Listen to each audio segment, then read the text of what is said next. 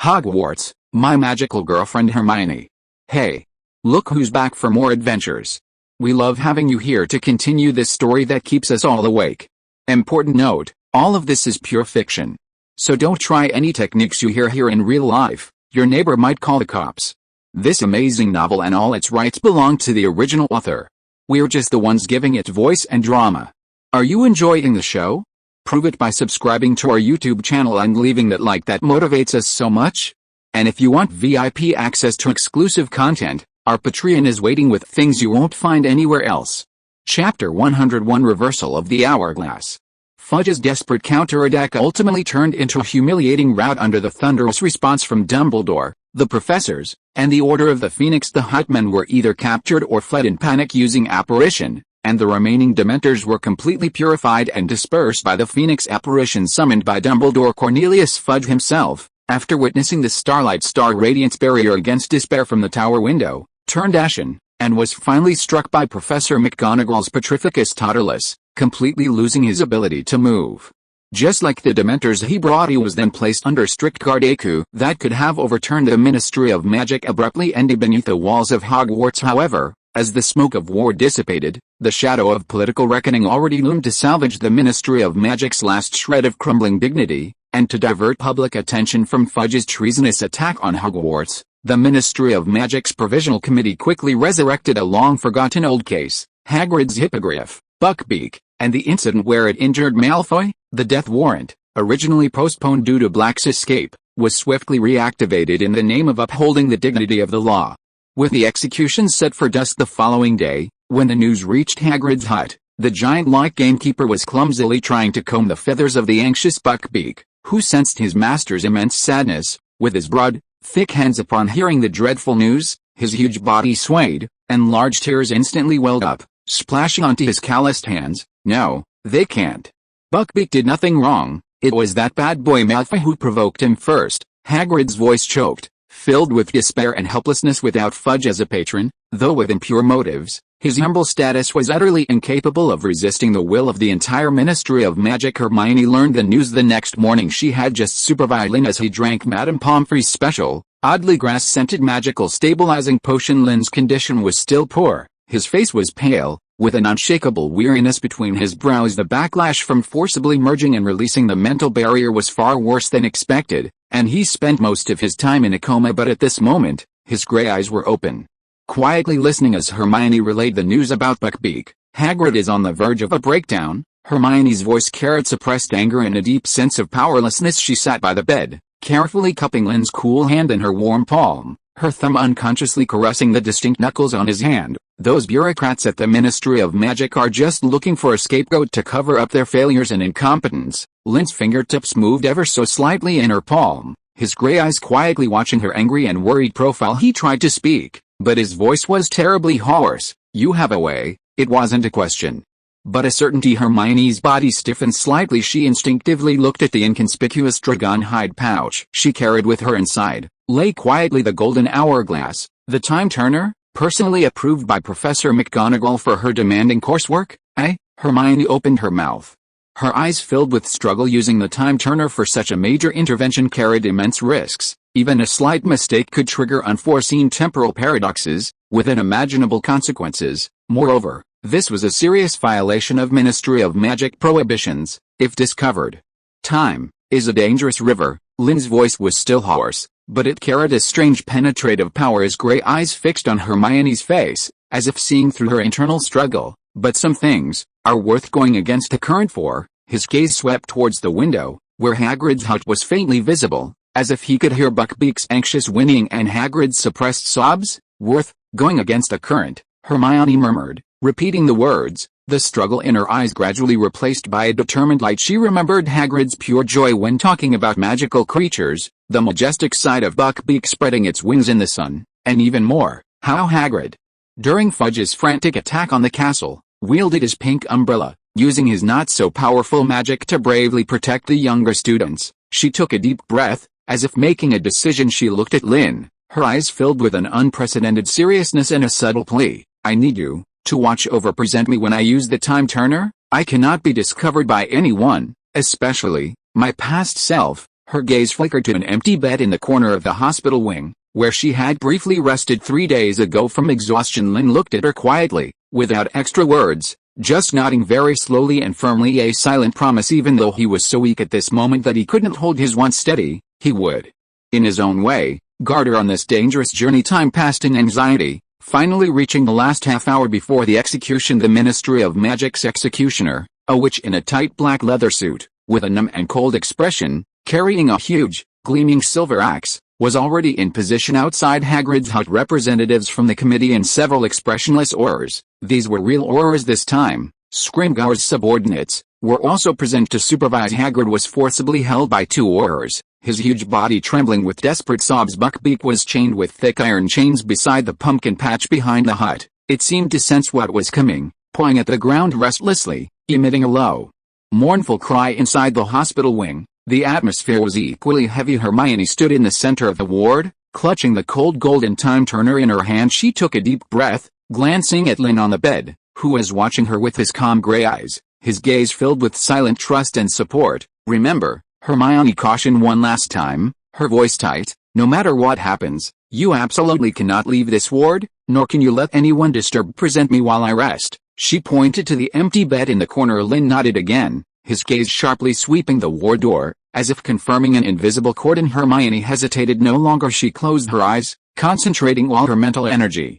And with an extremely complex and precise rhythm, her slender fingers began to turn the tiny golden hourglass on the time turner. Buzz! An invisible, heart-stopping ripple of temporal spatial fluctuation emanated from her. The light in the ward seemed to twist, the air becoming thick and sluggish. Hermione's figure began to blur, becoming transparent, like a reflection in water being stirred. Lynn's gray eyes instantly narrowed. He fought off the dizziness brought by his weakness, his mental power highly concentrated, fixedly locking onto Hermione's figure and the hourglass in her hand. He could clearly feel a vast and dangerous temporal spatial force tearing at her existence. Each turn of the hourglass was like dancing on a knife's edge. Time was flowing backward. Hermione's figure completely vanished from the ward. Lynn immediately withdrew his gaze, his eyes sharp as a hawk's, scanning the entire hospital wing vigilantly. His mental power, like the most precise radar, covered every corner of the ward, isolating it from external detection, while also firmly locking onto the empty bed in the corner.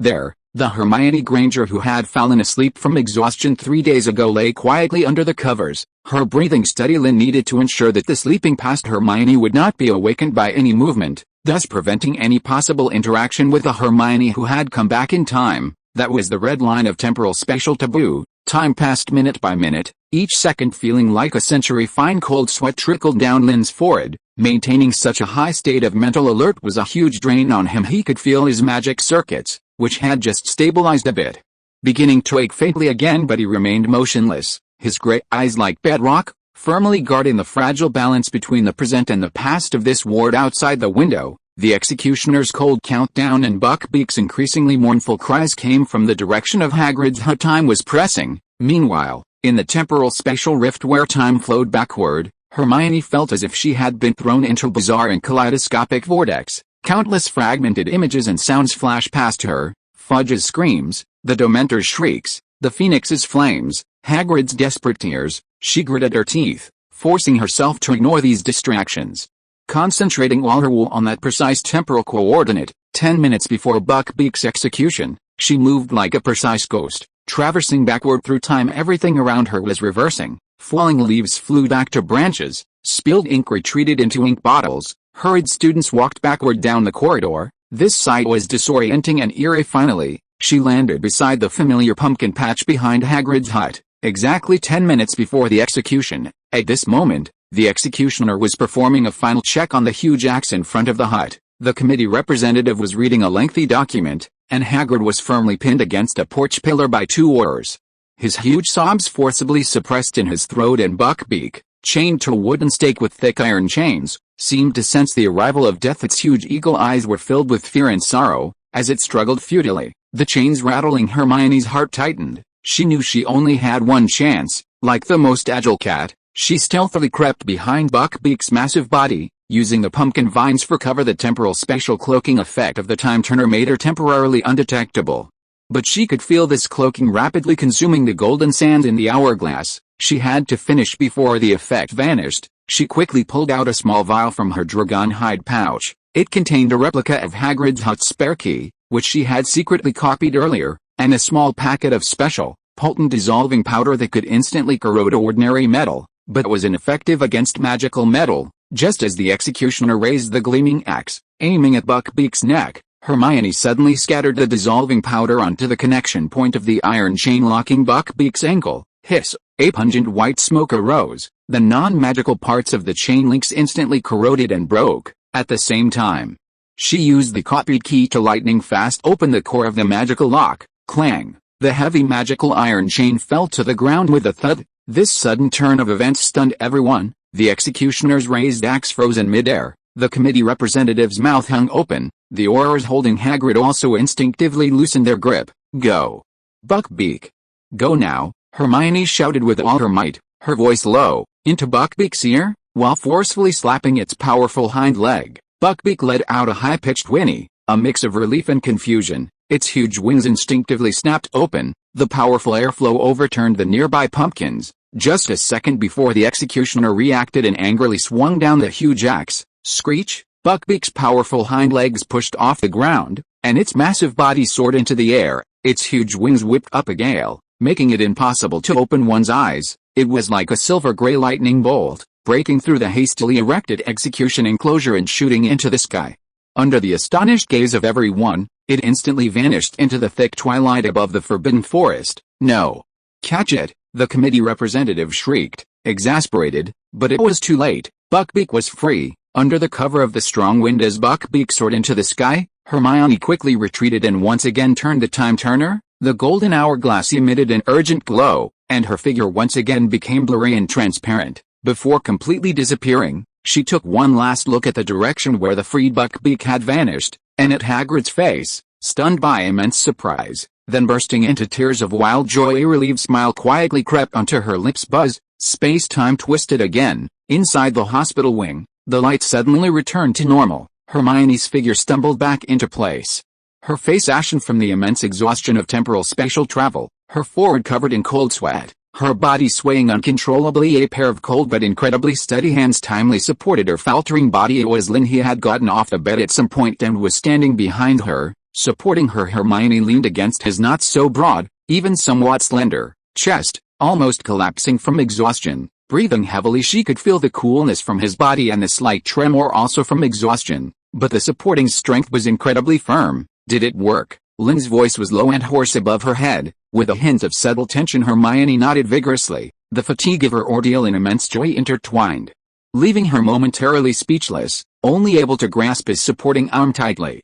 Her fingertips turning slightly white from the effort. Lynn didn't ask for details. A very faint, relieved light flashed in his gray eyes. He supported her, allowing her to slowly sit back down on the chair by the bed, while he sat beside her, still maintaining the posture that allowed her to lean on him. Hermione closed her eyes tiredly, leaning on his shoulder. Her tense nerves suddenly relaxed, and immense fatigue washed over her like a tide, but she knew she had succeeded. Buckbeak was free just then. A heavy footsteps and an irrepressible, huge sob came from outside the ward, growing closer. Hermione. Lynn. You won't believe it. Hagrid's huge body burst through the door, his face streaked with tears, but this time they were tears of wild joy. He was too excited to speak coherently. Buckbeak. It broke free on its own, just before the execution, and flew away. So fast. Merlin's fattest underwear. It's free. Hagrid waved his huge hands, excitedly recounting the incredible miracle, completely oblivious to the knowing smiles, tinged with faint fatigue and accomplishment, on the faces of the two young people in the ward. Lynn felt Hermione, leaning on his shoulder, completely relax her tense body, letting out a very faint, satisfied sigh. He slightly turned his head, his jaw almost touching the top of her fluffy brown hair. He raised his uninjured left hand and, very naturally, yet with a hint of imperceptible tenderness, gently placed it on the back of her hand, which was gripping his arm. The coolness of his palm touched the warmth of her hand. Outside, the twilight deepened, but inside the ward, an unspoken warmth and understanding permeated the air. A thrilling temporal spatial gamble ultimately transformed into the warmth of leaning on his shoulder and the peace of intertwined palms. Chapter 102, Soul-Devouring Cold Light on the Execution Ground. Buckbeak's miraculous escape was like a resounding slap in the face of the Ministry of Magic's interim committee, which was desperate to save face in their fury and panic. They made an even more insane decision, to move Wormtail's public trial, originally scheduled for the next day, to that very night. The location would be the wasteland on the edge of Hogsmeade Village, the former execution ground for Buckbeak, where broken chains and pumpkin vines still remained, and the additional ritual of the trial was none other than the most severe and ultimate punishment in Ministry of Magic law, the kiss of the Dementor. The news spread through the castle like a plague, bringing with it a bone-chilling cold. Even students who had experienced the Ministry of Magic siege were horrified by this blatant, dark ritual designed to assert authority and instill terror. The shadow of despair brought by the Dementors had not yet fully dissipated, and new horror loomed like dark cloud. Late at night, a crude platform was temporarily erected on the wasteland. Huge braziers burned with eerie green magic flames, which, far from providing warmth, illuminated the twisted dead trees and the frightened faces of the onlookers like specters. The newly appointed acting captain of the magical law enforcement squad, a wizard with sinister eyes and a hawk nose like a carved blade, wearing a brand new crimson uniform, was using a sonorous charm to declare Wormtail's heinous crimes. Wormtail, dressed in a dirty prisoner's uniform, was pressed firmly onto the cold stone platform by two strikers wearing metal masks. His small body trembled like a sieve, his face covered in snot and tears, emitting an inarticulate, dying animal-like whimper around the platform. Dozens of Dementors floated low in the air like the most loyal blackguards, their decaying aura mixed with a chill of despair, making the air itself congeal beneath their hollow hoods. Invisible mouths greedily sucked in the fear permeating the execution ground, emitting silent shrieks. The committee representatives, wrapped in thick cloaks, sat far from the stone platform, their faces bearing a facade of solemnity and a hint of imperceptible excitement. Dumbledore, McGonagall, and other professors were politely restricted beyond the cordon, their faces ashen. Sirius Black's gaunt figure was hidden in the shadows of the crowd, looking at the enemy on the stone platform who had betrayed his closest friends and caused the deaths of Lily and James. His eyes burned with deep-seated hatred, but also a physiological revulsion at what was about to happen. Lynn and Hermione were also at the edge of the crowd. Lynn's face appeared even paler in the eerie green firelight, his brow furrowed with an impenetrable weariness. The after effects of forcefully supporting Hermione's time travel had not yet subsided. And now the despair in the execution ground, so thick it was almost tangible, pricked at his depleted spiritual core like cold needles. Hermione clung to him, one hand gripping his arm tightly, the other held firmly in his cold hand, not out of dependence, but more like an unconscious support and drawing of strength. She could clearly feel his body's subtle tremors and the coldness from his palm. The brand of the pact of protection in her palm continuously emitted a warm glow, striving to dispel the soul-devouring chill around them. Peter Pettigrew, the acting captain's cold voice rang out like a death knell. You betrayed your closest friends, sold out the Potters, framed the innocent, and clung to life for 12 years. Your crimes are too numerous to count. In accordance with the International Confederation of Wizards Special Sanctions Act and the Ministry of Magic's highest authorization, you are sentenced to soul stripping, eternal void. To be executed immediately. The moment the words fell, the Dementors hovering around the stone platform seemed to receive an instruction. They were no longer content with merely extracting fear, but let out an unprecedented, soul-piercingly sharp silent shriek. The air in the entire execution ground seemed to be instantly sucked dry. It was a pure, greedy craving for the very essence of the soul. In the center of the platform, a magical vortex emitting a dense, deathly black glow, constructed by several of the most powerful Dementors working together, suddenly materialized. The center of the vortex was as black as ink, emitting a terrifying suction that could freeze the soul. Directly targeting the slumped Wormtail on the stone platform, Wormtail let out a heart-wrenching, inhuman shriek. His body was seized as if by an invisible giant hand, lifted abruptly from the stone platform, and suspended in midair. He struggled frantically, his eyeballs bulging, his mouth open to its limit, yet no sound came out, only the gasping ho-ho from his throat, wisps of pale gray mist, as if the essence of his soul were being forcibly drawn from his twisted features. Streaming into the black vortex, the kiss of the Dementor had begun. This utterly cruel scene was like a heavy hammer striking the heart of every onlooker. Even those who hated Wormtail felt a physiological discomfort and fear. Several younger students fainted on the spot. Even Sirius turned his face away, his Adam's apple bobbing violently. Hermione's stomach churned, her face pale, and she instinctively gripped Lynn's arm even tighter, as if it were her only support. Lynn's body suddenly tensed. He stared fixedly at the soul-extracting vortex, a violent storm churning in the depths of his gray eyes, not out of sympathy for Wormtail, but an instinctive repulsion towards such an evil ritual that desecrated the essence of life and offered souls as sacrifices. Moreover, the pure darkness and despair emanating from the vortex were absolutely opposed to the star power within him. Like fire and water, his depleted magic circuits wailed, his spiritual core ached, but he couldn't tear his gaze away. That dark section seemed to be pulling at his fragile soul as well. Lynn, Hermione keenly noticed the stiffness in his body and the sudden intensification of his trembling,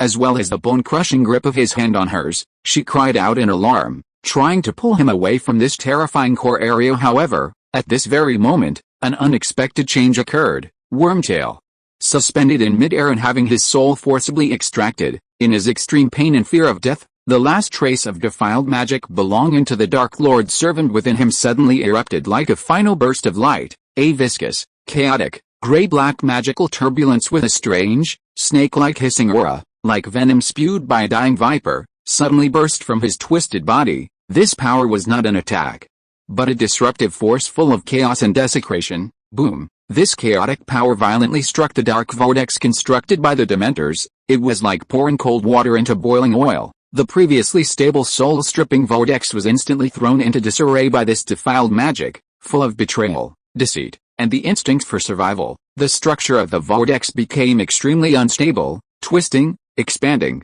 and losing control wildly. Roar! The Dementors let out painful and enraged, truly piercing shrieks. Their power was forcibly interfered with and backfired. The powerful Dementors forming the vortex were struck as if by an invisible giant hammer, their decaying cloaks bursting apart, their forms becoming illusory and unstable, and the terrifying section at the center of the vortex, due to this violent interference and loss of control, instantly lost its precise target, transforming into a wild, uncontrolled soul-devouring storm that violently spread in all directions. The first to bear the brunt were the metal-masked strikers closest to the stone platform. They didn't even have time to scream. The light in their eyes instantly extinguished, their bodies slumping to the ground like empty sacks, their souls directly torn apart and devoured by the storm. Immediately after, the out-of-control storm, like an invisible giant wave, carrying a terrifying soul-freezing suction, suddenly rushed towards the crowd at the edge of the cordon. One of the most violent currents directly targeted Hermione and Lynn's position. "Watch out!"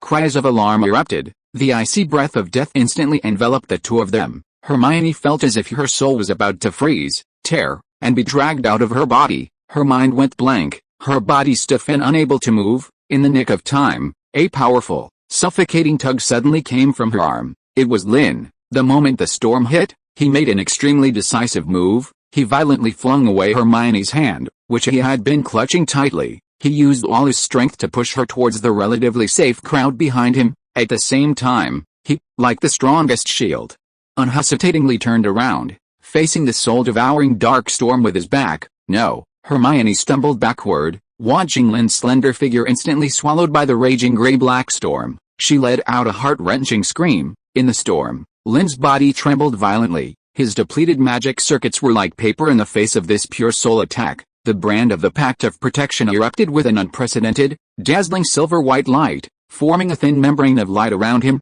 stubbornly resisting the tearing of the storm. But this light, in the face of the raging darkness, was like a flickering candle in the wind, constantly dimming and brightening, threatening to extinguish at any moment. Lynn gritted his teeth, his mouth full of a metallic taste. He mobilized the last trace of star essence within him, trying to stabilize that protective light. But the excruciating pain from the backlash and the agony of his soul being torn made his consciousness blur. He could feel his life force rapidly draining away. Just as the protective light membrane was about to completely shatter, a pair of warm, trembling yet incredibly firm hands suddenly embraced him tightly from behind. It was Hermione. She didn't retreat the moment she was thrown aside.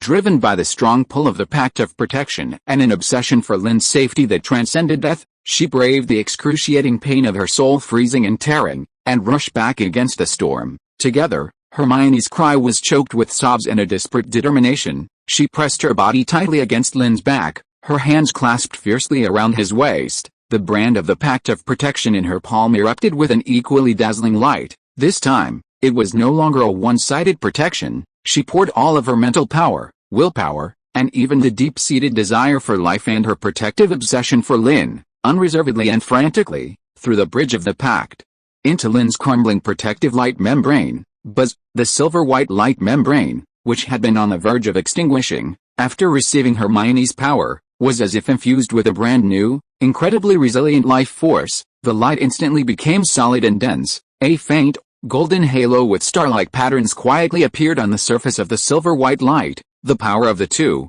in a desperate situation, through the pact of protection, completed a deeper level of fusion and resonance. The light membrane, fused with star essence and the will to protect, stubbornly withstood the tearing of the raging soul storm. It stood like an unyielding reef in a tempest. The storm raged wildly around them, the gray-black currents crashing against the light membrane, emitting a grating sizzling sound, yet unable to shake it even an inch. Within the light membrane were their tightly embracing figures, and the heavy yet intertwined sound of their heartbeats. The out-of-control storm came quickly and left just as quickly after devouring several unlucky strikers and causing widespread panic and chaos. The vortex, having lost its core support, finally completely collapsed and dissipated the remaining Dementors. At the exasperated shouts of the acting captain, retreated like a tide, disappearing into the night. Only a mess and a shaken crowd were left on the wasteland. The fused light membrane slowly dissipated. Lynn could no longer hold on. His body went limp, and he fell backward. Hermione held him tightly, using her body as support, and they both slumped to the cold, muddy ground. She still maintained the posture of embracing him tightly from behind, her arms like the toughest vines. Her mental energy was completely exhausted, her head throbbing, her body trembling violently from fear and lingering terror, but her arms around Lynn were drawn tight. Lynn's head rested weakly in the crook of her neck, each breath bringing a burning pain and extreme weakness. Blood continuously seeped from the corner of his mouth, staining Hermione's clothes. The star power within him was completely depleted, and the light of the Pact of Protection brand had also become extremely dim, as if it could extinguish at any moment. But his consciousness, in Hermione's warm embrace and surrounded by the familiar scent of faint citrus and parchment, barely maintained a sliver of clarity. Hermione lowered her head, her cheek pressed tightly against Lynn's cold, damp forehead, hot tears mixing with the blood from his mouth, dripping onto the muddy ground. She could feel the faint ebbing of his life, and a great fear engulfed her like a cold tide. "Hold on, please. Lynn, look at me," she choked. Her voice broken and filled with humble pleading. She hugged him even tighter, as if to squeeze all her life force into him. Lynn, with extreme difficulty and slowness, lifted his heavy eyelids. His gray eyes were unfocused, his blurry gaze falling on Hermione's tear-streaked face, etched with fear and despair. He wanted to raise a hand to wipe away her tears, but he didn't even have the strength to move a finger. His lips moved very faintly, emitting an almost inaudible whisper, yet it clearly reached Hermione's ears. "Hermione, don't cry." Hermione's sobs suddenly hitched, then burst forth even more intensely. She buried her face deep into his cold neck, her hot tears soaking his collar, her shoulders shaking violently with silent weeping. The cold mud, the eerie green embers, the terrified crowd, everything around them became blurred and distant in this terrifying execution ground, which had just witnessed soul stripping. There were only the two figures tightly embracing, and their faint yet stubborn heartbeats, conveying an inseparable warmth to each other in the despairing cold night. In the distance, Dumbledore's clear blue gaze pierced through the chaos, falling upon the two embracing figures in the mud. His eyes, as deep as the sea, Sirius's gaunt face, for the first time, showed a complex emotion that transcended hatred. In the crowd, Draco Malfoy's pale face flashed with an indescribable dread and an imperceptible wavering. Chapter 103 Starlight is a Sacrifice. The icy mud soaked through his clothes, and the desperate aura lingering above the execution ground clung to every shaken soul like viscous glue. Hermione tightly hugged Lynn, who had completely lost consciousness, in her arms. His body was terrifyingly cold, his breathing so faint it was almost imperceptible, and the bloodstains at the corners of his mouth were shockingly stark under the eerie green embers of the firelight. A colossal fear, like a cold viper, coiled around Hermione's heart, making it almost impossible for her to breathe. "Lynn!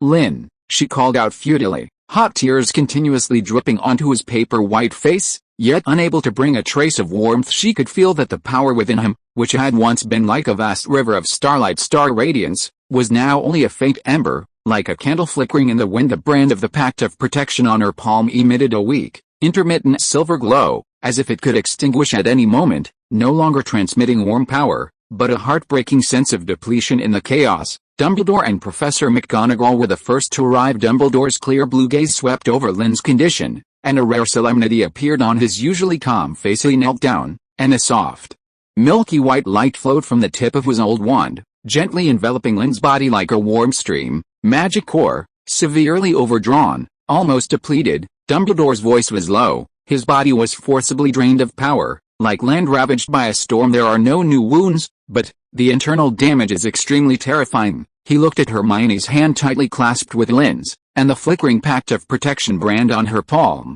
It was this bond that protected his soul core from being completely torn apart by that dark storm. What will happen to him? Hermione's voice was a broken sob as she stared intently at Dumbledore. He needs time, a lot of time, and extremely careful nurturing. Dumbledore said gently but unequivocally, magic is like the spring of life, dried up to this extent, recovery will be incredibly long and, he paused, the price he paid is probably not just temporary weakness. Hermione's heart sank, and she gripped Lynn's cold hand even tighter, as if to transfer her own strength to him soon. Madame Pomfrey rushed over with a stretcher with the assistance of Dumbledore and McGonagall. Lynn was carefully transferred to the stretcher. Hermione stayed by his side, one hand always tightly holding his, the other unconsciously brushing away the damp strands of hair from his forehead, her movements as gentle as if handling fragile glass back in the familiar hospital wing. The smell of disinfectant oddly brought Hermione a sense of peace. Madame Pomfrey immediately became busy, and the lights of various diagnostic and stabilizing magic continuously lit up. The diagnosis was consistent with Dumbledore's: severely atrophied magic circuits, severe depletion of core power, and exhausted mental energy. There were no new physical injuries, but the internal energy field was completely leveled, a barren wasteland. A recovery period would be measured in months or even years, and there was no guarantee of returning to his previous peak state. He needs absolute rest, Miss Granger, Madame Pomfrey said sternly. He cannot bear any more magical burden or mental stimulation. Magic supplements can only provide a weak nourishing effect. True recovery depends on his own life force's slow repair, and, she glanced at Hermione's hand holding Lynn's, stable and continuous warm energy immersion. Hermione nodded vigorously, her eyes incredibly firm. I will take good care of him. In the following days, the hospital wing became Hermione's entire world. She refused all classes. Professor McGonagall gave special permission, guarding Lynn's bedside like the most loyal knight. Lynn slept most of the time, his face pale, his breathing shallow. Occasionally, he would briefly regain a trace of consciousness, his gray eyes half open, his gaze unfocused and bewildered. Whenever this happened, Hermione would immediately lean close to his ear and tell him in the gentlest voice, "It's me. Hermione, you are safe, it's over." She would use a warm, damp towel to very carefully wipe the cold sweat from his temples and cheeks. She would use a small silver spoon to feed him tiny sips of warm, bland magic nourishing soup, patiently waiting for him to swallow unconsciously. The most frequent thing she did was hold his hand with her warm palm. She enveloped his hand, which was still cold. A brand of the pact of protection continuously emitted a soft, constant silver-white glow. This light was no longer used for combat, but like a trickling stream, it continuously and steadily infused Hermione's peaceful, warm mental will and life force, through the bridge of the pact of protection, into Lynn's depleted magic circuits and spiritual core. This was no longer a transfer of power, but a nurturing and resonance of life. Hermione could clearly feel that the barren land within Lynn was absorbing the warm sunlight she transmitted, extremely slowly and greedily. Each faint absorption brought her a slight fatigue, but what followed was the comfort of Lynn's breathing seeming a little steadier, and the temperature of his fingertips seeming to rise by a fraction. That evening, the golden glow of the sunset streamed through the window, casting a warm hue over the cold ward. Hermione, as usual, sat by the bed, one hand holding Lynn's, the other holding a thick book, Theories of Magic Core Restoration. Her brows slightly furrowed as she tried to find more ways to help Lynn. Suddenly, a very subtle, yet incredibly clear pulsation came from the Pact of Protection brand on her palm. It was as if a sleeping heart had gently beaten once. Hermione sharply looked up. On the bed, Lynn's thick, raven black eyelashes trembled ever so slightly. Then, under Hermione's bated breath, they slowly, with difficulty, opened. It was no longer the fleeting, unfocused bewilderment from before this time. Though his gray eyes still held a heavy weariness, a trace of clear consciousness had returned deep within them. Like a cold star piercing through the fog, his gaze moved somewhat blurrily, finally landing precisely on Hermione's face, which was filled with surprise and worry. His lips were extremely dry. He moved them, seemingly wanting to say something, but no sound came out. "Don't rush. Don't speak." Hermione immediately put down the book. Her voice trembling slightly with excitement, she quickly poured a cup of warm water and carefully moistened his cracked lips with a cotton swab. Her movements were as gentle as a feather's touch. Lynn obediently parted his lips slightly, allowing the precious moisture to soothe his throat. His gaze never left Hermione's face, holding a deep, post-catastrophe intensity. After doing all this, Hermione sat back down by the bed, her hands once again enveloping his hand, which was still weak but seemed less icy cold. She leaned closer to him, her voice very soft, with a hint of cautious probing. "Do you feel a little better?" Lynn blinked his eyes very slowly, which served as a response. His gaze shifted from Hermione's face to their clasped hands, specifically, to the Pact of Protection brand on Hermione's palm, emitting a soft silver glow. He could clearly feel that continuous, gentle energy, like winter's warm sun, flowing steadily from her palm into his depleted body. This energy was not strong, but incredibly resilient, pure, and carried a calming power that soothed all wounds. He tried, very faintly, to stir a trace of his will, carefully reaching out along the source of that warm energy. It was no longer the instinctive response of being on the verge of collapse this time. It was a clumsy but incredibly clear gratitude and reliance. With conscious awareness, Hermione's whole body trembled. An indescribable warm current instantly surged through her, dispelling the fatigue of days of guarding. Her eyes instantly reddened, but her lips involuntarily curved upwards, blooming into a brilliant, tear-filled smile of relief. "Silly," she murmured, her voice thick with emotion, yet filled with the immense joy of having found him again. She gently tightened her fingers, holding his hand even closer, making the warm connection even clearer. Lynn quietly watched her tearful smile, a faint, almost imperceptible soft light flickering in the depths of his gray eyes. He did not try to speak again, but very faintly, yet incredibly clearly, using all the strength he could muster at that moment, very slowly, very carefully, he squeezed her fingertips back. This subtle movement, like a stone dropped into a calm lake, stirred huge ripples in Hermione's heart. A hot rush of emotion surged into her eyes. She could no longer hold back. She leaned down and gently rested her forehead on their clasped hands. Hot tears silently streamed down, dripping onto his slightly warm hand this time.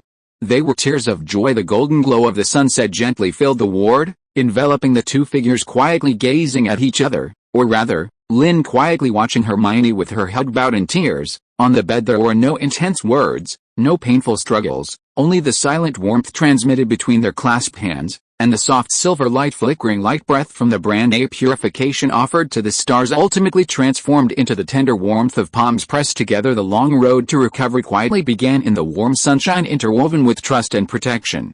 Chapter 104 The Weight of Memory. Time in the hospital wing seemed to stretch, imbued with a quiet yet resilient warmth. Lynn's condition was like a slowly thawing glacier. Every day, he could feel subtle changes. He was awake for longer and longer periods, and although still weak and unable to leave his bed, the light in his gray eyes had gradually solidified, no longer scattered. Most notably, the coldness in the fingertips of the hand Hermione held day and night was being replaced by a gentle warmth, and occasionally, she could feel his extremely faint yet clear squeeze. Hermione became his exclusive magic healer and life manager. She skillfully prepared the magical tonics Madame Pomfrey had left, patiently feeding them to him with a small silver spoon. She would softly read news from the Daily Prophet about Fudge's official impeachment and the Ministry of Magic's temporary committee reorganization, or obscure papers on the origin of magic from the Weekly of Magical Theory, the latter often causing Lynn's gaze to become focused as she read, while Hermione herself would fall into contemplation over a theoretical point, a silent academic understanding flowing between them. More often, it was silent companionship. Hermione would sit by his bed, reading, one hand holding Lynn's. The Pact of Protection's imprint on her palm continuously emitted a soft silver glow, like a constant warm furnace, nourishing his depleted core. Lynn lay quietly, his gaze sometimes on her focused profile, sometimes looking out at the flowing clouds outside the window. In the depths of his gray eyes was the tranquility of surviving a catastrophe, and a cherishment for the protection of this tranquility. Whenever Hermione showed a hint of fatigue from prolonged concentration, Lynn would move his finger ever so slightly, reminding her to rest. This silent concern always warmed Hermione's heart, and she would respond with a reassuring smile. It was Harry Potter who broke this tranquility. He stood at the entrance of the hospital wing, his figure appearing somewhat thin and awkward in the hallway light. After several days, the dark circles under his eyes were heavier, and his emerald eyes held a weight and confusion beyond his age, as if burdened by an invisible boulder. He hesitated, looking at Lynn lying quietly in the bed, then at Hermione guarding him, his lips moving as if unsure how to speak. "Harry." Hermione put down her book and greeted him softly, her eyes questioning. Harry took a deep breath and walked in, his steps somewhat heavy. His gaze fell on Lynn's face, carrying a hint of imperceptible guilt and complexity. "Stone, is he better?" "Yes, much better." Hermione's voice carried genuine relief. She instinctively tightened her fingers and gently squeezed Lynn's hand. Lynn's gray eyes turned to Harry, and he gave an almost imperceptible nod, as if in response. Harry's gaze finally fell on the inconspicuous dragon hide pouch Hermione had placed on the bedside table. He knew that it contained the memory crystal, transferred by Dumbledore, which recorded Sirius's soul imprint of pain and Wormtail's betrayal. Dumbledore had suggested that when he felt ready, he could look at that sealed, heavy memory. Harry's throat felt tight, his voice hoarse. I want to see that crystal. Now, his gaze, almost desperate, pleaded with Hermione and Lynn. I might not be able to do it alone. Hermione's heart tightened. She instantly understood Harry's fear and determination. Facing the truth of his parents' betrayal and murder was like tearing open a bloody wound with his own hands. He needed support, he needed someone to pull him back when he was swallowed by that heavy darkness. She immediately looked at Lynn, her eyes questioning. Lynn's gray eyes calmly met hers, without any hesitation, and he nodded again, ever so slightly. His gaze fell on Harry, carrying a silent understanding, an understanding for those who bear a heavy destiny. Hermione no longer hesitated. She carefully took out the irregular crystal from the dragon hide pouch. It was the size of a pigeon's egg and was now emitting a faint silver-white glow. Inside the crystal, grayish mist seemed to slowly circulate, exuding a chilling sadness and coldness. Watch it here, Harry. Hermione's voice was unusually soft. She handed the crystal to Harry. Lynn and I are both here. Harry trembled as he took the crystal, its cold touch making his fingertips recoil. He took a deep breath, as if summoning all his courage, and then slowly extended his mental power into the crystal. Buzz! The crystal's light suddenly brightened. A vast and heavy mental torrent, filled with endless pain, betrayal, and the aura of death, instantly engulfed Harry's mind. He was no longer an observer, but was forcibly dragged into that sealed, bloody memory. The perspective was chaotic and distorted. He felt himself transform into a lowly rat, Wormtail, curled up in the corner of the sofa in the warm living room of the Potter home, greedily eavesdropping on James and Lily's hushed conversation about changing the secret keeper, his heart filled with dark glee and the vile excitement of about to betray them to gain the Dark Lord's favor. Scene change. A dark, damp bar corner, the rat's body scurrying through dirty floor cracks, betraying the Potter secrets, along with James's hearty laughter and Lily's gentle admonitions, to that terrifying entity whose hood only revealed pale fingers and a snake-like hiss. Finally, the unforgettable Halloween night in Godric's Hollow. Dazzling green light. Lily's desperate and shrill scream, "No! Don't touch Harry! Please! Kill me! Kill me!" The perspective shifted rapidly in chaos, interspersed with the betrayer's frantic fear of escape after succeeding, and the excruciating pain of having a finger severed in the ruins after being thrown by a huge explosion, and the vile glee of feigning death. This was not just memory images. This was Wormtail's most primal, most filthy soul imprint when betraying secrets, witnessing death, and feigning a severed finger. Filled with the stench of betrayal, the fear of death, and the ecstatic joy of clinging to life. Like the foulest mire, it dragged and drowned Harry's mind. "No, don't. Mum. Dad." Harry curled up in the chair by the bed, his body trembling violently like a leaf in the autumn wind. He clutched his head tightly with both hands, his knuckles white from the force, and suppressed whimpers, like a wounded young animal, escaped his throat. Large, hot tears streamed uncontrollably, hitting his tightly clasped knees and quickly spreading dark stains. His emerald eyes lost focus, filled with immense pain and hatred, and his body twitched slightly from the intense emotional fluctuations. That pain was so heavy, so dark, it even formed an invisible mental shock that made the air in the entire ward feel oppressive. Lynn's brow furrowed sharply. His depleted core was extremely sensitive to such strong negative emotions, as if pricked by a cold needle. His body stiffened slightly, and his gray eyes instantly became sharp as he looked worriedly at the painfully curled up Harry. "Harry!" Hermione exclaimed, immediately wanting to go and comfort him. However, the moment Hermione stood up, Lynn's hand, which she had released, quickly and with an undeniable force, grabbed her wrist. Hermione turned back in surprise. Lynn's gaze was not on her but was fixed tightly on the struggling Harry. A strange light flickered deep in his gray eyes, not a light of power, but a light of insight and guidance. He shook his head ever so slightly, signaling Hermione not to interrupt Harry with words or actions. At the same time, his fingers, holding Hermione's wrist, squeezed slightly. A clear and peaceful thought, flowing along their closely pressed skin, and the link of the pact of protection, reached Hermione's consciousness. "Let him vent. The channel is open. Guide the light." Hermione instantly understood Lynn's meaning. Harry was currently immersed in that heavy soul imprint, and forcibly interrupting him could cause deeper trauma. Lynn was using his keen perception of the mental realm to open a channel for Harry's mind, which was forcibly enduring the dark torrent. And what Hermione needed to do was to use the power of her pact of protection to become the guiding light. Without hesitation, Hermione immediately sat back down, reversing her hand to grip Lynn's guiding hand even tighter. She closed her eyes, concentrating all her mental energy, transforming her worry and concern for Harry, and her strong desire for him to emerge from the darkness, through the bridge of the pact of protection, into pure, warm, and comforting silver-white mental warm current. This warm current did not directly impact Harry's suffering mind, but rather, at the edge of Lynn's invisible, open channel, it shone like a gentle lighthouse, emitting a steady and firm light. It did not dispel the darkness but stood quietly at its edge, silently proclaiming, "Beyond the darkness, light still exists, and a warm haven remains." Harry was immersed in that filthy, dark torrent of memories, repeatedly torn by the excruciating pain of betrayal, the immense grief of losing his parents, and the towering hatred for Wormtail. He felt like he was suffocating, about to be completely swallowed and assimilated by this darkness. Just as his consciousness was on the verge of sinking, a faint, yet incredibly resilient warmth, like starlight piercing through thick clouds, quietly fell upon his cold, despairing heart. That warmth was not powerful, but it carried a strange familiarity. It was Hermione's rational and caring presence.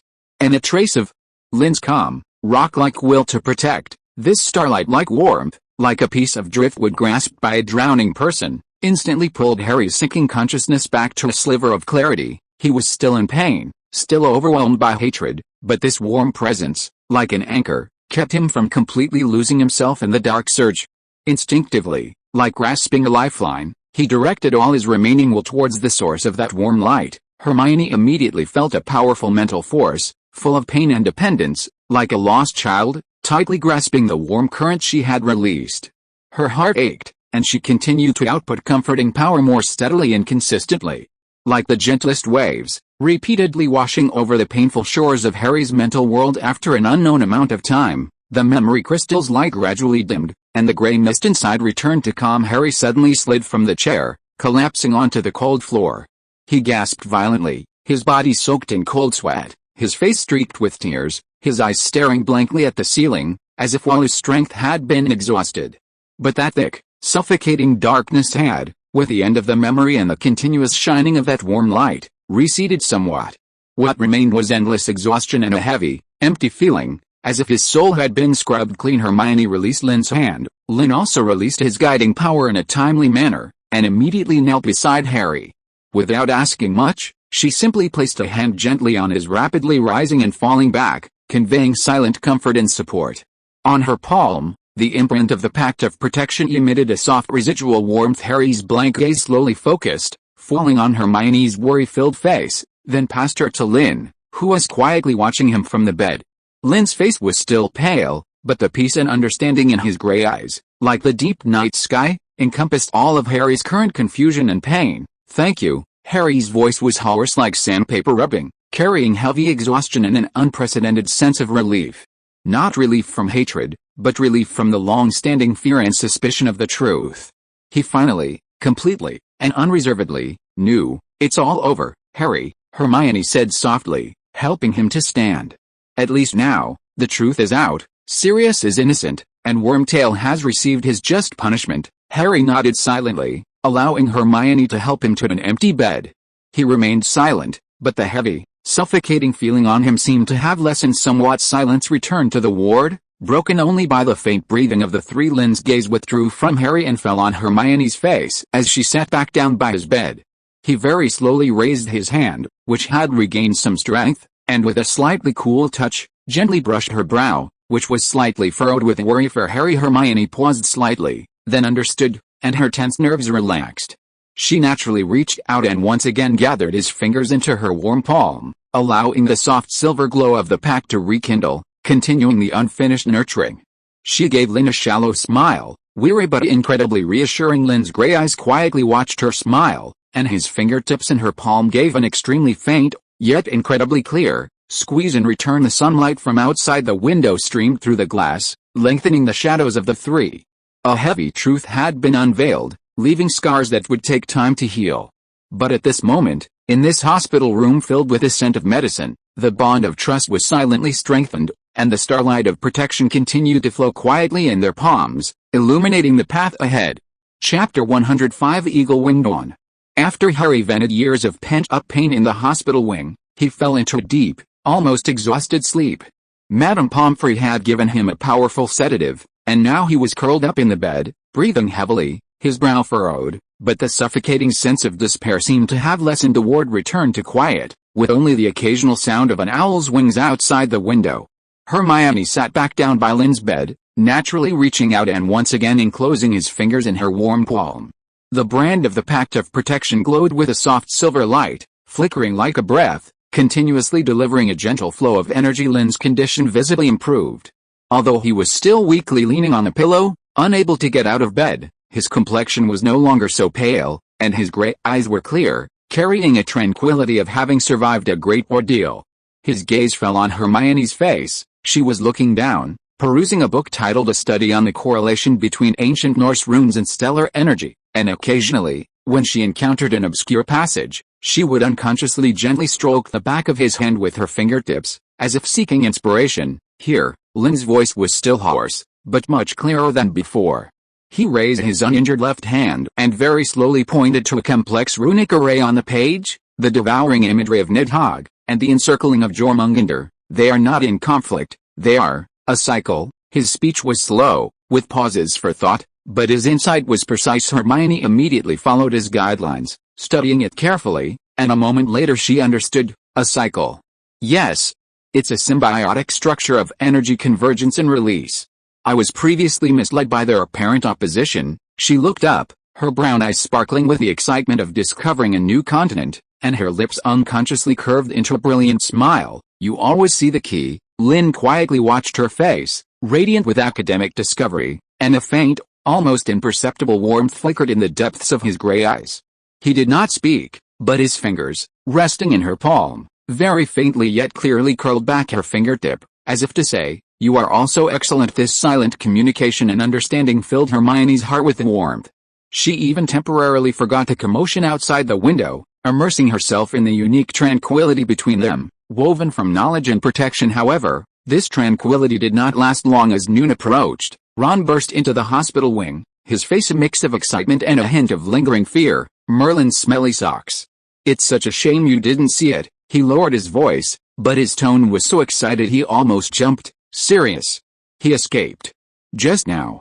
It was awesome." Hermione immediately put down her book, and Lynn's gaze also turned to Ron, with a questioning look. "Those idiots from the Ministry of Magic." Ron waved his hands, describing vividly. "They sent several wizards in black robes, with don't mess with any looks on their faces, saying they wanted to officially detain Black and take him back to London for some ridiculous process. Their attitude was incredibly aggressive, as if he were some heinous criminal. Professor Dumbledore negotiated with them, and the atmosphere was so tense it could ignite." Hermione's heart tightened. Although Sirius had been cleared, the Ministry of Magic's interim committee clearly still wanted to use him to establish authority or make a deal. And then, Hermione pressed, then Black exploded. Ron imitated Sirius, puffing out his thin chest, trying to make a defiant expression. He shouted back that he'd had enough of Azkaban and would never set foot in the Ministry of Magic's dungeons again. He said he only recognized Dumbledore's judgment and Harry's trust. Ron caught his breath, his eyes shining. The coolest part is coming. He completely ignored those black-robed wizards and walked directly to the gaping hole in the west side of the castle wall, the place where the Ministry of Magic attacked and broke through last time, and then, he let out a whistle. The sound was sharp and piercing. Ron paused, building suspense. Guess what happened then? Buckbeak. Hermione immediately reacted, a glimmer flashing in her eyes. Lynn's gray eyes flickered slightly. Exactly. Ron excitedly slapped his thigh. That great hippogriff. Like a silver-gray flash of lightning, it whooshed out of the forbidden forest. The Ministry of Magic people were stunned. Their wands were all raised. But Black was faster. He flipped onto its back in one swift motion, as if he'd been trained. He shouted to Buckbeak, "Good job, old boy." Then, just before those black-robed wizard spells shot over, Ron suddenly waved his hand, mimicking an upward surge. Buckbeak's huge wings flapped. Whoosh! A gust of wind swept through, knocking those people off balance. It carried black, and whoosh they shot into the sky. They flew directly out of the castle. What about the Ministry of Magic's barrier? Hermione asked, remembering the protective magic around the castle. It was broken. The gap they themselves broke last time hadn't been fully repaired yet. Ron said gleefully. Buckbeak flew right out of that gap.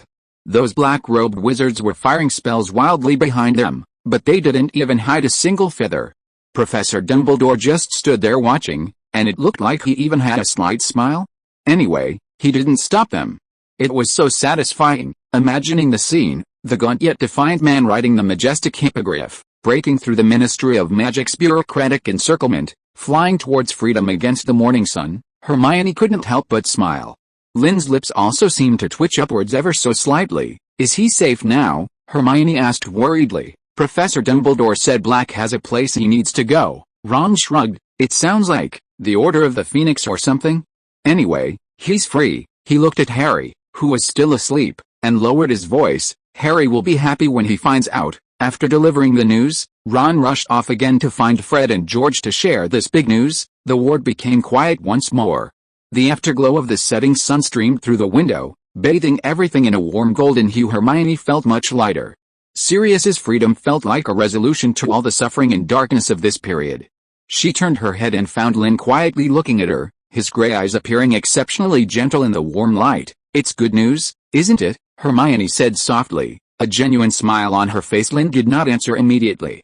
Very slowly, but with a clarity of intention he had never shown before, he gently withdrew the hand Hermione was holding from her palm. Hermione paused slightly, a little confused, but the next second, Lynn's hand did not retract. Instead, it turned over, palm up, extending towards her with an almost imperceptible hint of invitation. His gaze remained calmly fixed on her face. Hermione's heart inexplicably skipped a beat. She looked at Lynn's open palm, pale from his illness yet clearly articulated, and then at his calm but subtly expectant gray eyes. Instantly understanding his intention, a warm flush, accompanied by shyness, spread across her cheeks. She did not hesitate, placing her hand gently and steadily into his palm. It was no longer the one-sided protective grasp Hermione had held before. This time, Lynn actively and carefully closed his fingers, completely enclosing her hand in his cool palm. His grip was light, with a careful tenderness, as if he were holding a treasured item that had been lost and found again. The brand of the Pact of Protection glowed between their clasped palms, the silver light flowing softly. Energy was still being transmitted, but at this moment, an even stronger feeling was a warmth of mutual understanding. Lynn's fingertips, on the smooth back of her hand, very slowly, with a certain clumsiness yet immense preciousness, gently stroked once. Then, he looked up, his gray eyes gazing deeply into Hermione's somewhat shy yet sparkling eyes, and his low, clear voice rang out, every word carrying the warmth of the sun. Hermione, thank you. It was not thanks for any specific action she had taken, but rather for her unwavering protection during this time, for the warmth of her palm, for the light she brought that illuminated his parched darkness. Hermione's eyes instantly welled up. All the worry, fatigue, and heart-stopping moments seemed to melt away in this low, hoarse thank you in the gentle enclosure of his palm.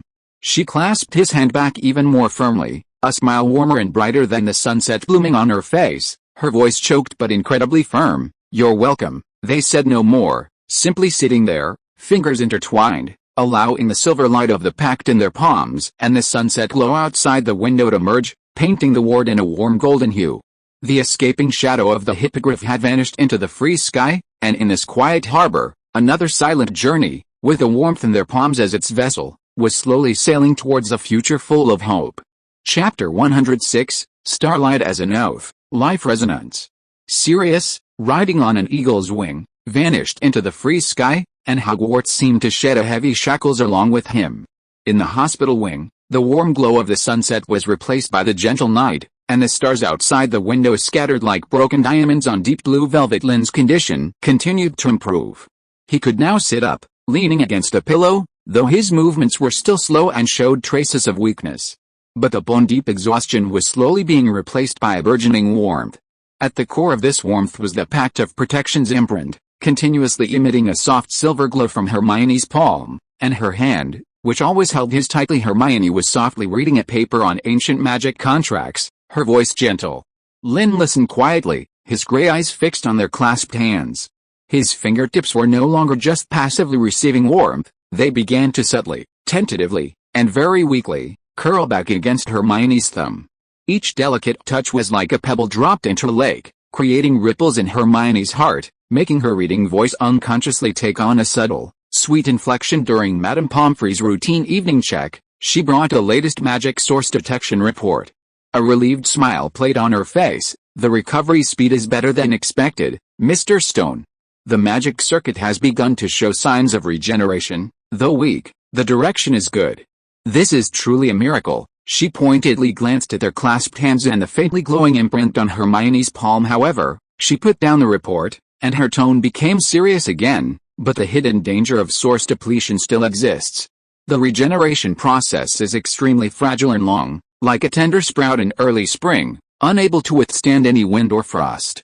A minor magic backlash, a severe cold, or even a violent emotional fluctuation could instantly collapse the fragile regenerative circuit, causing permanent damage. Madame Pomfrey's words were like ice, instantly chilling the warmth that had just risen in Hermione's heart. Her grip on Lynn's hand tightened unconsciously, her fingertips growing slightly cold. Permanent damage. This meant Lynn might never recover to his former state, or even permanently lose the star power he relied on, becoming more vulnerable than an ordinary wizard. Lynn felt her sudden tension and fear. His gray eyes calmly looked at Madame Pomfrey, his voice still hoarse, but with a quiet acceptance of the facts. I understand, Madame Pomfrey sighed, left a few bottles of new nourishing potions and a remark to rest well and avoid stimulation, then left the ward. A silence fell over the ward. The starlight outside the window seemed to dim a few shades. Hermione lowered her head, her gaze fixed on the cold terms in the detection report. Fragile regeneration, risk of collapse, permanent damage. Every word was like a needle piercing her heart. The fatigue, worry, and lingering fear from the period of protection, along with a deep-seated, almost unspeakable dread, surged up at this moment like a breaking down. She didn't want to lose him again. Not even once. Lynn. Hermione looked up, her voice trembling almost imperceptibly, her brown eyes shining astonishingly in the dim light, filled with a desperate determination. I have an idea. Lynn watched her quietly, waiting for her to continue. Hermione took a deep breath, as if gathering all her strength, and said clearly, word by word, let's form a life resonance pact. Lynn's gray eyes instantly constricted. For the first time, his calm face showed a very obvious shock. He knew too well what this pact meant. It was a deeper, older, and more forbidden connection than the pact of protection. It was no longer a one-way protection or nurturing, but a forceful binding of two people's life sources, magic circuits, and even soul fluctuations, forming a state of near symbiosis. You know the consequences. Lynn's voice was as deep as the night, carrying an unprecedented gravity. Once this pact was formed, they would prosper or suffer together. His depleted source was like an abyss. If Hermione stepped into it, her magic, life force, and even soul could be dragged in, bearing unimaginable risks and burdens. She might even share his permanent damage. I know. Hermione's voice suddenly rose, carrying an almost obsessive determination. She abruptly stood up, grabbing Lynn's shoulders tightly, forcing him to look into her eyes. I know the risks. But I also know that what Madame Pomfrey said, avoid stimulation, is simply impossible. Lord Voldemort is still in the shadows, the Ministry of Magic is still chaotic. How many more storms await us in the future? I can't watch you lie alone in a sickbed, fragile like a candle that could flicker out at any moment. And I can only hold your hand and pray for a miracle. Her eyes quickly reddened, tears welling up in her stubborn resolve. If sharing your depleted source can give you one more bit of strength to resist risks, can make you suffer a little less, then, no matter how great the risk, I am willing to bear it. Her gaze was fervent and open, looking directly into the depths of Lynn's eyes. And this isn't just sharing risks, Lynn. This is sharing life. Your pulse is my pulse. Your breath is my breath. Your starlight. I want to be a part of it, and I want it to illuminate my life. Her words were like the hottest lava, burning a brand into Lynn's heart. He looked at the resolute determination in her eyes that transcended fear, at her tears reflecting the starlight but refusing to fall, at her body trembling slightly with emotion. All reason, all risk considerations, seemed pale and powerless before this pure, intensely burning will to protect. The words of refusal froze on his tongue, ultimately dissolving into a long sigh filled with endless complex emotions. Hermione, he called her name softly, his voice no longer rejecting, but deeply moved. and with a sense of relief as if dust had settled, this sigh was his final answer. Tears finally rolled down Hermione's cheeks, but they were tears of joy. She released her grip on his shoulders, then solemnly and steadily extended her hands to him again, palms up, the imprint of the pact of protection emitting an unprecedentedly bright silver glow. Lynn gazed deeply at her, starlight seemingly swirling in the depths of his gray eyes. He slowly raised his own hand, still pale from illness, and likewise, palm up, gently placed it over Hermione's. Their fingers did not interlace, but their palms met, fitting together perfectly, just as their palms touched. Buzz, a pure and ancient magic fluctuation, hundreds of times stronger than that of the pact of protection, suddenly erupted from the center of their clasped palms. The silver glow of the pact imprint instantly surged. It was no longer a soft glimmer, but a substantial silvery white stream of light that burst forth from their palms. This stream of light did not diffuse, but like living vines, it wildly intertwined, coiled, and fused between their tightly pressed palms. Hermione felt her spiritual world forcibly opened by a vast and gentle power. She clearly saw the form of her magic circuit, like a warm and resilient stream. And at the same time, she saw the land within Lynn's body, still barren, but with edges already sprouting faint star radiance. A gravitational pull from the depths of her soul made her unhesitatingly guide her stream, gently and firmly, into the boundary of that land. Lynn's body trembled slightly. He could clearly feel a warm and resilient life energy, imbued with Hermione's unique essence, carefully permeating the barren boundary of his depleted source like sweet rain. There was no plunder, no impact, only emerging and nourishment like water and milk. He no longer resisted, letting go of all his defenses, guiding the faint star power that had just sprouted within him, like a nascent vine, to gently entwine with the invading warm stream. Both closed their eyes, their mental energy highly concentrated, all their intentions poured into this sacred and dangerous connection. The ward was silent, with only the increasingly bright and solidified silvery white cocoon of light between the palms silently pulsating and growing. Inside the cocoon of light, countless tiny starlight runes seemed to be born and extinguished, flowing and emanating an ancient and sacred aura. Time seemed to lose its meaning after an unknown period, as the morning star appeared outside the window and the first faint ray of dawn tried to pierce the night. Buzz, the cocoon of light between the palms suddenly contracted inward, bursting forth with a final, brilliant yet not dazzling, silver radiance. Immediately, the light quickly receded like a tide, finally completely merging into their clasped palms. The pact was complete. Hermione and Lynn opened their eyes simultaneously. The world seemed different. Hermione could clearly feel that within the magic flowing through her body, there was an added touch of cool and vast star power, like a galaxy flowing in the night sky. She could even more clearly feel the weak but stubbornly beating life core deep within Lynn's barren land. It was no longer distant and fragile, it felt as if it was throbbing at the tip of her own heart. Lynn's feelings were even more profound.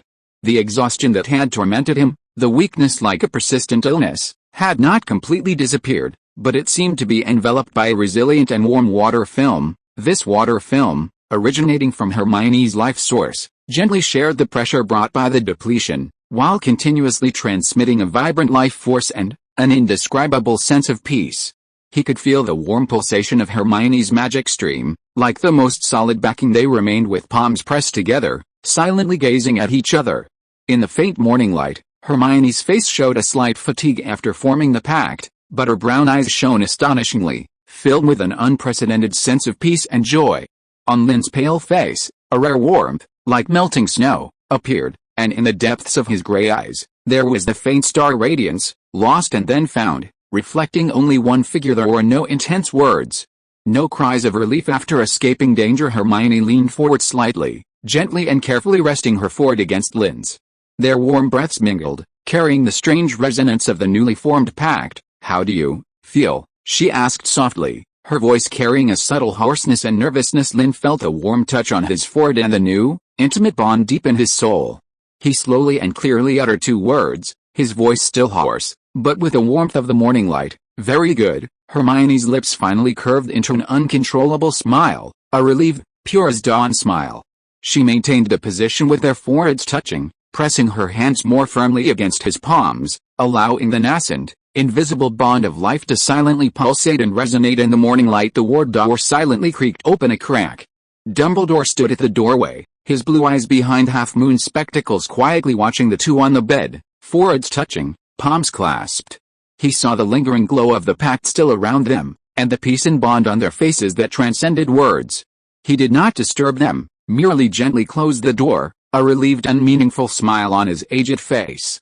A new chapter, in the resonance of starlight and life, had quietly begun. Chapter 107 Education Order Number 24.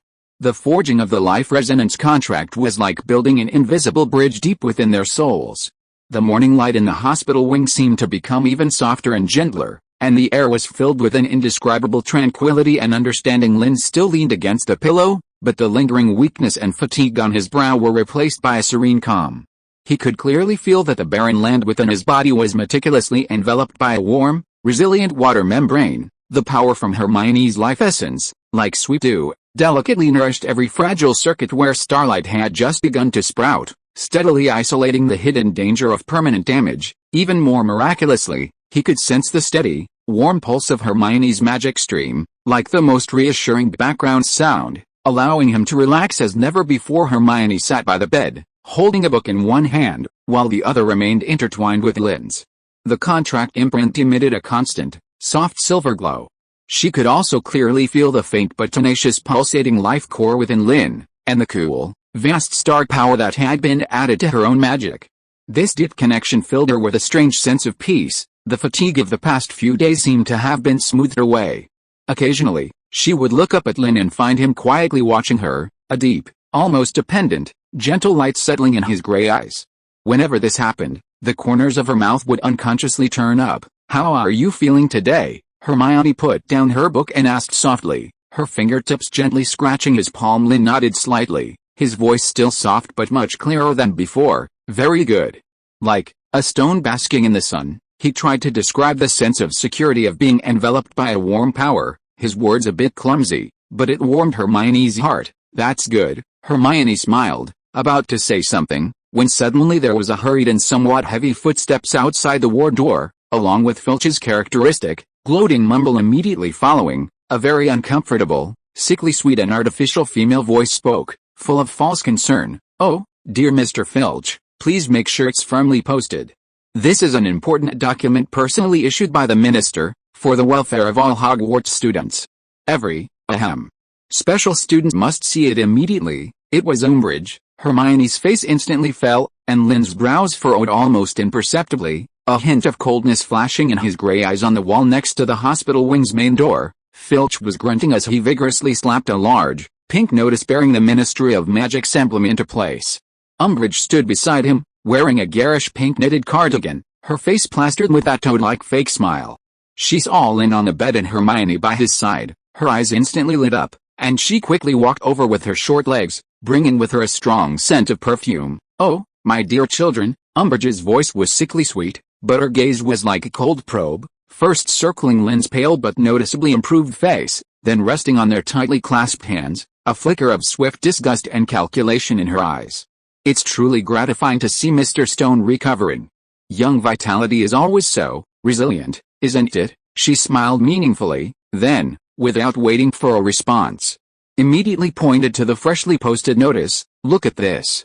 The Ministry of Magic's newly enacted supplementary enforcement details for Educational Decree Number 24, she announced in a tone as if delivering wonderful news, "to better protect the learning environment at Hogwarts, especially for those students with, special talents or unique conditions, and to prevent them from harming themselves or others due to uncontrollable powers, all students identified as special cases must register in detail with the Senior Undersecretary, that is, me." She paused, her smile becoming even more amiable, but her gaze was fixed on Lynn. "Furthermore, they will need to receive regular additional guidance and status assessments from a professional guidance teacher appointed by the Ministry of Magic. Of course, this is also to ensure that accidents similar to those recently in the Forbidden Forest and the execution ground do not happen again. After all, a stable magic environment is crucial for everyone's safety, wouldn't you agree, Mr. Stone?" The pink provisions on the notice were written in a high-sounding manner, but their core purpose was obvious: surveillance and restriction. The spearhead was directed squarely at Lynn, who had just displayed astonishing power, though severely injured as a result, and was clearly out of control. The so-called registration was to ascertain his background, while guidance and assessment were for close monitoring and containment of his potentially recovering power, and perhaps even to probe the secrets of his star power. Hermione's heart sank, and anger instantly surged within her.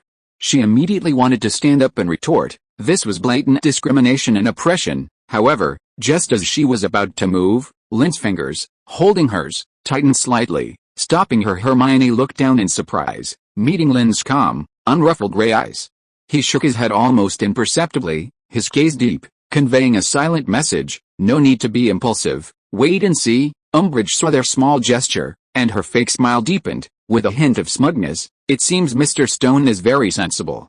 I'll have Filch send over the registration form later.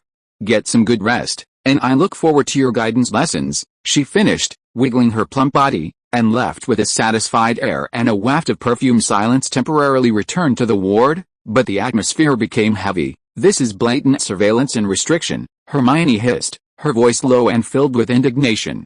She's definitely afraid your power will recover, afraid you'll slip out of her control again. She might even want to steal your magic. Lynn's expression, however, was calm, as if he had expected this. He slightly raised their clasped hands, the silver glow of the contract shimmering between their fingers. She can't do it. His voice was very soft, yet it carried an unprecedented certainty. Hermione paused, immediately understanding his meaning. What Umbridge wanted to monitor and restrict was star power, but now Lynn's source of power was deeply intertwined with her life energy through the contract. Umbridge's rigid, bureaucratic assessments and guidance could not possibly touch the level of this ancient and private soul contract. In fact, if Umbridge tried to use force, it might even trigger the contract's self-protection mechanism. Thinking of this, Hermione's anger gradually subsided, replaced by a strange confidence and a hint of secret sweetness. Their connection had become the strongest bulwark against external storms. Then, what about the registration form? Hermione asked, her brows still slightly furrowed. Lynn's lips curved upwards ever so slightly, an almost imperceptible arc with a hint of mockery. Give her what she wants to see. In the afternoon, Filch indeed delivered an absurdly long registration form with tricky and harsh questions.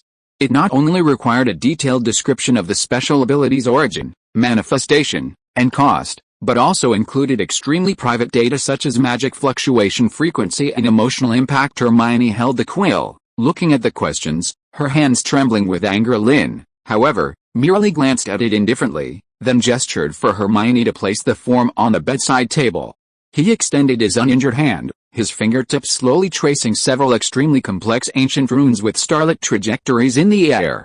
A faint, almost invisible wisp of silver starlight emanated from his fingertip, like living quicksand, silently seeping into the parchment of the registration form. After doing all this, his face was normal, only a little more tired. It's done, he said softly. Hermione curiously picked up the form and found that all the answer fields were filled with what appeared to be complex and precise, but in reality, completely confused and meaningless magical data. These data streams, like encrypted gibberish, constantly subtly shifted and reassembled, exuding a dizzying deceptiveness. Yet, under magical detection, they would display an extremely real and profound illusion, enough to give Umbridge and her experts a headache from studying them, but without ever touching the core of any real information. Hermione couldn't help but let out a giggle, her frustration instantly swept away. You're so naughty. Lynn looked at her radiant smile, a faint smile also spreading in his gray eyes. He reclasped her hand and said softly, with you here, she won't be able to scheme anything. These words flowed through Hermione's heart like a warm stream.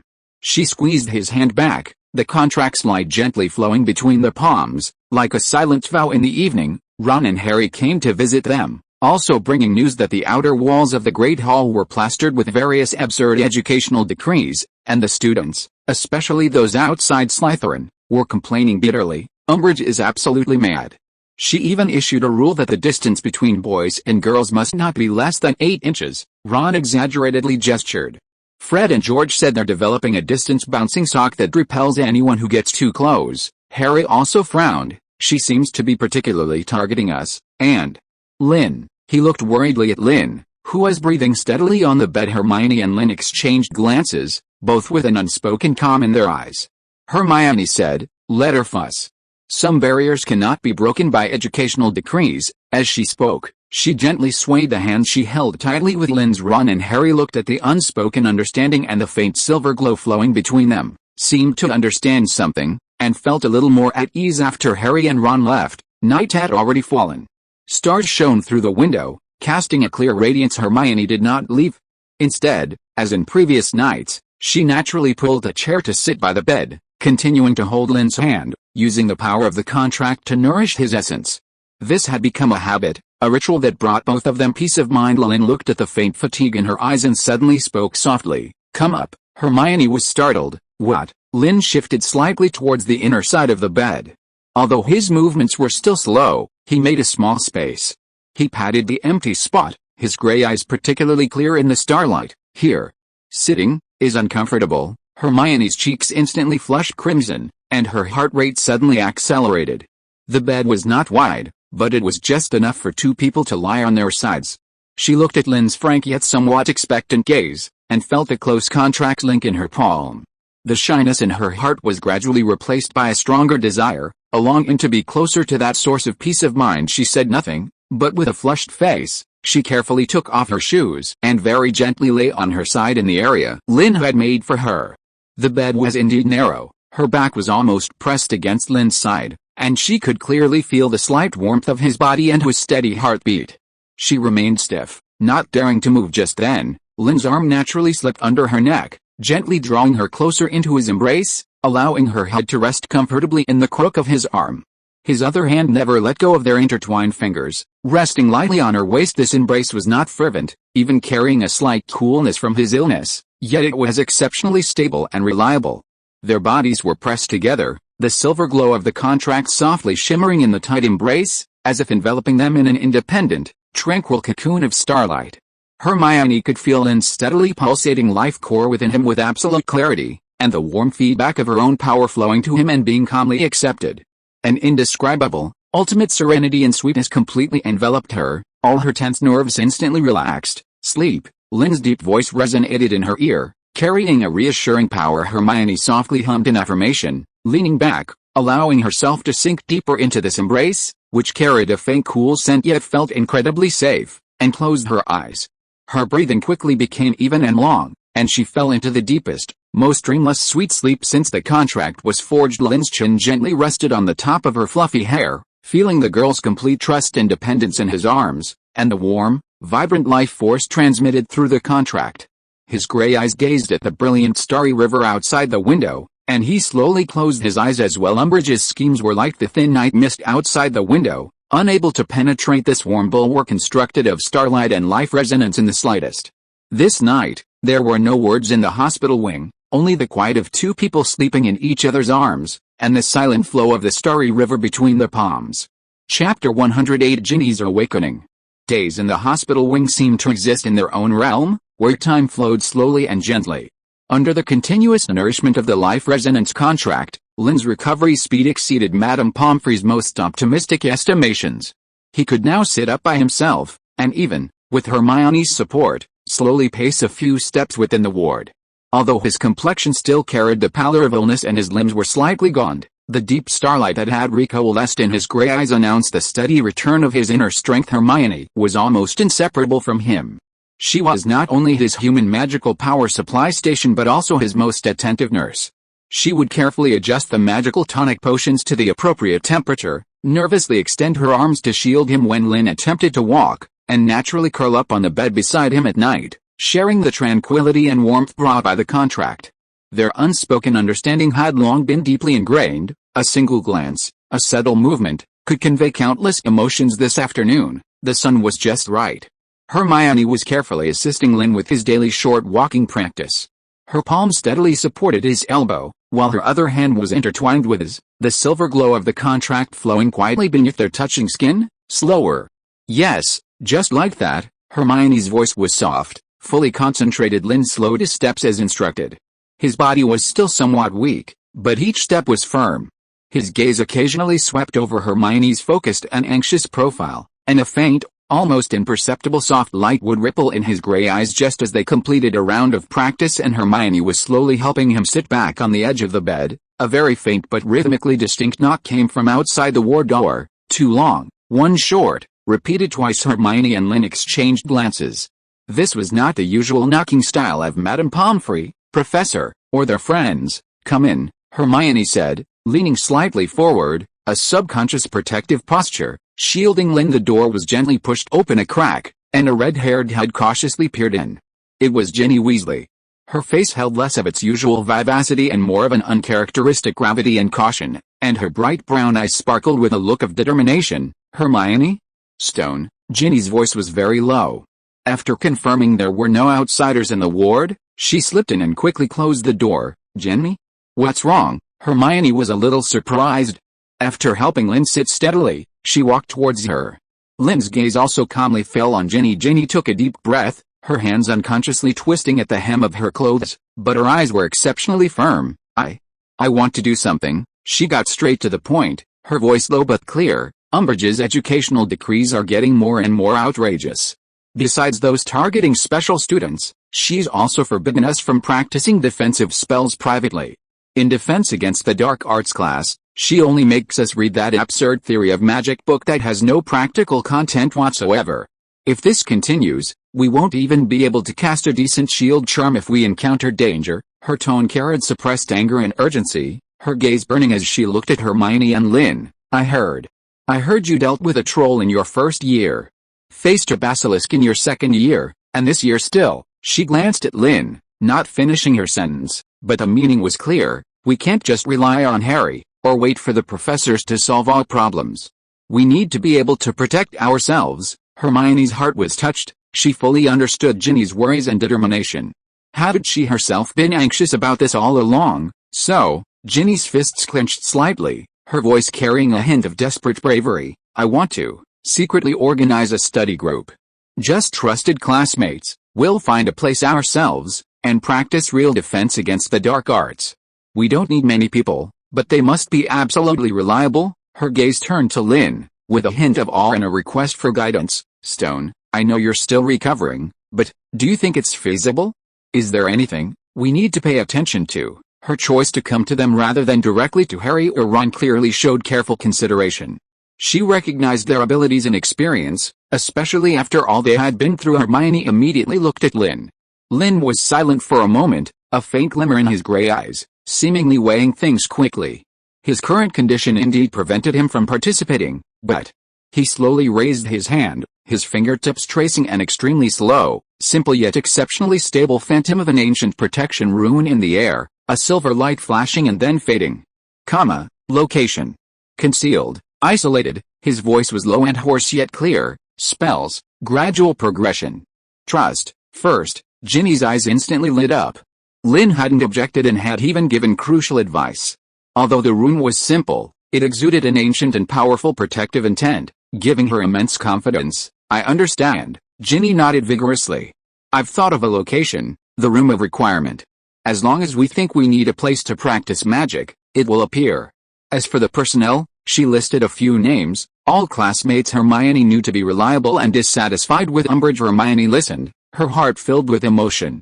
The shy, timid little girl who used to hide behind her brothers had truly grown up, becoming brave and proactive. Ginny, this is very dangerous, Hermione still couldn't help but warn, but her tone was full of support. Once Umbridge finds out, I know. Ginny interrupted her, a smile mixed with nervousness and excitement on her face. But some risks are worth taking, aren't they? We can't always be hothouse fledglings. She glanced out the window. We have to try to flap our wings sometime. These words carried a maturity beyond her age. Hermione couldn't help but smile, then nodded. Do you need my help? I can provide some notes and spell resources. That would be great, Ginny said joyfully, but your most important task right now is to take care of Stone. She winked slyly. You too, look very good. She had clearly noticed the unspoken intimacy between them and the ever-present, faint silver glow of the contract. Hermione's face flushed slightly, and she didn't deny it. Ginny didn't stay long, quickly departing with full determination and an initial plan. As silently as she had arrived, quiet returned to the ward. Hermione walked back to the bedside, her emotions complex, containing both worry for Ginny and a sense of gratification at seeing a companion grow. She's grown up, Hermione sighed softly. Sitting on the edge of the bed, Lynn nodded slightly, his gaze distant. Fledglings must eventually try their wings. He could feel the suppressed courage and strength, characteristic of Gryffindor, awakening within Ginny. The sun set, painting the room in warm golden hues. Hermione, as usual, prepared to assist Lynn with simple cleaning. She wrung out a warm towel and, with utmost naturalness and meticulousness, wiped his cheeks and hands. Her movements were gentle and focused, Carrying a sense of precious care, Lynn quietly allowed her to act, his gray eyes watching her unblinkingly. Her eyelashes cast shallow shadows in the setting sun, and her expression was as serious as if she were performing an extremely important ritual. When the slightly warm towel brushed his sensitive neck, he shivered almost imperceptibly. Hermione immediately noticed, paused her movements, and looked up, asking worriedly, "Did I hurt you?" Lynn shook his head. It wasn't pain, but rather an indescribable flutter of emotion when being carefully cherished. He raised the hand that had regained much strength and gently placed it over her hand holding the towel, his fingertips warm. "No," he said softly, his gaze calmly meeting her eyes. "It's good." Hermione's heartbeat quietly accelerated. The warmth of his palm transmitted through her skin, merging with the warm current of the contract. She didn't pull her hand away, only her cheeks grew slightly warm, allowing him to hold it. They gazed at each other silently in the warm glow of the setting sun, the air filled with unspoken tenderness. As night fell, Hermione once again naturally lay down beside Lynn. The narrow hospital bed forced them to be close. Hermione habitually snuggled closer to him, seeking the most secure position. This time, Lynn's arm encircled her sooner and more firmly than she expected, drawing her steadily into his embrace. His embrace was still somewhat cool, yet filled with reassuring strength. Hermione rested her head in the hollow of his shoulder, clearly hearing his steady, strong heartbeat and feeling the slight rise and fall of his chest as he breathed. The silver glow of the contract softly flowed between their closely pressed bodies, like a silent whisper. "Ginny will succeed," Hermione whispered in the darkness, "more like a wish." Lynn's chin gently brushed the top of her head, his low voice resonating in his chest, vibrating against her eardrums. "We will too." Hermione nodded gently in his embrace, snuggling in tighter, and closed her eyes. Outside the window, the starlight was serene. Inside, fledglings quietly flapped their wings where no one watched, and the embracing stars drew strength for their journey from each other's breaths. Within the warm sanctuary, both protection and growth were quietly and steadily unfolding. If you are listening to this novel on a channel other than Fanfic World, it means it was downloaded and re-uploaded without effort. We warmly invite you to visit our channel, Fanfic World. There you will find the original version of this story and many other novels of various genres. We look forward to seeing you dive into a world of incredible novels. Chapter 109 Undercurrent.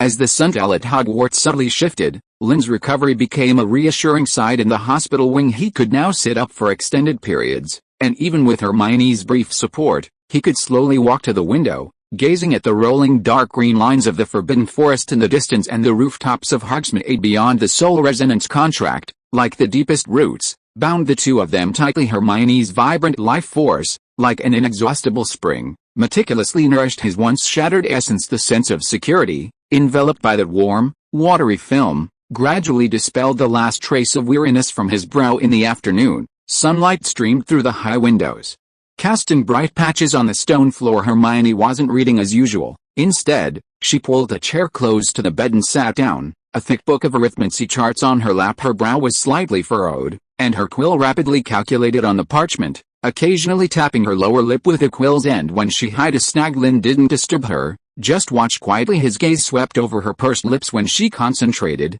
her gently fluttering eyelashes, and the stubborn strand of brown curly hair that always slipped down her cheek, which she casually tucked behind her ear. His fingertips moved slightly under the thin blanket, and an ineffable sense of peace and contentment, like the warm sun outside the window, slowly filled his chest. This unspoken companionship, in itself, became the best healing. After a long while, Hermione let out a sigh of relief, put down her quill, and rubbed her aching wrist with a hint of triumph. She showed Lynn her calculations. "Look, I used variable substitution to finally derive this energy decay model for the disruptive counterspell." Lynn's gaze fell on the complex formulas, his gray eyes flickering slightly. A moment later, he extended a slender finger and pointed to a subtle flaw beneath an integral sign. "Boundary conditions, lunar tidal forces, uncorrected." Hermione leaned in for a closer look, and two spots of crimson instantly bloomed on her cheeks. "Oh, Merlin. I actually forgot that variable." She slapped her forehead in annoyance, but her eyes sparkled as she looked at Lynn. "You saw it at a glance." "Habit," Lynn responded softly, his gaze meeting her eyes, which held admiration and a hint of reliance. The calm surface of his heart seemed to have a small stone dropped into it, spreading tiny ripples. He raised his hand very naturally, his fingertips gently brushing the corner of her forehead that she had just reddened. His movement as soft as brushing away a speck of dust. Hermione's heart skipped a beat. The cool touch of his fingertips and the sudden intimacy made her ears burn, yet she didn't shy away. Instead, like a cat being petted, she instinctively rubbed against his palm. The silver glow of the contract flowed joyfully between their silent exchange. At this quiet and warm moment, a different scene unfolded at the distant Malfoy manor. Lucius Malfoy stood before the massive floor-to-ceiling window in his study, his pale, slender fingers unconsciously caressing the cold, smooth surface of his snake-headed cane. Outside, the meticulously tended garden appeared luxurious and silent in the afternoon sun, mirroring his own cold state of mind. Fudge's downfall, Black's escape, and especially the mudblood boy, Linstone, and the strange power he displayed at the execution grounds, capable of even interfering with Dementor rituals, all of it was like a series of venomous thorns piercing his arrogant nerves. The newly appointed fools on the Ministry of Magic's Provisional Committee were short-sighted, only concerned with power struggles and issuing ridiculous educational decrees to gloss over the truth. They simply didn't understand what the real threat was, or they chose to selectively ignore that stone. His power was far more than simple ancient magic. That pure yet absolutely suppressive stellar aura made him subtly uneasy. Even a hint of unutterable fear. He had to understand the nature of that power and find its weakness. A cold calculation flashed in his gray-blue eyes, and he turned to walk towards the opulent carved desk. On the desk, a small two-way mirror, emitting a hidden magical fluctuation, glowed faintly. He picked up the mirror, and his cold voice echoed in the empty study, like snake scales sliding across the floor. Knox. The mirror's surface rippled, revealing a blurry, hooded figure, whose voice was fawning and low. Master, your command? Street. Mungo's. 5th floor. Magical maladies and injuries. Deep archives. Lucius's voice was devoid of warmth. Number S713. All treatment records and magical power assessment reports for Linstone especially. Any data concerning the characteristics of his energy source, copy it, at any cost, as you wish, Master. The figure in the mirror did not hesitate, quickly taking the order, and the mirror's surface subsequently dimmed. Lucius put down the two-way mirror, a cruel curve forming on his lips. The Ministry of Magic's bureaucracy was always full of loopholes, especially during the chaotic period after Fudge's downfall with galleons and appropriate threats.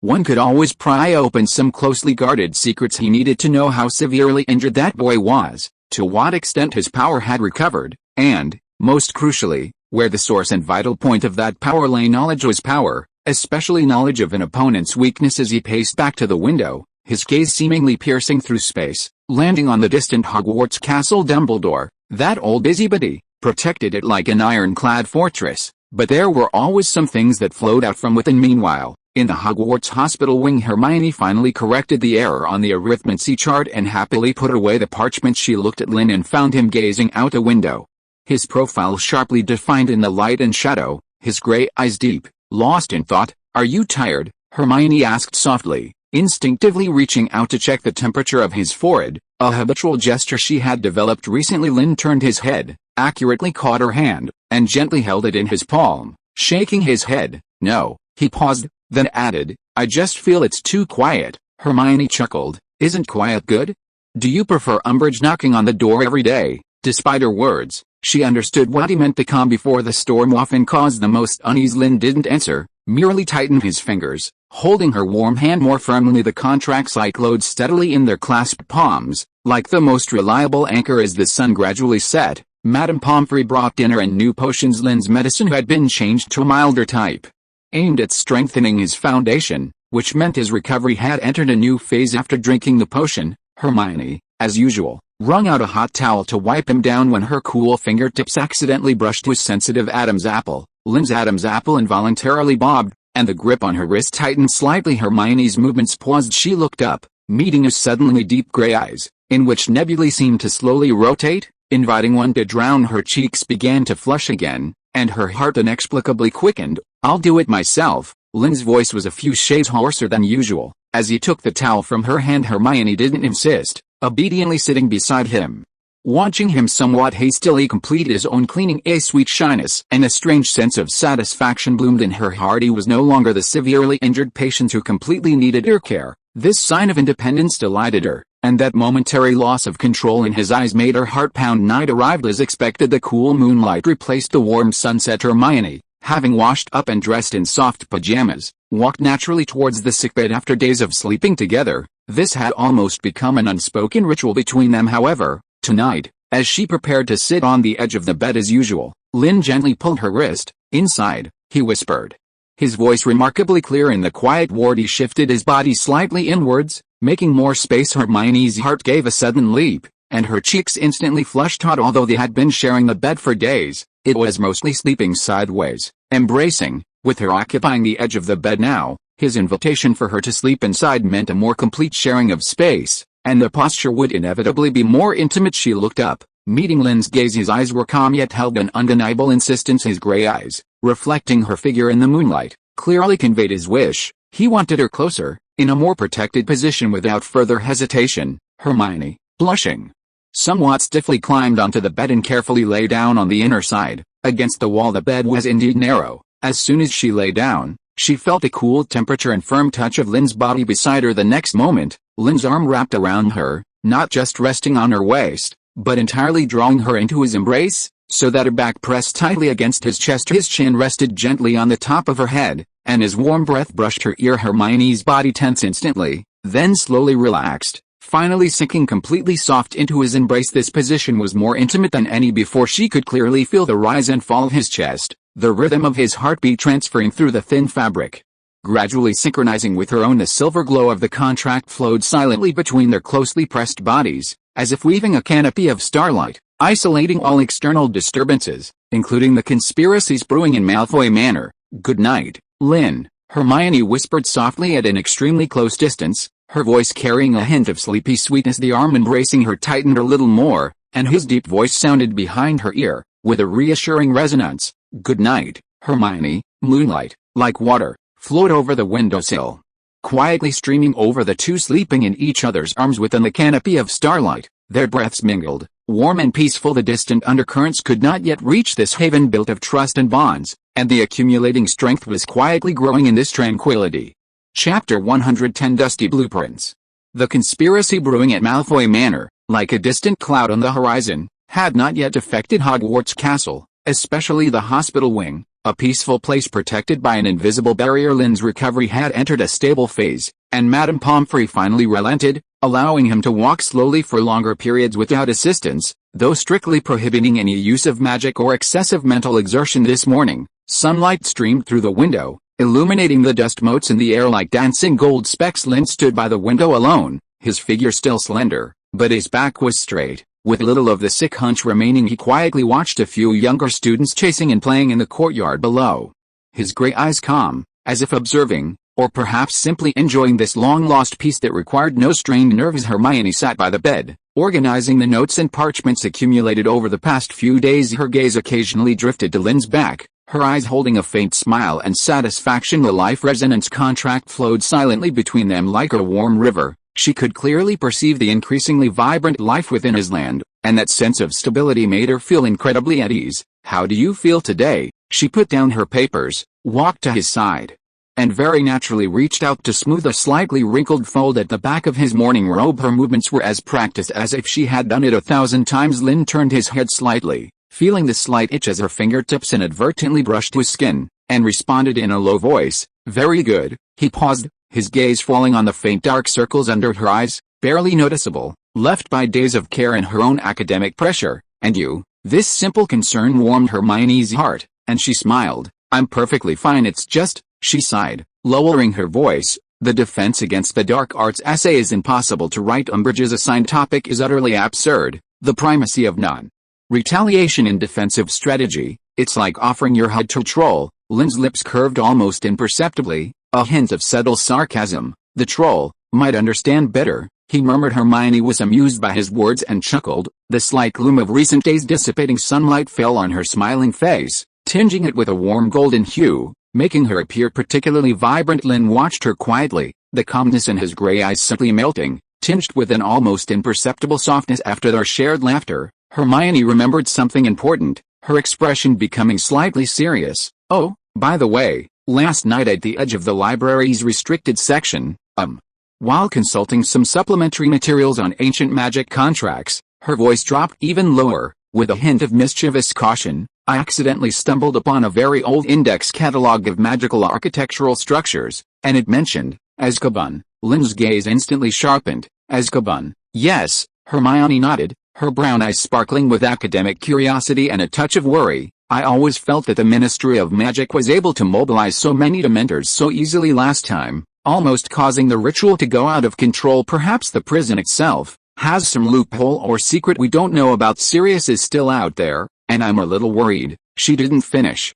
But Lynn understood her concern. Azkaban was the sort of Damocles hanging over Black's freedom. What did the index mention? Lynn asked, his voice low. It only mentioned a number and a general area, K77, in the deepest part of the restricted section, in a dead-end corner near the dangerous magical practices category. Hermione frowned. No one usually goes there, it's covered in dust, and there are very strong confundo and protective charms. I almost tripped over a hidden trap last night. Lynn's brow furrowed slightly. The depths of the restricted section were definitely not a good place. Too dangerous? He looked at Hermione, shaking his head disapprovingly. Even with their contractual link, he could sense how ancient and unstable the magic in that area was. I know it's dangerous. Hermione met his gaze, her eyes unusually firm, but if there's really a clue, it might help Sirius, and even, it might help us in the future. I can't pretend I didn't see it just because it's dangerous. She took a deep breath. I don't have a classes this afternoon, and Madame Pomfrey said your condition is stable, so I can go try. I'll be very careful, and I'll bring my sneakoscope and anti-curse gloves. Lynn watched her in silence, knowing that once she made up her mind, it was difficult to change it. That persistence, born of concern for a friend and a desire to explore the unknown, was her most dazzling quality. He couldn't stop her.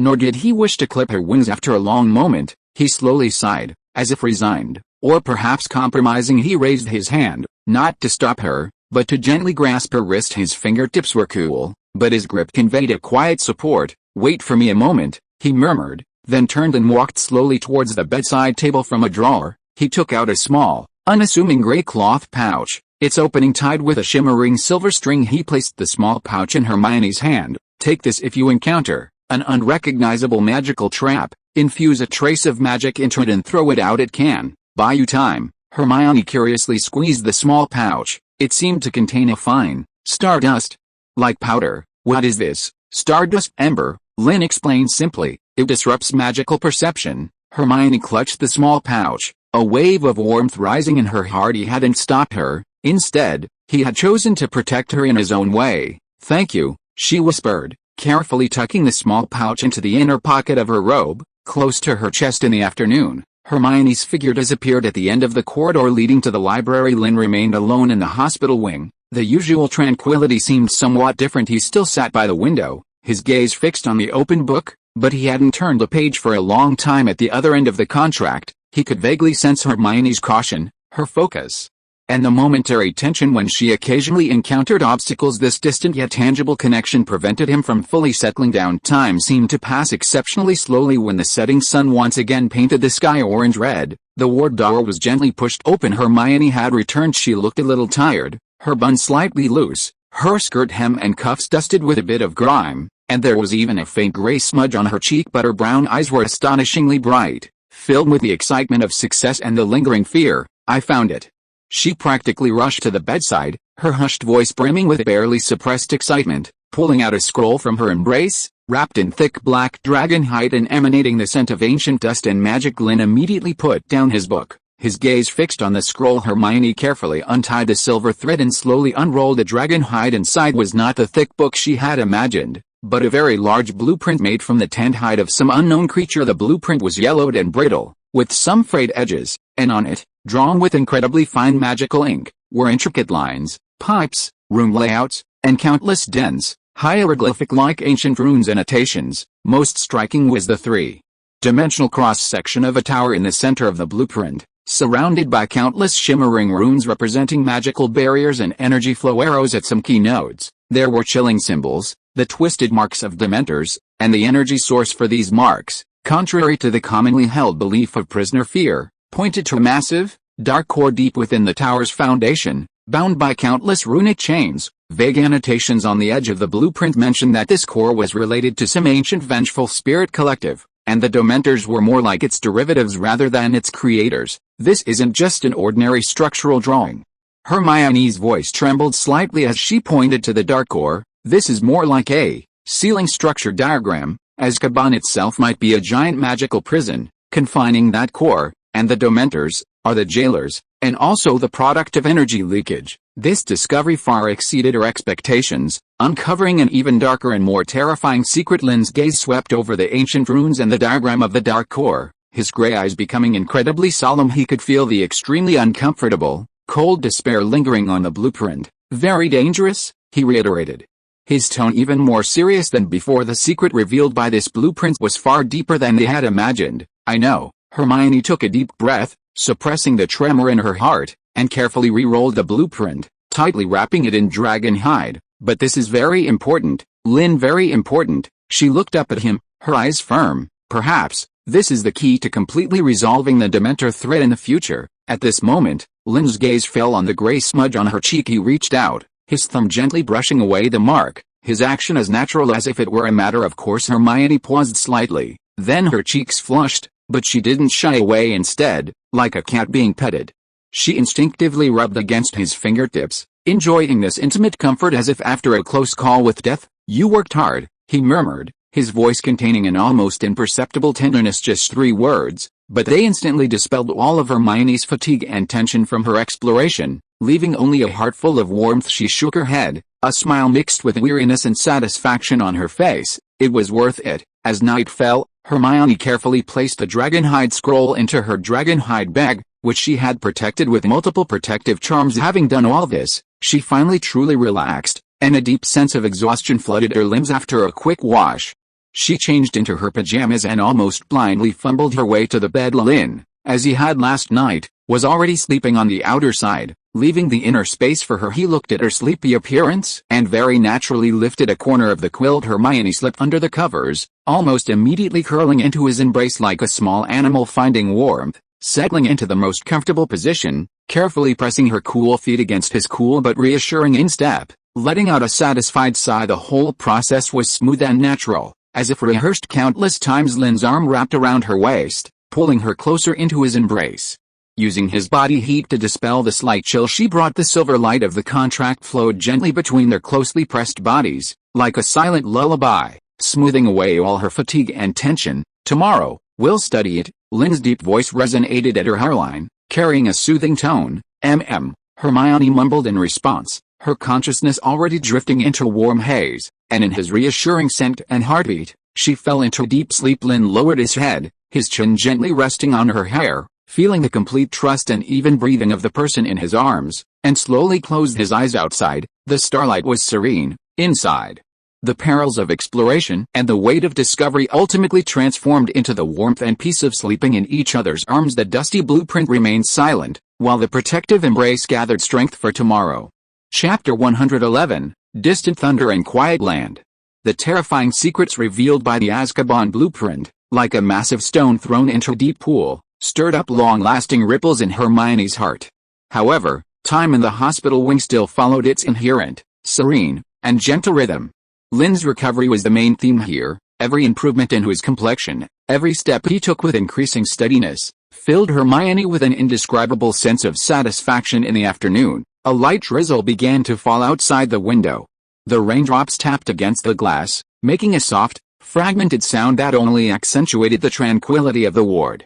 Lynn wasn't standing or walking as usual. Instead, he was propped up against the headboard, soft pillows cushioning his back.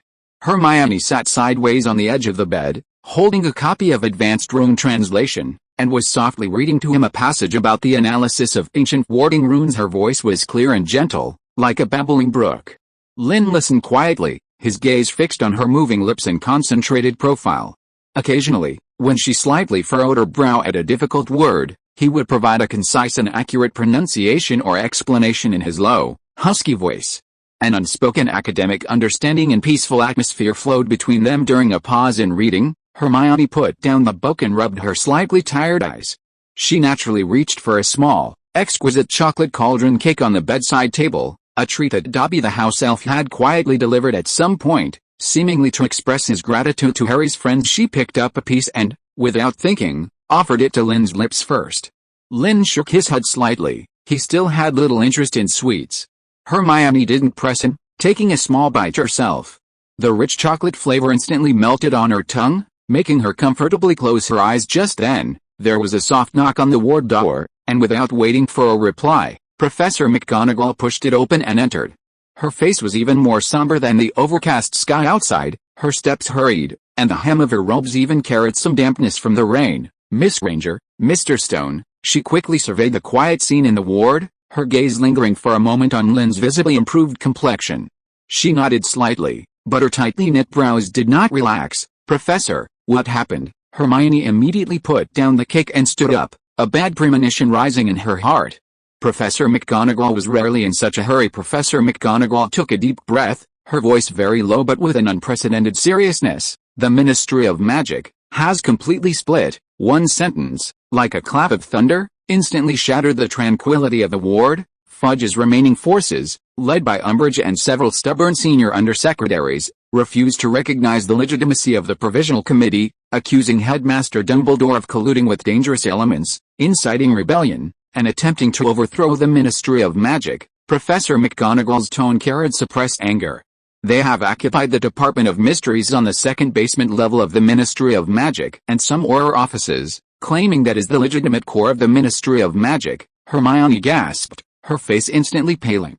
She knew the situation was unstable after Fudge's downfall, but she never expected it to escalate to armed secession. Then, what about Professor Dumbledore?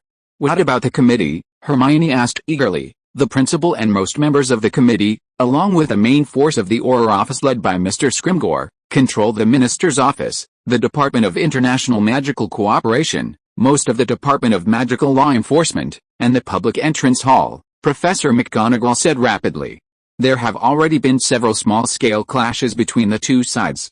Right in the corridor outside the Department of Mysteries. Curses were flying everywhere. Fortunately, there have been no serious casualties yet, but the situation is on the verge of exploding. She glanced at the gloomy weather outside the window, as if the gloom also hung over Hogwarts. Hogwarts has been declared a priority protection area by the Provisional Committee, but the Fudge faction claims we are harboring ill intentions. Regular communication from the Ministry of Magic has almost ceased. We can only transmit fragmented information through special patroness charms. This meant that while Hogwarts was temporarily safe, it also felt like an isolated island surrounded by a storm. And the core of this storm undoubtedly involved Dumbledore, and Lynn, whom the Fudge faction had greatly feared and even launched a surprise attack to control. Professor McGonagall's gaze turned to Lynn, her tone softening slightly. "Mr. Stone, your recovery is crucial. But for now, please remain in the hospital wing and absolutely do not leave. The castle's defenses have been raised to the highest level, but no one can guarantee whether some madman will try to." She didn't finish, but the meaning was clear. Lynn's existence, in itself, was a symbol of power. No matter his current condition, he would be a target for both sides to either contend for or attack. Lynn's expression remained calm, his gray eyes unfathomably deep. He merely nodded slightly. "Understood." Professor McGonagall quickly gave a few more instructions about increased vigilance, then hurried away. She still had too many things to handle. The ward returned to silence, but the atmosphere was now different. The sound of the rain outside the window also seemed to become muffled, tapping on their hearts. Hermione sat back on the edge of the bed, her palms feeling cold. A civil war in the Ministry of Magic. This was far more serious than she had imagined. She couldn't help but look at Lynn, her eyes filled with worry. Even with the castle's protection, even as he recovered, the feeling of being caught in the center of a huge political storm was still suffocating. A slightly cool hand gently covered her cold hand. Hermione looked up, meeting Lynn's calm gray eyes. His palm seemed a bit stronger than before, holding her steadily. "They are afraid," Lynn said in a low voice, without a ripple of emotion, as if stating an objective fact. Hermione was slightly taken aback. Fudge's downfall, Black's innocence, Wormtail's end, and, he paused, his gaze sweeping over his hand, which Hermione was now gripping tightly, the failed surveillance. They lost control, so, they need an enemy. His analysis was incisive, hitting the core. This civil war, rather than a conflict of ideals, was more the desperate counterattack and power struggle of the losers, and Dumbledore and he had become the perfect targets. Listening to his calm analysis, the panic in Hermione's heart strangely subsided a little. Yes, the madness of those people was not because they had done something heinous, but precisely because they could not be controlled. could not be integrated into that rigid and corrupt system, and Lynn's fingertip traced her hand ever so slightly, drawing her attention back. "We are here." His gaze swept around, finally returning to her face. "It's very safe." His tone carried an undeniable certainty, not just trust in the castle's defenses, but also confidence in the unbreakable contractual bond between them. As long as they were together, facing it jointly, there was no need for excessive fear. Hermione looked at his calm face, feeling the gradual warmth from his palm dispelling the coldness in her hand, and the steady, flowing warmth of the contract. The unease in her heart was finally slowly soothed. She squeezed his hand firmly and nodded. "Yes, we're together." The storm might tap at the windows, but it could not invade this sanctuary built of trust and bonds. Over the next half day, fragmented information from the outside world arrived through different channels. Sometimes it was the solemn expression of a professor, sometimes Peeves uncharacteristically seriously spreading snippets of news heard in the corridors, sometimes Harry and Ron rushing in to tell them the latest rumors. The Fudge faction tried to cut off Hogwarts' flu network, but it was cleverly interfered with by members of the Wizard Chess Club, led by Professor Flitwick. Umbridge gave a hysterical speech at the entrance of the Department of Mysteries, accusing Dumbledore of brainwashing students. Each piece of news depicted the turmoil outside, but inside the hospital wing, a strange tranquility was maintained. Lynn and Hermione didn't even change their daily rhythm. In the afternoon, Hermione continued to study the dangerous Azkaban blueprint, only more carefully, while Lynn read quietly beside her, occasionally offering crucial hints when she encountered difficult ancient runes. It was as if the thunder outside merely added a background sound to their focused academic atmosphere. Night arrived as scheduled, and the rain gradually stopped. Cool moonlight streamed into the ward through the damp window pane. Hermione finished washing up and stood by the bed in her soft pajamas.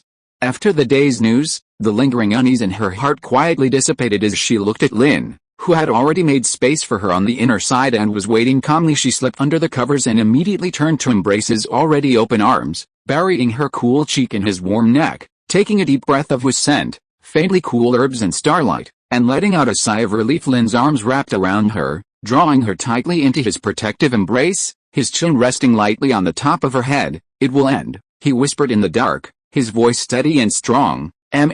Hermione gently nodded in his arms, holding him even tighter. They said no more, simply nestled together, listening to each other's steady heartbeats and the occasional drip of rainwater outside the window.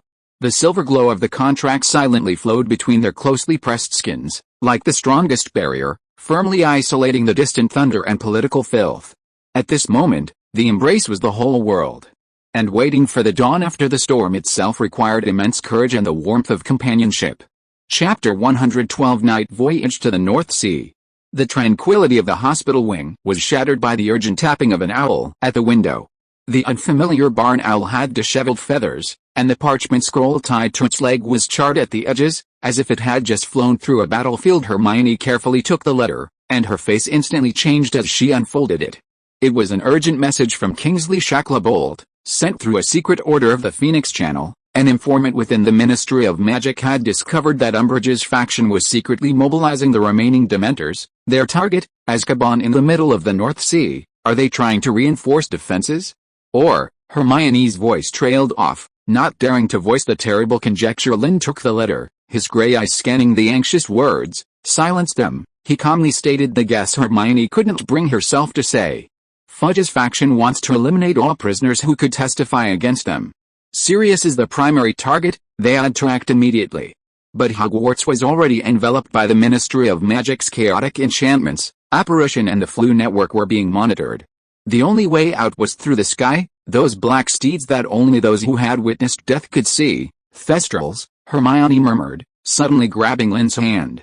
"There's a herd of Thestrals in the Forbidden Forest," Hagrid said. "They're gentle and intelligent." The Forbidden Forest, after the rain, was filled with the scent of earth and decaying leaves.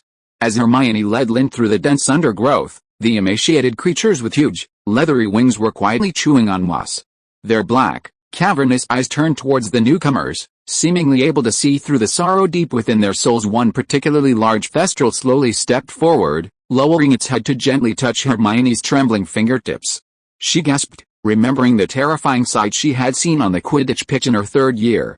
"It remembers you," Lynn said softly, his palm stroking the Thestral's prominent ribs.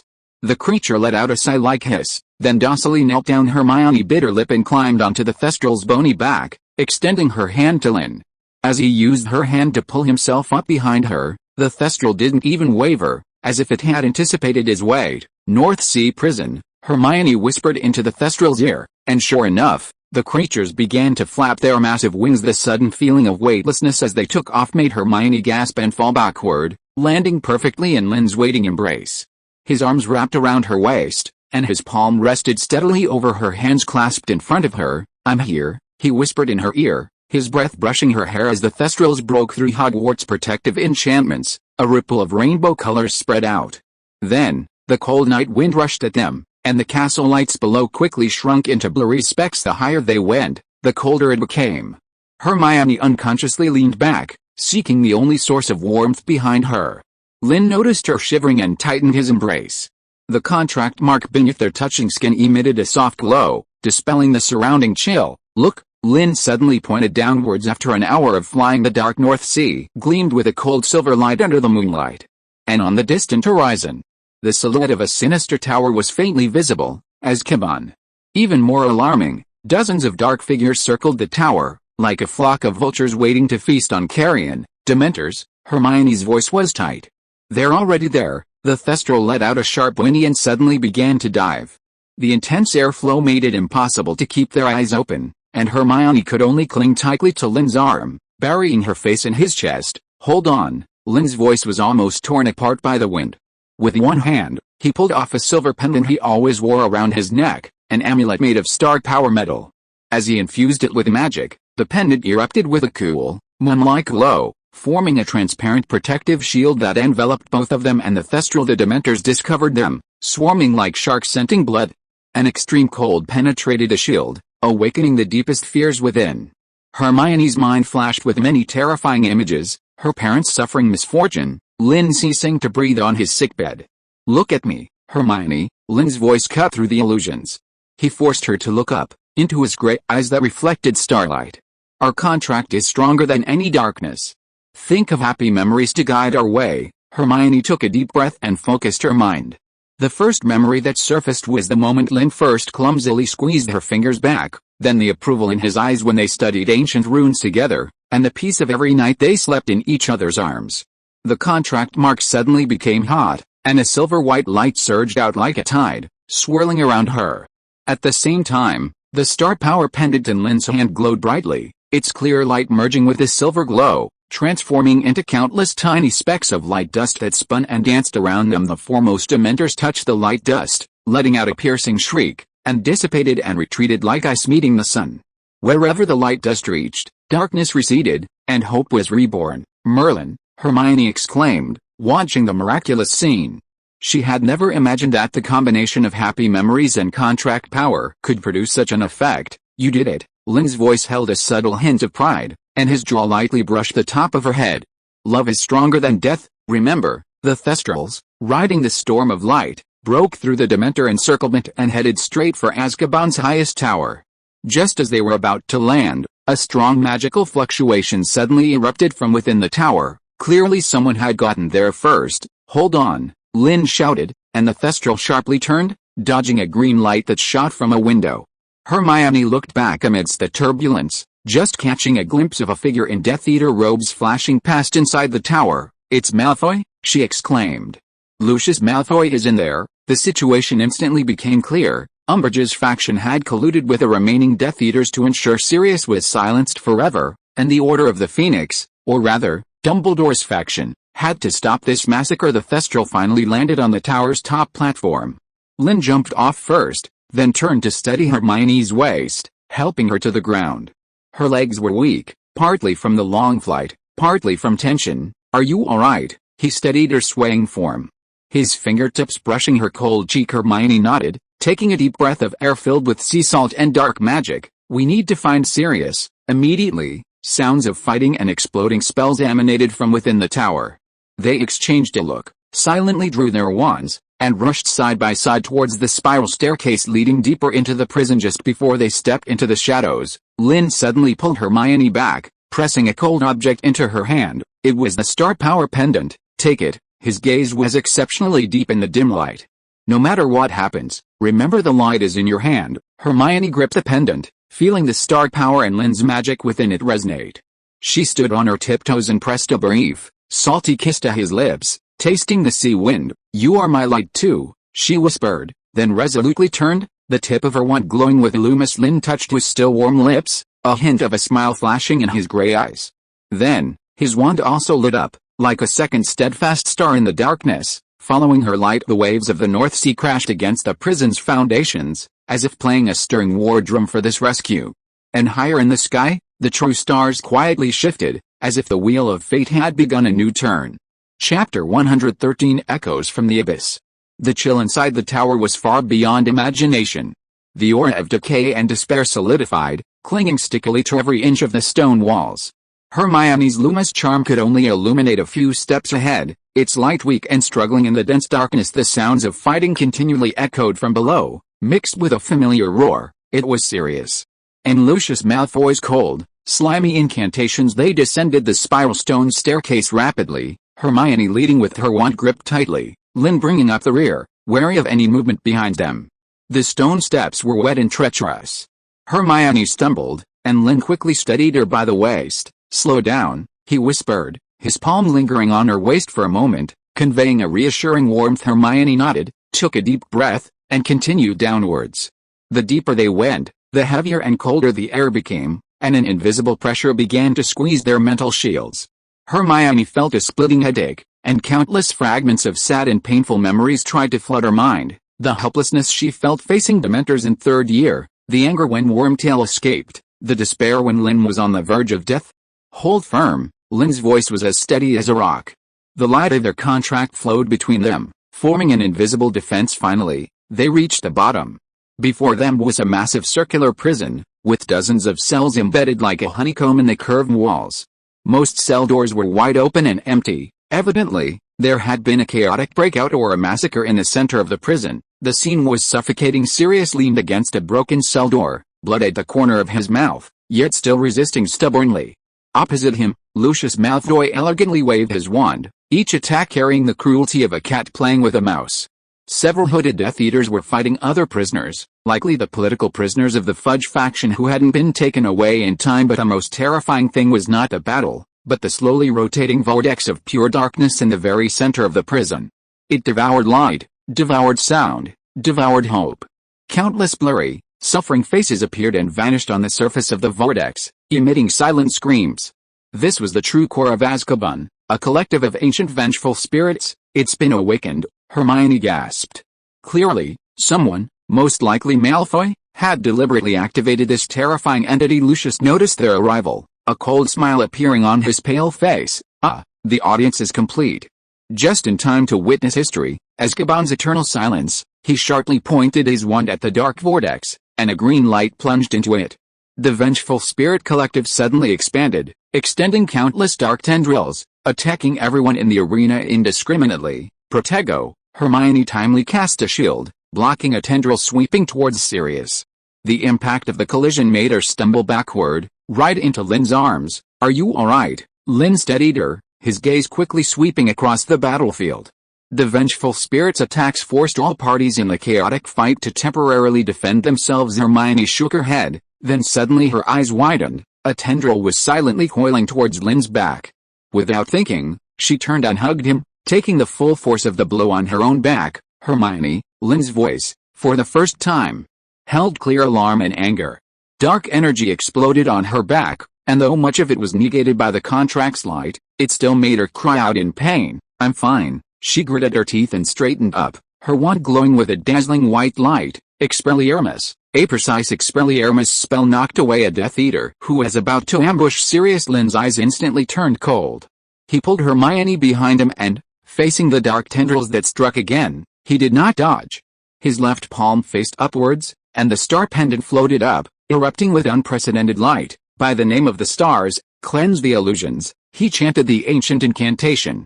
The light of the pendant pierced the darkness like a sword, and wherever it reached, the vengeful spirit tendrils melted like snow under the scorching sun. But this seemed to enrage the vengeful spirit collective. The entire vortex vibrated violently, and a supremely dark core began to condense at its center. A scream beyond sound, directly affecting the soul, swept through the entire space. No, Sirius collapsed to the ground, clutching his head, clearly trapped in his most painful memories. Other prisoners and Death Eaters also fell to the ground, struggling. Hermione felt as if her soul was being torn apart, and countless terrifying illusions emerged, her parents not recognizing her, Hogwarts in ruins, Lynn lying cold and silent. Just as her consciousness was about to scatter, a pair of slightly cool hands cupped her face. "Look at me, Hermione." Lynn's voice pierced the soul-shattering scream. His forehead rested against hers, his gray eyes like the only stable lighthouse in a storm. "Our contract doesn't just share power, it shares souls.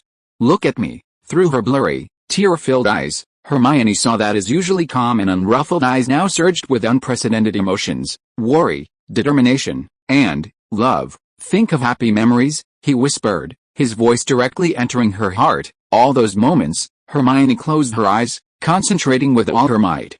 The first thing that surfaced was her surprise the first time in the library when he accurately pointed out her arithmetic mistake, then the careful touch when he first squeezed her hands in the hospital wing, and every night they slept in each other's arms, falling asleep to the steady beat of his heart. The contract mark glowed hot, the silvery white light no longer confined to the skin's surface, but flowing from their touching foreheads, intertwining into a soft yet resilient pillar of light that enveloped them both. The soul-shattering scream was isolated outside in the light. Hermione felt her consciousness in Lynn's closer than ever before. She could feel his anger over her injury, his calm analysis of the situation, and the deep, unspoken cherish he held in his heart. "Lynn," she whispered, her fingers tracing his cheek. He tilted his head slightly, his lips brushing her palm. A small but intimate gesture that made Hermione's heart race. "Together," he whispered, not a question, but a statement. They both raised their wands simultaneously, Hermione's birch and Lynn's ebony wands touching at the tips. The light of the contract flowed along the wands, merging into an unprecedented silver-gold dual-colored glow. "Expecto Patronum," they said in unison. However, what appeared was not an ordinary patroness. The light converged into a giant, magnificently winged silver phoenix, surrounded by star-like golden specks of light. The phoenix let out a clear cry, its sound beautiful yet containing powerful purifying energy. Wherever it went, darkness receded, and the vengeful spirit's screams turned into nothingness. The silver phoenix flew directly towards the core of the vengeful spirit collective, and the light burst forth. There was no explosion, only pure, gentle purification. The darkness receded like a tide, and the suffering faces gradually became peaceful and dissipated. When the last trace of darkness was purified, only a sparkling, faintly pulsating crystal-like core remained, the pure energy crystal of the vengeful spirit collective. After purification, the light gradually faded, and the silver phoenix transformed into specks of light dust, dissipating into the air. Silence enveloped the prison. The Death Eaters were either stunned or unconscious, and Lucius Malfoy had paraded away as soon as the phoenix appeared. The survivors stared blankly at the sparkling core in the center, as if just waking from a nightmare. Hermione's legs gave out, and she nearly fell, but Lynn caught her just in time. "We did it." She leaned against his chest, exhausted but joyful. Lynn didn't answer, only tightened his arms, his chin gently brushing the top of her head.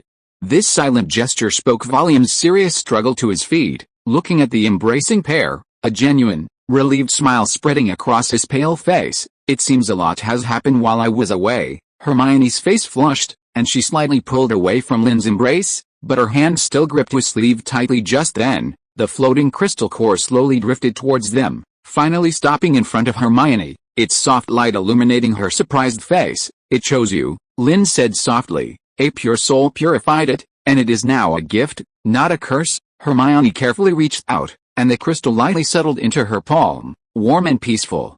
"It feels like hope." Sounds of Aurors arriving came from a distance. Kingsley's reinforcements had apparently finally broken through the outer blockade. Lynn looked at Hermione, who was carefully holding the crystal in her arms, his gray eyes softening. "Time to go home." Hermione looked up and smiled, carefully putting away the crystal, then actively took his hand. "Yes, home." Their fingers naturally intertwined and clasped tightly, the light of the contract flowing at their fingertips, brighter and steadier than ever. After and during the darkness of the abyss, starlight finally illuminated their way home. And this time, they would walk side by side. Chapter 114, Starry Sky Powers and Unity. The wind on top of Azkaban Tower was as sharp as a blade, carrying the unique salty tang of the North Sea and the lingering remnants of dark magic. Hermione clutched the warm, pulsating purification crystal, her other hand intertwined with Lynn's, the light of their contract flowing through their fingertips, becoming the only source of illumination in this place of despair below. The sounds of oars clearing the battlefield could be heard, occasionally punctuated by flashes of magic. But their attention was entirely on each other, and on the almost insane plan Lynn had proposed, channeling star power, to purify all of Azkaban. Hermione's voice was a little broken by the wind, her eyes filled with shock and worry. "That's too dangerous.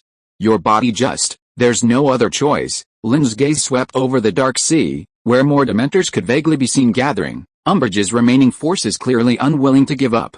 Though the core of the vengeful spirits has been purified, the prison's own dark foundation remains. As long as the foundation is there, more Dementors will continue to breed. He turned his gaze back, his gray eyes exceptionally bright in the night. This land must be thoroughly purified. And star power is the only power pure enough to contend with this ancient darkness. Hermione bit her lower lip. Reason told her the plan was extremely risky, but seeing the unwavering determination in Lynn's eyes, she knew persuasion was futile. "What's more, he was right. How do we do it?" she finally asked, her fingers tightening around his. Lynn pointed to the half-collapsed observatory at the highest point. "Go there. I need your help, Hermione." He made a direct request, which was rare for him. Star magic requires extremely precise guidance. "I need you as my anchor, to stabilize the energy flow through the contract." Without hesitation, Hermione nodded heavily. "Tell me what to do." The ruins of the observatory seemed to have weathered 1,000 years. Broken stone pillars pointed to the sky, and the ground was inscribed with ancient astronomical symbols that had long since blurred. The aura here was older than anywhere else, and more, closer to the stars. Lynn had Hermione stand in the center of a broken circular stone array, while he knelt on one knee, his right hand pressed to the eye of the array. "When I start channeling, the energy will be immense." He looked up at her, his expression more serious than she had ever seen. "The contract will become the conduit. It might be very painful. If you can't bear it, break the connection immediately, understand?" Instead, Hermione squatted down, placing both hands over the back of his hand on the ground, a stubborn light in her eyes. "We bear it together. Remember?" Lynn gazed at her for a moment, then finally nodded slowly. When he stood up again, he held a seemingly ordinary dagger that shimmered with starlight, the very one he had used to coat his palm to forge the contract that night. Without hesitation, he made a precise incision on his left arm. The blood that welled up did not drip, but floated in the air, turning into tiny crimson specks of light that merged into the stone array beneath his feet. "By blood as guide, by star's name." Lynn's voice took on an ancient rhythm. The dagger pointed to the night sky, and the stars, previously obscured by dark clouds, suddenly brightened. Streams of silver radiance piercing through the clouds and converging at the tip of the dagger, vast energy surged down, and Lynn's body jolted violently, the wound on his arm erupting with dazzling light. He groaned, clearly under immense pressure. "Lynn!" Hermione exclaimed, feeling a tearing pain from the other end of the contract. She immediately gripped his wrist, which held the dagger, trying to share the burden. "No, not like this." Lynn gritted his teeth, sweat dripping from his forehead. "Through the contract, guide the energy, into the earth." Hermione understood instantly. She closed her eyes, fully sensing the contract's connection. It was no longer a warm flow of energy, but a surging river of stars. She carefully guided this power through her body, as difficult and painful as diverting a flood, and then into the ground beneath her feet. Wherever the energy reached, the ancient runes on the ground lit up with silver light in sequence. Centered on the observatory, the light network rapidly spread outwards, covering the entire Azkaban island. Hermione couldn't help but cry out in pain. Every inch of expanding light network felt like it was burning her nerves. More terrifyingly, she felt Lynn was bearing the brunt of the impact. The light from the wound on his arm was so dazzling it was hard to open one's eyes, clearly operating under overload. "Enough. Lynn, stop." She tried to intervene, but was swept away by an even more powerful energy flow. "Can't stop." His voice was hoarse with pain. Almost done. The entire Azkaban island was enveloped in silver light. From high above, it looked as if a giant silver eye had opened on the dark sea. The ground began to shake, building debris collapsed, and deeper darkness was forcefully expelled to the surface, emitting mournful shrieks under the starlight. Just then, a sudden change occurred. An extremely insidious dark curse, hidden deep within the foundation, was activated by the starlight, like a venomous snake, flowing upstream along the energy network. rushing straight towards Lynn.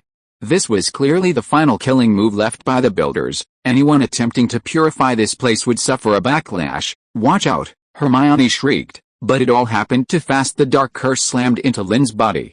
His body shook violently, and he spat out a mouthful of blood. The star power channeling instantly interrupted. The dagger slipped from his hand and fell, and the pillar of light in the night sky began to flicker erratically, more terrifyingly. The curse was frantically eroding his magic core, the very source that had almost been depleted before. No, Hermione caught his collapsing body, tears instantly welling up. She could feel his life rapidly draining away through the contract. "Hold on, Lynn. Please." The young man in her arms was pale, his breath weak, but he struggled to raise a hand and caress her cheek. "Sorry, still, couldn't." His words trailed off, his hand falling limply in despair. A crazy thought flashed through Hermione's mind. The contract, the life resonance contract. If they could share life, then why couldn't they? She no longer hesitated. Gently setting Lynn down, she picked up the starlight dagger and made an incision in the same spot on her left arm, perfectly aligning with his wound. "In my name, Hermione Jean Granger." Her voice trembled but was firm, as she pressed her bleeding wound tightly against his. "By love as contract, by life as pledge, share your pain. Bear your wounds." The contract's mark erupted with an unprecedentedly scorching silver light. At the point where the two wounds touched, light swirled frantically, forming a complete double ring symbol. The dark curse, as if finding a new outlet, surged violently towards Hermione. Excruciating pain instantly swept through her body. Hermione's vision blurred, and she almost fainted. But she bit her lower lip hard, the taste of blood spreading in her mouth. She absolutely could not collapse. She clearly felt the curse tearing through her magic circuits, but at the same time, the curse within Lynn's body was weakening. Not enough. She trembled as she raised her uninjured hand, gently cupping Lynn's face, pressing her forehead against his. "All of it, give it to me." A deeper layer of the contract was triggered. It was no longer a simple sharing of energy, but a fusion at the soul level. The curse was completely transferred into her body. Lynn's breathing visibly steadied, and a hint of color returned to his face. Hermione, however, was enduring the backlash of a double curse, feeling every cell burn. But she smiled, because through the contract, she felt Lynn's core essence rapidly repairing itself. The star power was no longer suppressed by the curse and began to flow spontaneously. Just then, another change occurred. The purification crystal that Hermione had been clutching suddenly flew up, suspended between the two of them, emitting a soft yet powerful light. The dark curse that had invaded Hermione's body seemed to have met its nemesis, being forcibly extracted and absorbed into the crystal. The crystal changed from clear to inky black, then gradually settled into a deep, indigo blue, as if containing the starry sky. Finally, it gently fell, landing precisely on their still touching wounds, merging into their flesh and disappearing. The intense pain vanished abruptly. Hermione collapsed to the ground, gasping for breath. She hurriedly checked on Lynn. His breathing was steady, his complexion even better than before, and the wound on his arm had healed, leaving only a faint silver scar. And within her own body, that terrifying curse had also vanished without a trace. In its place was a peculiar sensation. A familiar star power aura flowed through her magic circuits, resonating with Lynn's core essence. The identical scar on her arm warmed slightly, and that crystal. She subconsciously raised her hand, a thought stirring, and the indigo blue crystal actually appeared out of thin air in her palm, gently rotating at her will. "Hermione." A weak call pulled her attention back. Lynn opened his eyes, starlight swirling in his gray eyes, brighter than ever before. He had clearly sensed everything that had happened through the contract without a word. He struggled to sit up and pulled her into a tight embrace.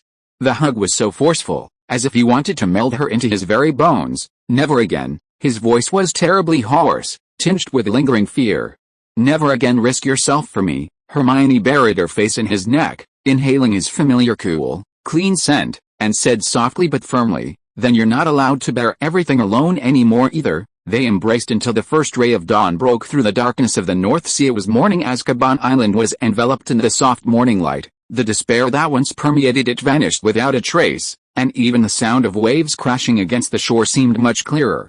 The Aurors were shocked to find that all the Dementors had disappeared, and tender green grass shoots had even sprouted among the prison ruins on the observatory. The two helped each other to their feet. Hermione curiously felt the newly added starlight magic within her, and with a slight thought, a speck of silver light condensed at her fingertips. "It seems." Lynn watched her fingertips, a slight smile on his lips. The contract has completed its final balance. They not only shared life, but now truly shared power. And the echo of their souls. The morning light gilded Hermione's profile as she turned to him and smiled, her eyes reflecting the entire dawn. What they didn't know was that far away in Hogwarts' highest tower, Dumbledore, looking through the vision brought by Fawkes the Phoenix, watched the two embracing in the morning light, and revealed a knowing smile. In the crystal basin before him, the trajectory of the starlight was quietly changing. The loom of fate had woven new patterns. Chapter 115, Dawn Oath and Birch Whispers. The morning light over the North Sea was as clear as if it had been purified by star power, dispelling the gloom that had accumulated in Azkaban for a century. Aurors bustled through the prison ruins, surprised to find tender green shoots emerging from the dark corners that had once nourished Dementors. Hermione and Lynn, supporting each other, descended the broken steps of the observatory. With each step, Hermione felt a subtle change within her. Lynn's cool and vast dark power had merged with her own warm magic, and through their bond, she clearly sensed Lynn's depleted essence reshaping at an unprecedented speed, becoming more resilient and profound. Kingsley Shacklebolt strode towards them, his keen gaze sweeping over their clasped hands and pale but revitalized faces, nodding knowingly. "It seems you've accomplished something incredible." He looked towards Sirius, who was comforting the frightened prisoners in the distance. "Because of you, many people will see the light of day again, including him." As if sensing the words, Sirius turned his head. The morning light fell on his thin but straight back, and the eyes that had once been filled with pain and madness were now as clear as the lakes of the Scottish Highlands. He walked towards them, his step steady, no longer the fugitive cowering in the shadows. "I owe you my life." More than once, he stood before them, his voice hoarse but sincere, and, "Thank you for proving my innocence." He spoke these words with particular solemnity. Hermione's eyes welled up slightly, and she gently shook her head. "We only did what we had to do." Lynn nodded slightly, accepting the thanks, but his gaze fell on the survivors behind Sirius, a few prisoners timidly looking their way. Hope rekindled in their eyes just then. Several apparition cracks echoed from the sky. Elite Aurors led by Scrimgeour, as well as several representatives from the Ministry of Magic's Provisional Committee, appeared. They looked at the completely purified Azkaban, their faces filled with shock. A witch in purple robes and with a dignified demeanor stepped forward, Madame Griselda Maxime, the new spokesperson for the Provisional Committee. She waved her wand, and a massive, shimmering silver projection of the Ministry of Magic's emblem hung in midair, ensuring all survivors could see and hear. "In the name of the Ministry of Magic Provisional Committee and the Wizengamot Special Tribunal," her voice, amplified by magic, clearly resonated across the entire island. "It has been investigated and found that the case in which Sirius Black was accused of murdering Peter Pettigrew and 12 Muggles contains significant misjudgment and missing evidence." The crowd stirred, based on newly added key evidence, including a memory crystal containing Peter Pettigrew's full confession and details of his crime, as well as the testimonies of surviving Azkaban guards. "It is hereby formally ruled, all charges against Sirius Black are unfounded. His reputation is immediately restored, and all his rights are returned." A silvery white light shot from Madame Maxime's wand, enveloping Sirius like a soft veil. When the light dissipated, his tattered prison uniform had transformed into a well-fitting dark green robe, his messy hair was somewhat tidied, and the last trace of a prisoner's haggardness on his face was smoothed away, revealing the Black family's inherited, time-worn handsome features. After a brief silence, the survivors erupted in enthusiastic cheers and applause. Several prisoners who had been confined on the same level as Sirius and knew of his injustice even shed tears of excitement. Sirius stood still, looked up, closed his eyes tightly, his Adam's apple bobbing violently. The sunlight fell unobstructed on his face, as if to dispel all the cold and injustice accumulated over 12 years. After a long while, he slowly opened his eyes, looked at Hermione and Lynn, his emerald eyes shimmering with moisture, yet bearing a relieved smile. This moment formally declared the arrival of innocence. The Thestral's return flight was much smoother. Perhaps sensing the change in their riders' moods, these mysterious creatures even emitted joyful sounds akin to humming. Hermione leaned back relaxed in Lynn's embrace, feeling the morning breeze caress her cheeks, watching the azure sea below gradually give way to the lush Scottish Highlands. After a night of thrilling events, the current tranquility felt exceptionally precious. Lynn's arm was around her waist, steady and warm, his chin occasionally brushing the top of her head, silently conveying reassurance. They did not return directly to the castle, but landed on the outskirts of Hogsmeade village. Kingsley needed to take serious to the Ministry of Magic to handle the complicated restoration procedures, while Hermione and Lynn, as Madame Pomfrey's message had conveyed in advance, urgently needed rest and no disturbances. The two, with unspoken understanding, did not apparel it, but walked slowly along a familiar path. Sunlight filtered through the leaves, casting dappled light, birds chirped crisply, and the air was filled with the scent of earth and grass. Everything felt a world away from the deathly silence and despair of Azkaban. Unbeknownst to them, they arrived at a familiar birch forest. The silver-white trunks were straight and slender, the tender green new leaves almost transparent in the sun, and as the breeze passed, the leaves rustled, as if whispering the secrets of spring. Lynn stopped, turning to Hermione. Sunlight filtered through the gaps in the branches, casting soft shadows on his well-defined face, his gray eyes closer to the color of the morning sky than ever before. "Hermione," he called softly, all coolness stripped from his voice, leaving only a deep, almost solemn tenderness. Hermione's heart inexplicably quickened, and she looked up at him. He didn't speak immediately, but simply raised his hand, his fingertips gently brushing a strand of her curly hair blown astray by the wind, his movement so light as if afraid to startle a butterfly. His gaze meticulously traced her features, as if to engrave her in this moment deep into his soul. "On the observatory," he whispered, each word clear and slow, "when you chose to share my curse, I felt more than just pain." His fingertips slid to her chin, lifting it slightly, leaving her nowhere to hide her gaze. "I felt your fear, your resolve, your love." The last word, he spoke extremely softly, yet it struck Hermione's heart heavily. "It was in that moment I truly understood," he continued, a tide of emotion she had never seen before surging in his gray eyes. "Some boundaries, once crossed, can never be retreated from. Some connections, once forged, are destined to be eternal." Hermione held her breath, her eyes slightly warm, only able to stare at him blankly. Lynn leaned in slightly, closing the distance between them. His forehead gently touching hers, their breaths mingling. He could clearly see his reflection in her brown pupils, and the emotion, mirroring his own, that was gradually spreading. "I am not good with vows, Hermione Granger." His voice was deep and magnetic, like the richest cello note, resonating directly with her heartstrings. "But by the stars, and by life, I swear, from this moment on, my every breath, every heartbeat, every ounce of strength, will exist for you, fight for you, protect your safety, and grant you peace. Will you accept me like this?" This was not a flowery confession, yet it moved Hermione's soul more than any love poem. She heard all of him in it, his past, his struggles, his promises, and that deeply hidden yet immense love. Tears finally fell, but they were the crystallization of joy. Hermione stood on her tiptoes, closing the last bit of distance, pressing her forehead more tightly against his, her voice choked but incredibly clear and firm. "I will. By wisdom, and by time, I swear, my every heartbeat, every breath, every bit of my future, will also be shared with you, and walked with you.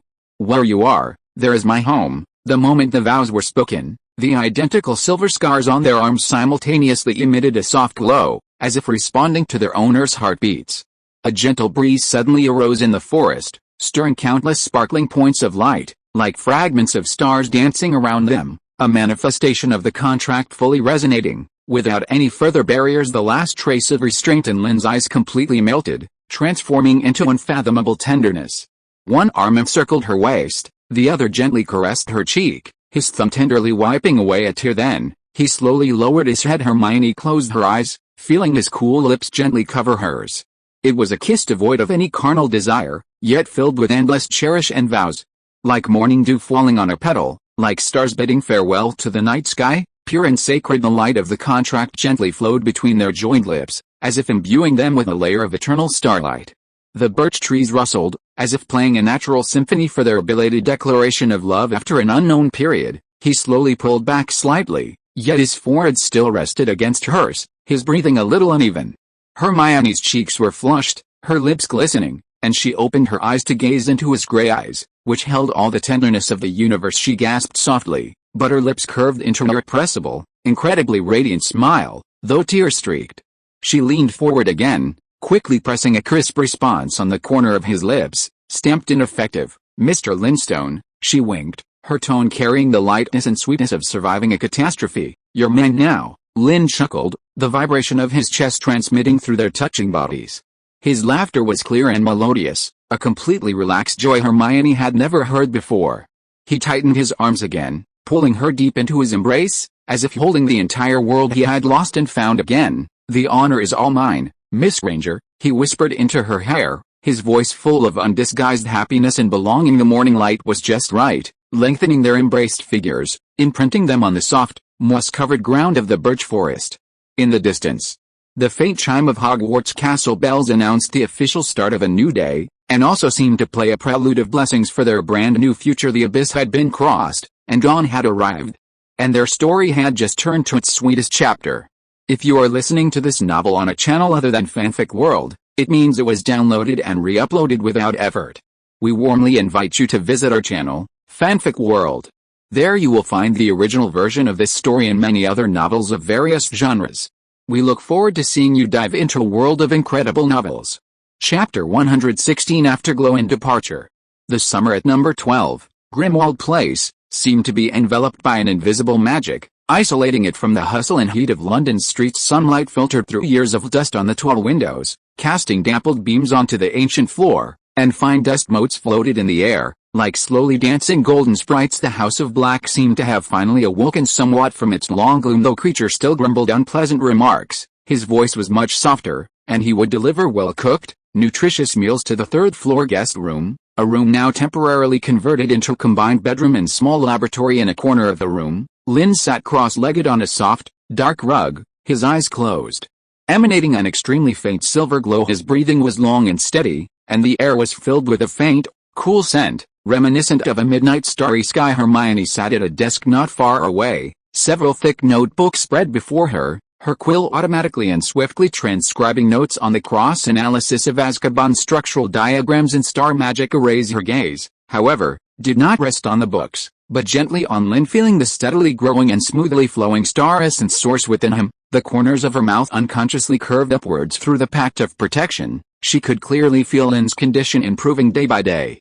That deep soul connection made companionship without words incredibly fulfilling. After a long while, the glow around Lynn gradually receded, and he slowly opened his eyes, his gray eyes clear, appearing more profound and serene than ever before. "How do you feel?" Hermione immediately put down what she was doing, stood up, and poured a cup of warm water, handing it to him with natural grace. Lynn took the water cup, his fingertips brushing hers inadvertently, bringing a subtle warmth. "Very good," he replied softly, his gaze resting on her cheeks, slightly flushed from concentration. "The star essence source is much more stable, and even more resilient than before." This was thanks to Hermione's continuous nurturing through the pact and their shared burden during that crisis. Hermione's eyes lit up with joy at his words. "That's wonderful.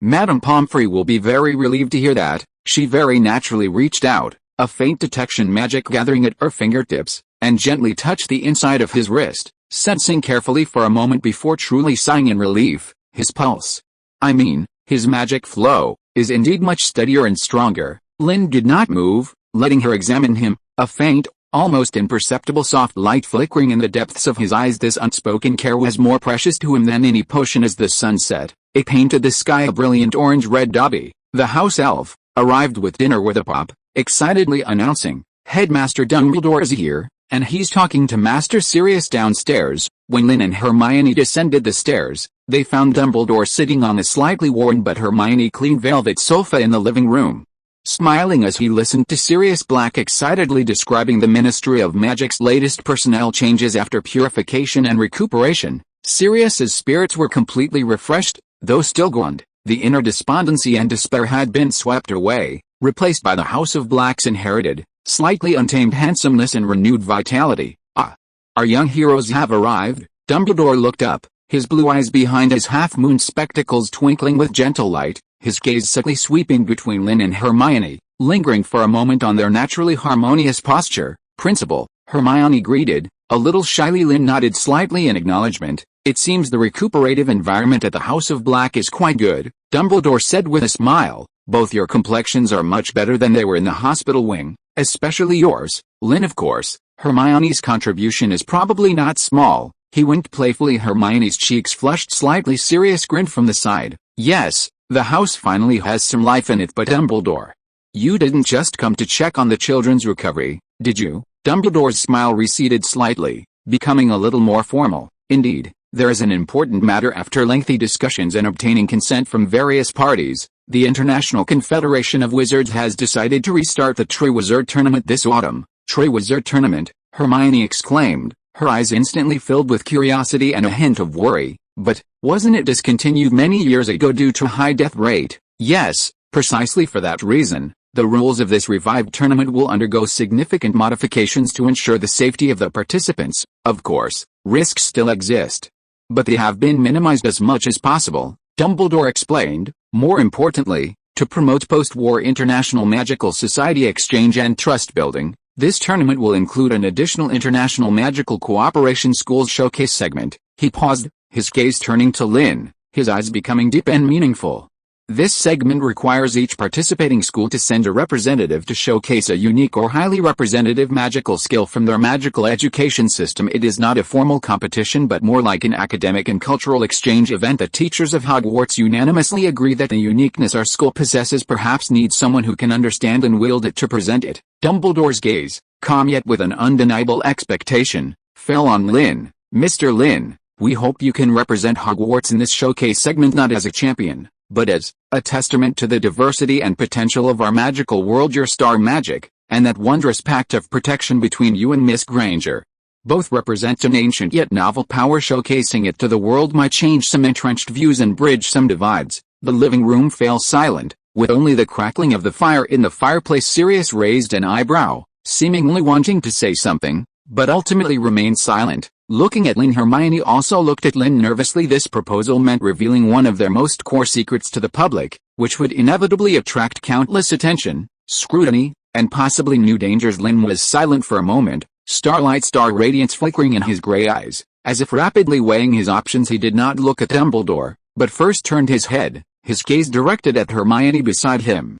With a silent inquiry, Hermione instantly understood his gaze. She took a deep breath, and then her eyes became firm, and she nodded slightly at him. No matter what decision he made, she would stand by him and face it with him. Having received Hermione's silent support, Lynn turned his gaze back to Dumbledore, who was awaiting his reply. His voice was calm yet clear. I need to know, where are the boundaries of the showcase, and what kind of support can Hogwarts provide for this? He did not immediately refuse but raised practical questions. Dumbledore's smile deepened, seemingly very pleased with this. Well asked, my boy. He interlocked his fingers and slowly said, the boundaries of the showcase lie in harmlessness and non-aggression. We are not showcasing military might, but the wonder and depth of magic is for support. The entire Hogwarts will be your solid backing. Professor Flitwick has shown great interest in ancient magic. Professor Sprout's greenhouses have some wonderful plants that might resonate with your power, and, of course, Miss Granger's unparalleled research ability. He smiled gently at Hermione. Lynn pondered for a moment. He sensed a deeper intent in Dumbledore's words, not just a showcase, but a probing, a strategic move, and perhaps even a form of protection for him and Hermione. Placing their power in the light might reduce covetousness from dark corners. At the same time, this was also an opportunity to encounter entirely different magical systems. I accept. He finally made his decision, his voice not loud, but carrying a quiet strength. A glimmer of relief flashed in Dumbledore's clear blue eyes. Excellent. We can discuss the specific details after the start of the school year this summer. Your most important task is still to fully recover and prepare. He looked at them both meaningfully. Enjoy this summer, children. Sometimes, the most powerful strength comes precisely from quiet accumulation and genuine connection. He then briefly chatted with Sirius about the Order of the Phoenix's security arrangements before standing to take his leave. The silver white Phoenix Fox arced a dazzling flame through the air, and with a faint pop of apparition, the old man vanished. Silence returned to the living room, the lingering glow of the sunset casting a warm light over the room. Sirius whistled and clapped Lynn on the shoulder, representing Hogwarts. Wow, this is going to be exciting. But, buddy, I support you. He then winked at Hermione. And you, Hermione, keep an eye on him. Don't let him push himself too hard with that star magic. Hermione blushed slightly but nodded earnestly. After dinner, Hermione and Lynn went to a small open-air balcony on the top floor of the old house. It had been meticulously tidied by Hermione, with a few hardy magical plants, becoming the private space for stargazing each night and occasionally conducting small-scale magic experiments. The London night sky was unusually clear, and a few early stars had already begun to twinkle. Are you really sure? Hermione asked softly, leaning on the railing, looking at Lynn's profile, standing in front of so many people. With you here? Lynn's voice was low and steady. He turned his head, his gaze exceptionally clear in the deepening twilight. It's not facing it alone. He held out his hand, palm up, and a faint silver starlight star radiance gathered at his fingertips, flowing like a living thing, finally forming a small, constantly spinning star vortex. Moreover, he continued, his tone taking on a familiar, researcher's focus that Hermione recognized. This is an opportunity to test the collision of star magic with other systems. Dumbledore is right. Power needs to be recognized, not merely hidden. Hermione looked at the pure starlight star radiance at his fingertips, and then at the rekindled light of inquiry into the star essence source in his eyes, and her last trace of worry gradually gave way to shared expectation. She gently placed her hand next to his, the imprint of the pact of protection emitting a faint warmth beneath her skin. Then we'll have to plan carefully. Her tone became excited, her brain already whirring rapidly. The form of the showcase, the explanation of the principles, safety measures, and perhaps we need to look up relevant international magical showcase regulations. Watching her instantly enter know-it-all mode, chattering away with plans, Lynn's lips curved into an almost imperceptible smile. He did not interrupt her, just listened quietly, the starlight star radiance at his fingertips still slowly spinning, echoing the first star to brighten in the sky. The night breeze gently brushed by, bringing faint curses from Mrs. Black's portrait in the garden downstairs, greatly weakened by Sirius's permanent silencing charm, and the distant, muffled sound of London traffic. But on this small balcony, there was only the girl's soft and rapid murmuring and the boy's quiet companionship. Future challenges were like the stars not yet fully visible in the sky, vaguely known but with details unclear. But at this moment, they savored this calm before the busyness, enjoying the warmth and strength that each other's company brought, enough to face any unknown. The story of the stars was about to turn a new chapter and they were ready to write it together. Chapter 117 Historical Deviation. Number 12. Grimwald Place's morning was awakened by a warm and regular rhythm. The sun had not yet completely dispelled the coolness of the night, but the aroma of fried eggs and toast was already wafting from the kitchen. Creature, though still grumbling, worked much more efficiently under Sirius's promise of a replica of Mrs. Black's old locket. As a reward if you work hard, Hermione, habitually an early riser, was now sitting at the dining table, several parchment scrolls spread before her, filled with preliminary ideas about international magic exhibition compliance and starlight magic energy visualization. Her quill hovered nearby, occasionally flying up on its own to add a few strokes. Lynn sat opposite her, holding a glass of water, his gaze fixed on the gradually awakening street outside the window, seemingly lost in thought. Yet, Hermione could feel through their contract that the starlight magic within him was operating and nurturing itself in an extremely slow and subtle way, as natural as breathing. His profile in the morning light appeared serene and focused. Sirius hummed an off-key tune, tossing a freshly delivered copy of the Daily Prophet onto the center of the dining table, then picked up his fork and poked a sausage. "Let's see what boring news there is today," he mumbled. "I bet those people at the Ministry of Magic are still arguing about who gets to sit in which chair." Hermione was interrupted from her contemplation. She sighed and reached for the newspaper. As a window to the outside world, even knowing the Daily Prophet was often biased, reading it was still a necessary habit. The front page was still about the reorganization process of the Ministry of Magic's interim committee and scattered protests from the remaining Fudge faction, with fierce but empty rhetoric. Hermione quickly skimmed through it and turned to the second page. Her gaze was instantly drawn to a prominent headline in the bottom right corner: Triwizard Tournament makes a grand return. 4 great academies of magic gather at Hogwarts, by Rita Skeeter. Hermione's breath hitched slightly, and she immediately read on with full attention. Lynn also noticed her emotional fluctuation, withdrawing his gaze from the window and quietly looking at her. "Merlin's beard," Hermione murmured, her voice filled with disbelief. This isn't what Headmaster Dumbledore said." "What's wrong?" Sirius leaned over, still chewing his food. Hermione pushed the newspaper in front of him, her finger pointing at the article, her speech involuntarily quickening. "Look. The report says that in addition to Durmstrang and Bogsbuttons, the confirmed participants also include the Kunlun Academy of Magic from China. The format is no longer a Triwizard, but a 4-wizard tournament.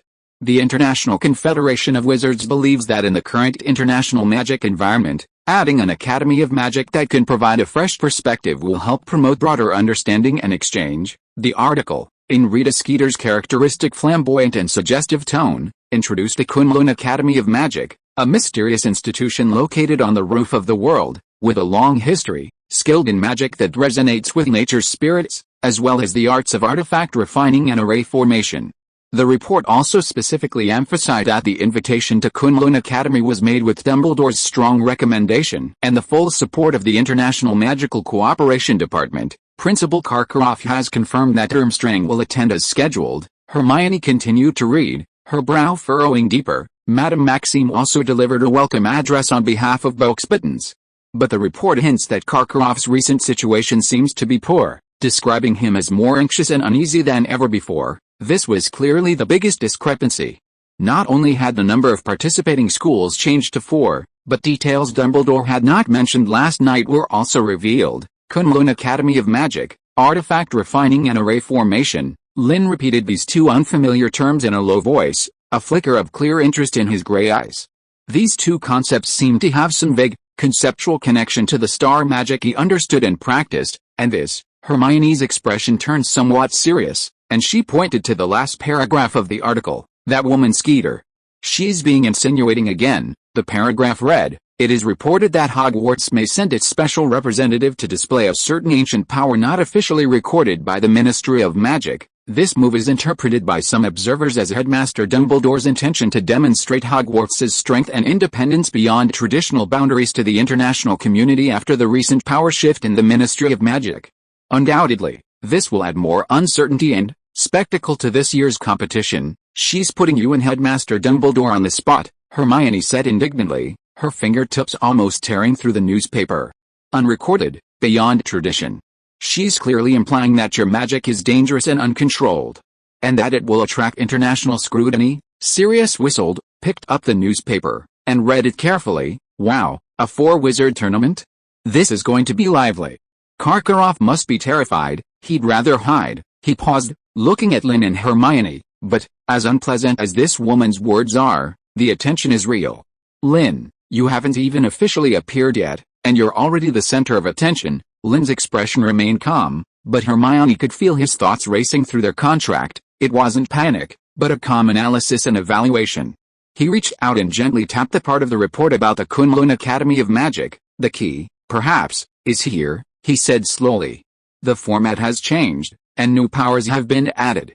Dumbledore did not mention the details last night, perhaps he was also observing. But artifact refining, array formation, he looked up at Hermione, may have commonalities with star runes and energy guidance. His thoughts were always so clear and direct, instantly pulling Hermione out of her anger at Rita Skeeter and turning her attention to a more practical and exciting direction. You mean, the possibility of academic exchange? Hermione's eyes lit up, her researcher's instincts fully ignited. If their magic system truly involves advanced energy guidance and solidification, then it might indeed intersect with star magic, and even ancient runes. This might provide us with new ideas for understanding and safely demonstrating your power. She even began to imagine if she could find better ways from Eastern magical wisdom to further nurture Lynn's severely damaged origin. We need more information about the Kunlun Academy of Magic. Hermione immediately stood up, appearing somewhat impatient. The Daily Prophet's report is too brief and biased. Hogwarts Library has very few books on Eastern magic systems. Maybe we can ask Headmaster Dumbledore? Or, wait, perhaps the International Magical Cooperation Department has public introductory documents. Watching her instantly enter research mode, starting to list possible information sources on parchment, and continuously muttering terms like array principles, energy resonance, and combining artifact refining with spells, Sirius couldn't help but laugh. Hey, Hermione, relax, they're not due for another 2 months. But Hermione was clearly no longer listening. A new, unknown field of magic was like a fatal magnet to her. Lynn looked at her focused profile, a faint smile flashing in his eyes. He liked to see her full of vitality. He reached out and gently pressed his hand on the parchment she was rapidly writing on. Hermione stopped writing, looking up at him in confusion. No rush, Lynn's voice was low and soothing. Eat breakfast first.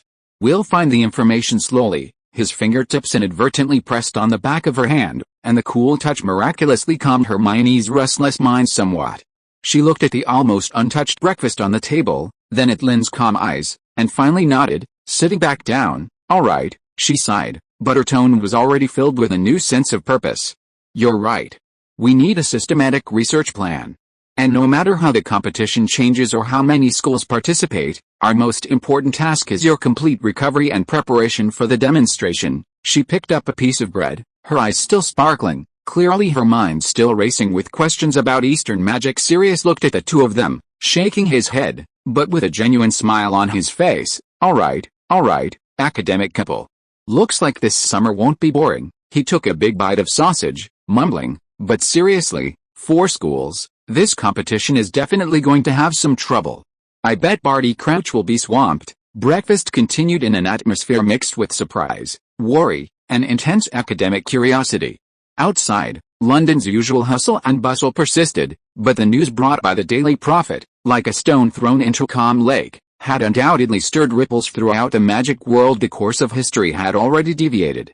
On the stage of the Four-Wizard Tournament, there would not only be traditional contests but also the first formal clash and exchange between Eastern and Western magic systems. And Lynn and Hermione, at the eye of the storm, while dealing with attention and scrutiny, also encountered an unexpected opportunity to explore the deeper mysteries of the origin of magic. Hermione quietly reached out under the table and gently squeezed Lynn's fingers. Lynn, in turn, cupped her fingers in his palm, his movements perfectly natural. No matter how many unknowns and challenges lay ahead, they would face them together, explore them together. That in itself was the most powerful magic. Chapter 118, Voldemort reappears.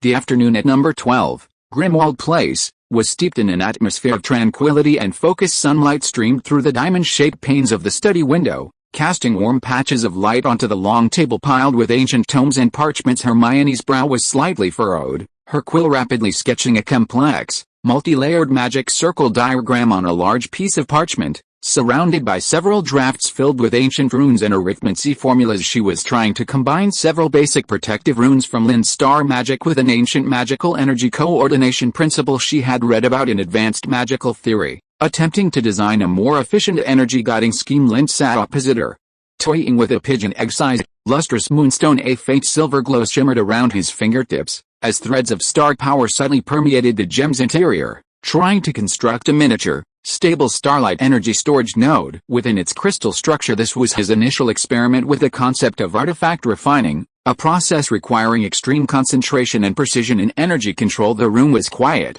save for the rustle of the quill on paper and the occasional, almost imperceptible tink from the gem surface, like a water drop falling into a deep pool, a feedback indicating Lynn's successful completion of a tiny structure through their life resonance contract. Hermione could clearly sense Lynn's focused and steady presence, like the workings of a precise clock. This perception was not a distraction. Instead, it became a wonderful background hum, allowing her mind to settle even further. Whenever she encountered a mental block, she would instinctively look up at him, and often, at the moment she looked up, Lynn would coincidentally complete a step, his gray eyes lifting slightly, meeting hers briefly in the air. Without words, a silent current of understanding would flow through their invisible bond, reigniting her inspiration and sending her back to her calculations. This quiet and efficient coexistence was, in itself, a silent form of sweetness. However, at the same time, in the distant Hogwarts castle, a dark storm was quietly brewing. Alastair Moody, or rather, Barty Crouch Jr., wearing his skin, limped down the cold, dim corridors of the castle's dungeons. His magical eyes spun wildly, scanning every corner, every portrait, ensuring no unnecessary gazes. Finally, he slipped into an abandoned classroom, locked the door behind him, and cast layers of silencing and anti-eavesdropping charms. After doing all this, he leaned against the dusty podium, panting heavily, cold sweat beading on his forehead. The long-term use of Polyjuice potion to maintain another person's form, while suppressing his own insane nature, was constantly draining his spirit. More importantly, the box in his arms containing the necessities for his master's resurrection, and the increasingly burning dark mark on his arm, constantly reminded him of the urgency of his mission. He pulled a two-way mirror shard from his pocket and hissed a name. Moments later, Karkaroff's face, etched with anxiety and fear, appeared in the shard, with the captain's cabin of his ship in the background. "We need to speed up." Barty's voice was hoarse and urgent, devoid of all pretense of composure. "The master is very displeased. Hogwarts' defenses are strengthening, and Dumbledore's attention will soon be fully focused on that damn Triwizard tournament. We must pave the way before then." Karkaroff on the other end of the mirror looked more haggard than usual, his eyes darting around. I know, but Crouch, the plan is too risky. The Goblet of Fire, that's a very ancient magical contract. If tampering is discovered, it won't be discovered," Barty growled, his magical eye fixed on the mirror shard, "as long as you deliver your contribution on time. Don't forget, Karkaroff, who provided the list that got you out of Azkaban? Your life belongs to the Master. Now is the time for you to repay him." His voice was full of insane menace. "Or do you want to experience the burning sensation of the dark mark again? Or, let the Master remind you himself." At the mention of the dark mark, Karkaroff trembled violently, all color draining from his face. "No. I'll do it." His voice wavered. "Durmstrang's list. I'll make sure Potter's name appears on it, but after that, you don't need to worry about what happens after." Barty interrupted him. "You just need to do your part, and then control your students, especially Krum. Don't let him get in the way. Remember, Karkaroff, the consequences of failure are 1,000 times worse than Azkaban." Without waiting for a response, he abruptly cut the communication and roughly shoved the two-way mirror shard back into his pocket. He gasped for breath, a sickly, fanatical glint in his single eye. "For the Master," he murmured, his trembling fingers caressing the burning mark on his arm, and in a more distant, unknown dark corner Nagini's massive body slowly writhed, her scales scraping against a cold ground in the shadow of a dilapidated armchair. An even denser, almost ethereal darkness pulsed and twisted in agony. The darkness had no fixed form, as if condensed from the deepest malice and pain, barely discernible as of egg, infant.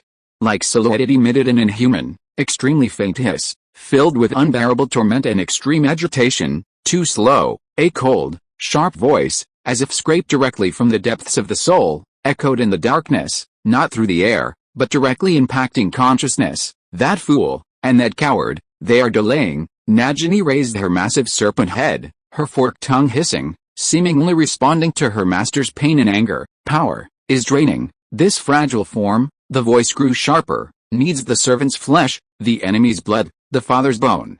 Must be soon." A violent, silent spasm swept through the darkness, almost causing it to disintegrate. It was filled with bone-deep hatred for its current fragile, painful state. Clinging to life through a lower creature, every second of waiting was endless torture. "Crouch. If he fails again," the voice was filled with the most vicious curses, "he will suffer pain worse than death."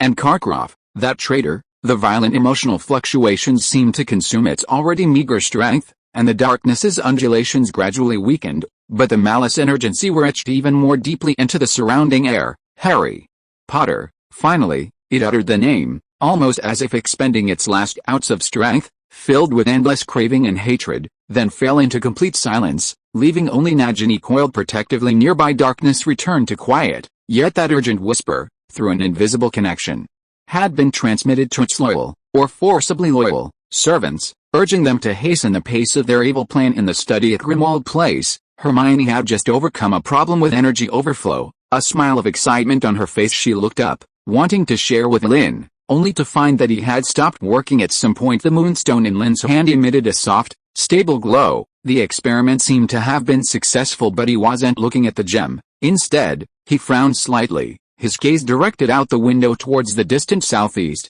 roughly the direction of Hogwarts, a barely perceptible gravity flashing in his gray eyes. "What's wrong?" Hermione keenly noticed his subtle change in emotion. "Through the contract." She felt a faint palpitation. It wasn't from him directly, but more like a vague sensation of some negative energy fluctuation from afar. Lynn was silent for a moment, seemingly trying to capture the fleeting feeling. Finally, he shook his head, placing the moonstone on the table. The faint sensation had disappeared. "Nothing," he said softly, but his fingers unconsciously stroked the silver scar on his arm, the mark left by sharing the curse, and the deepest proof of their contract's connection. Perhaps it was just an illusion. Hermione wasn't entirely convinced. She walked to his side, naturally took his hand, and carefully sensed his condition. Only after confirming his core was stable and normal did she feel a little relieved. "Maybe you've been too tired lately," she said worriedly. "You can put the research aside. Your recovery is the most important thing." Lynn clasped her fingers in return, his fingertip gently tracing a soothing rune on the back of her hand, and shook his head. "I'm really fine." He picked up the successful moonstone and placed it in her palm. "This is for you." The moonstone felt warm and smooth to the touch, as if a river of stars flowed within, containing stable and pure energy. Hermione looked at the small gem with surprise. "It worked? This is amazing." "Its energy storage efficiency looks..." Her attention was instantly captured by the new research result, and she began to carefully sense the internal structure of the gem. Temporarily forgetting the unease from earlier, Lynn watched her focused profile, his gaze softening. He didn't mention the momentary palpitation again, but that subtle warning sign, like a stone thrown into a lake, though it caused no ripples, had quietly settled deep in his heart. The undercurrents in the distance continued to surge, but at this moment, the warmth of companionship and sharing in the sun-drenched study was the tangible reality. They held each other's hands a little tighter, as if silently promising that no matter how turbulent the undercurrents, they would face them together. Chapter 119 Guidance from the Stars. The Hogwarts Express, spewing white steam, slowly pulled into the familiar station outside. The rooftops of Hogsmeade Village appeared exceptionally clear in the cool September air, and the distant towers of Hogwarts Castle loomed faintly under the grey sky. A complex emotion welled up in Hermione's heart. Returning to school was always reassuring. The castle was like a second home, but this time, a peculiar tension seemed to permeate the air. Besides Hagrid's giant figure and the usual boisterous students, there were also several stern-faced wizards wearing Ministry of Magic badges on the platform, their gazes vigilantly sweeping the crowd. It seems special protection is for real. Sirius's voice sounded from beside them. He was wearing a travel cloak, deliberately using the hood to cover most of his face, but the disdain in his tone was evident. He insisted on seeing them off, even though Dumbledore had advised him to keep a low public profile. Lynn's gaze swept indifferently over those wizards, offering no comment, merely giving Hermione's hand a gentle squeeze through their bond. Hermione could feel his calmness was more subdued than usual, as if he was gathering strength, preparing for something. The train doors opened, and a crowd surged forward amidst the clamor. They saw Harry and Ron, both excitedly waving at them. "Hey! How was your summer?" Ron shouted, his attention quickly drawn to a witch pushing a snack trolley. Harry, however, seemed preoccupied. He quickly exchanged a glance with Sirius, then whispered to Hermione and Lynn, "Was the journey smooth? I always feel like someone was watching our compartment." Hermione's heart sank slightly. Even Harry had sensed it. Returning to the castle was like passing through an invisible membrane. The great hall was still brightly lit with starlight, the Sorting Hat still sang off-key songs, and the long tables were piled high with delicious food. But on the professor's table, several unfamiliar security consultants sat stiffly. Students whispered to each other, discussing not only their summer experiences but also the Daily Prophet's continuous coverage of the Triwizard Tournament and the Hogwarts Special Representative. Even Peeves seemed to sense the change in atmosphere. His pranks somewhat reined in after the feast. Lynn and Hermione tacitly agreed not to return directly to the common room, but instead took a secluded corridor and ascended the stairs leading to the Astronomy Tower. At the highest point of the castle, the night wind was biting, yet it also isolated all the clamor below. Against the dark night sky, the stars were exceptionally bright and clear, like countless diamonds embedded in deep velvet. Lynn walked to the edge of the platform, closed his eyes, and slowly raised his hands, palms facing the sky. He did not mobilize a large amount of star power, but instead spread his mental energy like a fine spiderweb, attempting to establish an extremely subtle resonance with the vast starry sky. Hermione stood quietly not far behind him, not disturbing him, merely guarding him silently. She could feel an ineffable, ethereal, and distant aura emanating from Lynn. The night wind blew his dark hair from his forehead, revealing a smooth brow. At this moment, he seemed no longer a Hogwarts student, but an ancient stargazer. Time flowed slowly. Suddenly, Lynn's brow furrowed almost imperceptibly. A very subtle fluctuation appeared in the peaceful aura around him. Hermione immediately noticed, stepped forward, and asked softly, "What's wrong?" Lynn did not answer immediately. He maintained that posture for a few more minutes before slowly lowering his arms and opening his eyes. His gray eyes appeared unusually deep in the starlight, but a trace of heavy shadow settled within them. "Many lines," he murmured, his voice carrying a hint of imperceptible fatigue, as if he had just completed an extremely mentally taxing calculation. "Lines of fate, intertwined, chaotic." He turned to Hermione, his gaze focusing on her face, becoming extremely serious. "But a few of them are very dark and sticky, entwining the castle, especially the direction of the Great Hall and the Black Lake." He precisely named the two locations, which were the most likely venues for the Triwizard Tournament. "Dark, sticky." Hermione's heart leaped. "Can you tell what it is? Is it that kind of power?" She dared not directly speak Lord Voldemort's name. Lynn shook his head. "Not sure. It's not like a direct attack, more like a pollution or distortion. They are quietly altering the flow of other lines of fate, leading everything towards an outcome of fragmentation and separation." He searched for the precise words to describe the vague yet extremely unsettling sensation. Star magic did not provide clear prophecies, but rather a warning about energy trends and potential possibilities. Hermione gasped. "Fragmentation and separation? This certainly didn't sound like a good omen." "We must do something," she said instinctively, her tone firm. Lynn nodded. This was precisely why he had brought her here. Protection is needed not just physically, He mused, that pollution targets fate and will we need magic that can purify, stabilize the mind, and anchor the correct direction. His gaze fell on Hermione, filled with complete trust and reliance. Your knowledge of ancient runes and array formations is key. Research and protection. This immediately ignited all of Hermione's fighting spirit and academic passion. The unease from earlier was instantly replaced by a strong desire for action. We need an absolutely safe place to conduct our research. Her brain worked rapidly. The library's restricted section might not be hidden enough. The room of requirement.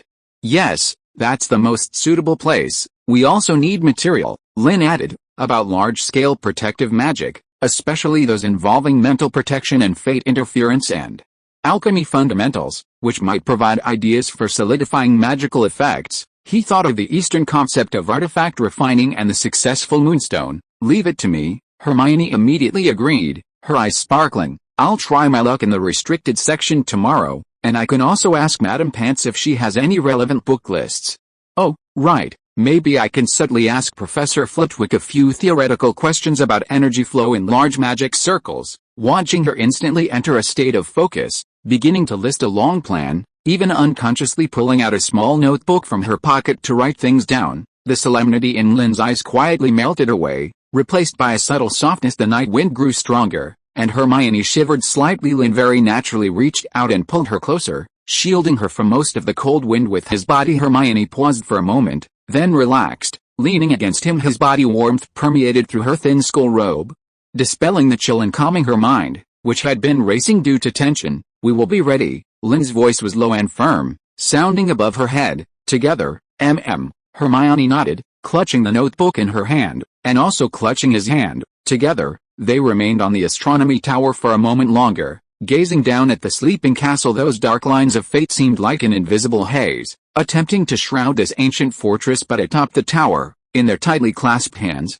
the starlight of their bond flickered subtly, like steadfast stars shining in the darkness. The return to Gryffindor Tower was silent in the common room. Only a few senior students remained, quietly discussing something. And the fat lady's portrait grumbled a few words about their late return, but still let them pass over the next few days. A sense of secret mission drove them apart from their compulsory classes. They dedicated all their energy to the room of requirement. Hermione indeed borrowed a large number of profound tomes from the library's restricted section and several professors, including ancient protective wards, theory and practice, mind barriers, runic weaving, an introduction to alchemy, from symbols to substance. The room of requirement, at their request, transformed into a studio filled with books, adorned with large magic circle blueprints, temporarily appearing on the special floor material, and stocked with various basic alchemy materials. Lynn, meanwhile, was responsible for the core theoretical construction. He often gazed at the magic circle blueprints Hermione had drawn for long periods, faint starlight lingering on his fingertips as he deduced and optimized key nodes. He attempted to integrate the purification, stabilization, and guidance characteristics of star magic into traditional protective magic. The process was not smooth sailing. One energy circuit simulation experiment nearly caused a small-scale magical backfire, scorching a lock of Hermione's hair. Another attempt to solidify starlight runes onto a crystal base resulted in the crystal shattering due to its inability to withstand the energy. But after each failure, they would always meticulously analyze the cause together. Hermione was responsible for finding flaws in the runic structure and alchemy principles, while Lynn adjusted from the perspective of energy flow and stellar resonance. Often, Lynn would suddenly fall into deep thought, then pick up a quill and write a few extremely complex, ancient starlight runes on the edge of a parchment. Hermione would immediately lean over, her eyes wide with study, trying to understand their meaning, and excitedly discussing how to translate them into an operable runic sequence. This highly focused intellectual collaboration further strengthened their bond. Sometimes, just a glance was enough to understand which problem the other was pondering. Lynn would silently hand Hermione a cup of hot cocoa prepared by a house elf. When she stayed up late reading, Hermione, in turn, would notice the occasional fatigue on Lynn's brow from excessive deduction, forcefully demand he rest, and use a newly learned massage technique, infused with starlight magic, to help relax his temples in this busy and fulfilling secret research life. The discussions outside the castle about the Triwizard tournament and the special representative also seemed to grow distant until one evening. As they were once again working late in the room of requirement, Lynn was etching a complex set of runes onto pure silver metal plate, and Hermione was recording energy data beside him. Suddenly, Lynn's movements halted. He sharply raised his head, his gaze piercing towards the direction of the door, as if he could see far beyond the walls. "You feel it again?" Hermione immediately put down her notebook and asked nervously. Lynn slowly nodded, his face grave. "Closer, that line, it's wriggling towards the Black Lake." The Black Lake, the designated venue for the second task of the Triwizard Tournament. Hermione's heart sank sharply. The dark footsteps had not ceased. Lynn put down his tools and walked to the center of the room. In front of the large magic circle blueprint, his gaze falling on the node areas representing purification and stabilization. "We don't have much time," he murmured, starlight faintly visible in his gray eyes. "We must speed up." Hermione walked to his side, looking at the complex designs on the blueprint, conceived together and infused with their combined wisdom and strength, took a deep breath, and her eyes became resolute once more. "Then let's speed up." She took his hand, and the starlight of their bond glowed between their clasped hands, like a silent vow. "Before it arrives, let's be ready to meet it." Inside the room of requirement, it was silent, with only their determined gazes and the interwoven starlight at their fingertips. Racing against time, weaving an invisible shield to protect the castle. Chapter 120. New Allies? The morning chill deepened, but Hogwarts Castle was enveloped in an unprecedented excitement and anticipation. Today, the delegations from Boxbertons and Durmstrang would arrive, and most intriguing of all was undoubtedly the Kunlun Academy of Magic. Coming from afar at breakfast, the Great Hall was bustling with chatter, all focused on the incoming guests. At the Ravenclaw table, students were even passing around a thin notebook of basic Eastern magic concepts, compiled by Hermione. She called it academic preparation. Hermione distractedly stirred her oatmeal, her gaze occasionally darting towards the empty seats reserved at the teacher's table, or to Lynn beside her. He was still calmly eating his breakfast, but Hermione could feel through their bond that his focus was slightly higher than usual, not tension, but more like a researcher awaiting new samples to observe. "I heard the Durmstrang people practice defense against the dark arts to the extreme," Ron mumbled, his mouth full of bacon. "I wonder if they'll demonstrate any cool spells." "I hope the Kunlun Academy of Magic brings some of their magic books," Hermione interjected, her eyes shining. "Even just a catalog." The Daily Prophet's report was too brief. It didn't explain the core principles of artifact forging and formation arts at all. Harry, however, seemed a bit quiet, his gaze occasionally sweeping towards the Great Hall entrance, as if worried about something. Suddenly, the Great Hall doors slowly pushed open, and everyone's attention was instantly drawn. Professor Dumbledore stood up with a smile, while Professor McGonagall's expression was as stern as ever. First to enter was the Boxbertons delegation. Madame Maxime's tall figure was striking, and the students behind her, wearing exquisite silk uniforms, looked slightly arrogant. Next came the Durmstrang students led by Karkaroff, clad in heavy fur cloaks, marching in unison. Victor Crum's appearance caused a considerable stir. However, when the third team walked into the Great Hall, all chatter seemed to be cut off by an invisible hand, replaced by a surprised silence. The students from Kunlun Academy of Magic were few in number, only about 10, but their demeanor was distinctly different. They wore stiff, almost ink-blue robes, with collars and cuffs embroidered with intricate silver thread patterns resembling clouds and mountains. They moved silently, exuding a calm and reserved aura. The young woman leading them was particularly striking. Her posture was erect, her face clear and beautiful, and her dark hair was tied into a simple yet neat bun at the back of her head, adorned with a seemingly plain wooden hairpin, though intricate runes were subtly carved into its tip. Her eyes were as calm as water, her steps unhurried, and her gaze slowly swept across the Great Hall with a discerning observation, rather than curiosity or nervousness. "She must be the head disciple." Lingzingio. Dumbledore delivered a warm welcome speech. When introducing Kunlun Academy, he specifically mentioned, "Miss Lingzingio possesses exceptional talent in array construction and energy refinement. I believe her arrival will undoubtedly bring us a brand new magical perspective." Lingzingio slightly nodded in acknowledgement, her movements elegant and poised. Without saying much after the sorting ceremony and the commotion of the new students, the feast officially began. Students from the 3 foreign schools were seated at the various house tables. The Kunlun Academy students were coincidentally placed near the Gryffindor table. Hermione immediately noticed that Lingzingio's dining etiquette was extremely elegant, even using a pair of slender, jade-colored chopsticks.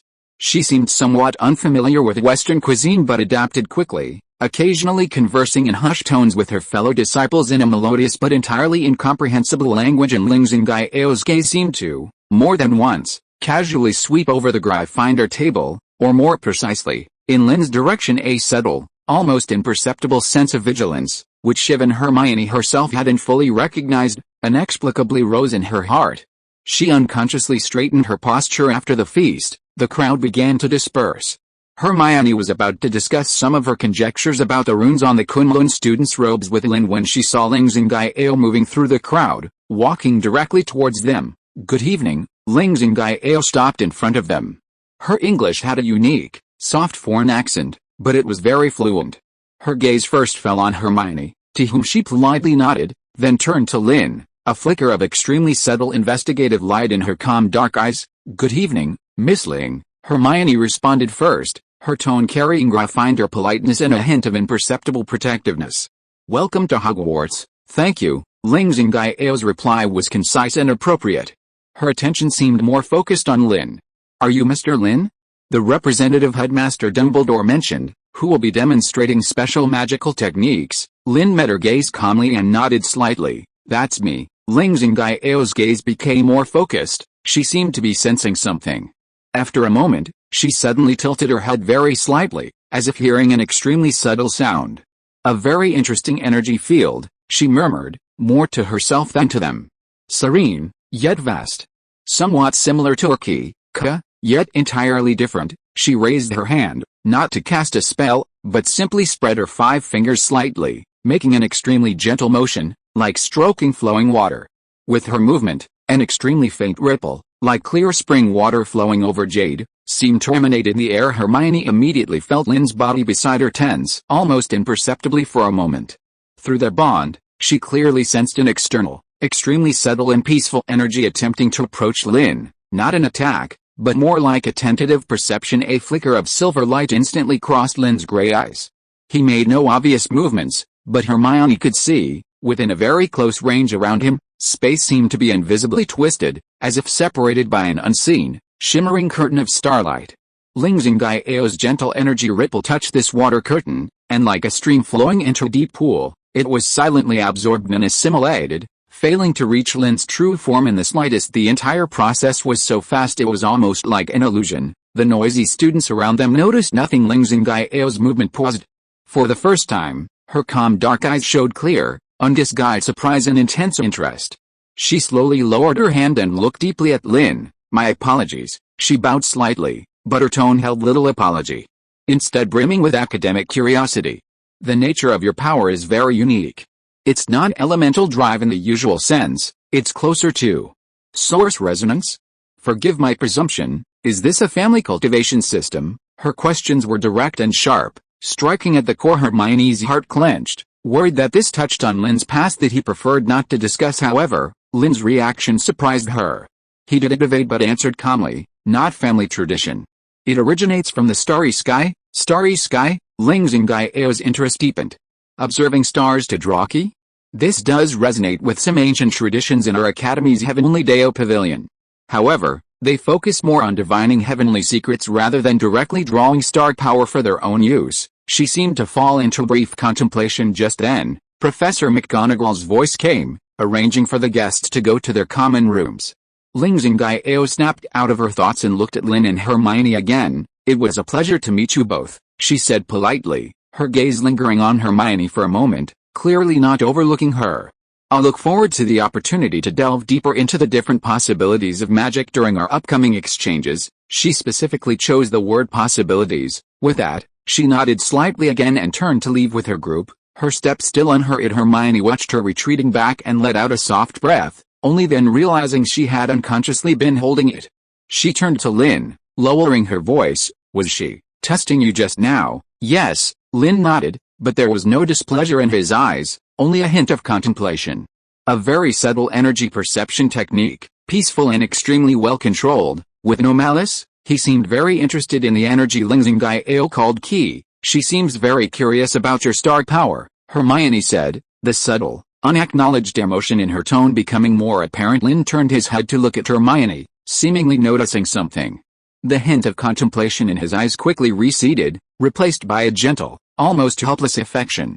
He reached out and very naturally touched her cheek with his fingertips. "No matter how curious she is," his voice was low and firm, "it's just one type of energy system.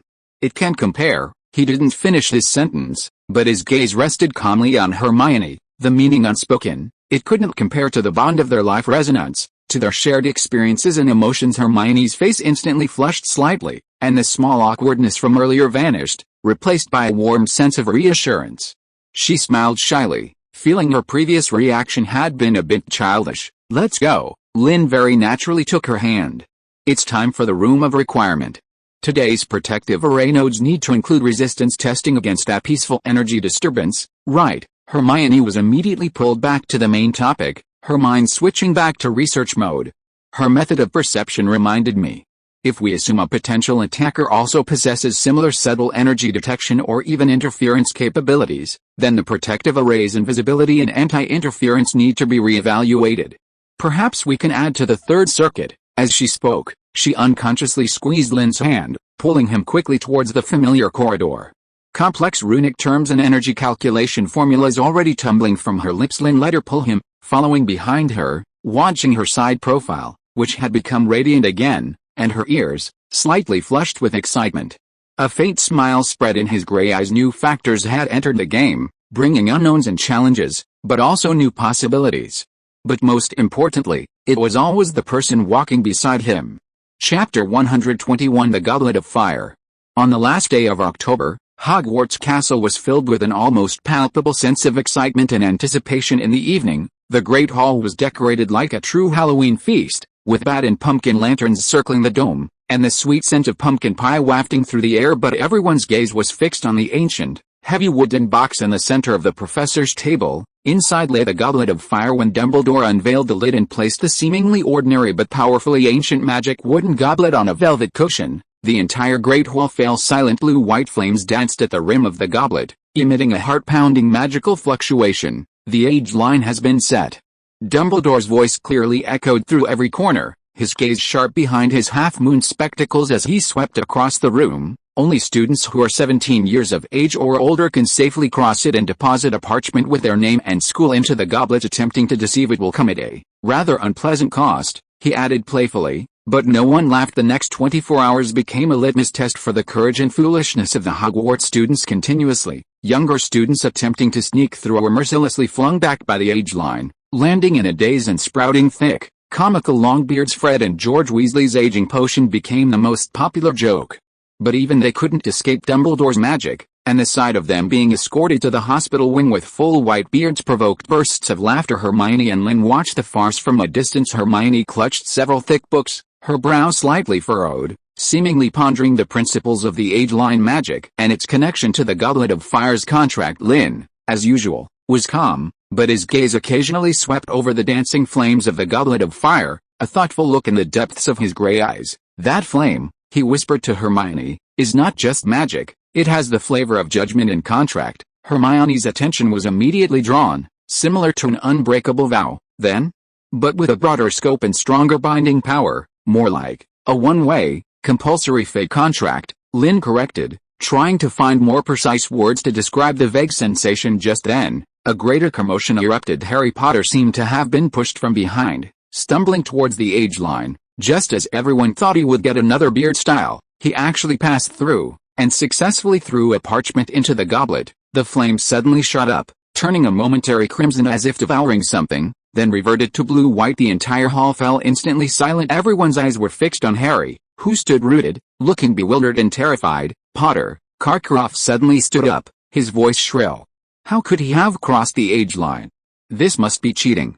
Durmstrang protests. Madame Maxime also frowned, clearly equally doubtful. Ling Zingao and her Kunlun classmates exchanged curious glances, whispering in Chinese. Dumbledore's face became exceptionally serious. He quickly walked up to Harry, asking him something. Harry urgently explained, pointing to the back of the crowd, but the person who pushed him had long vanished. Hermione's heart sank. She immediately looked at Lynn. Through their contract, she could feel that Lynn's attention wasn't entirely on Harry.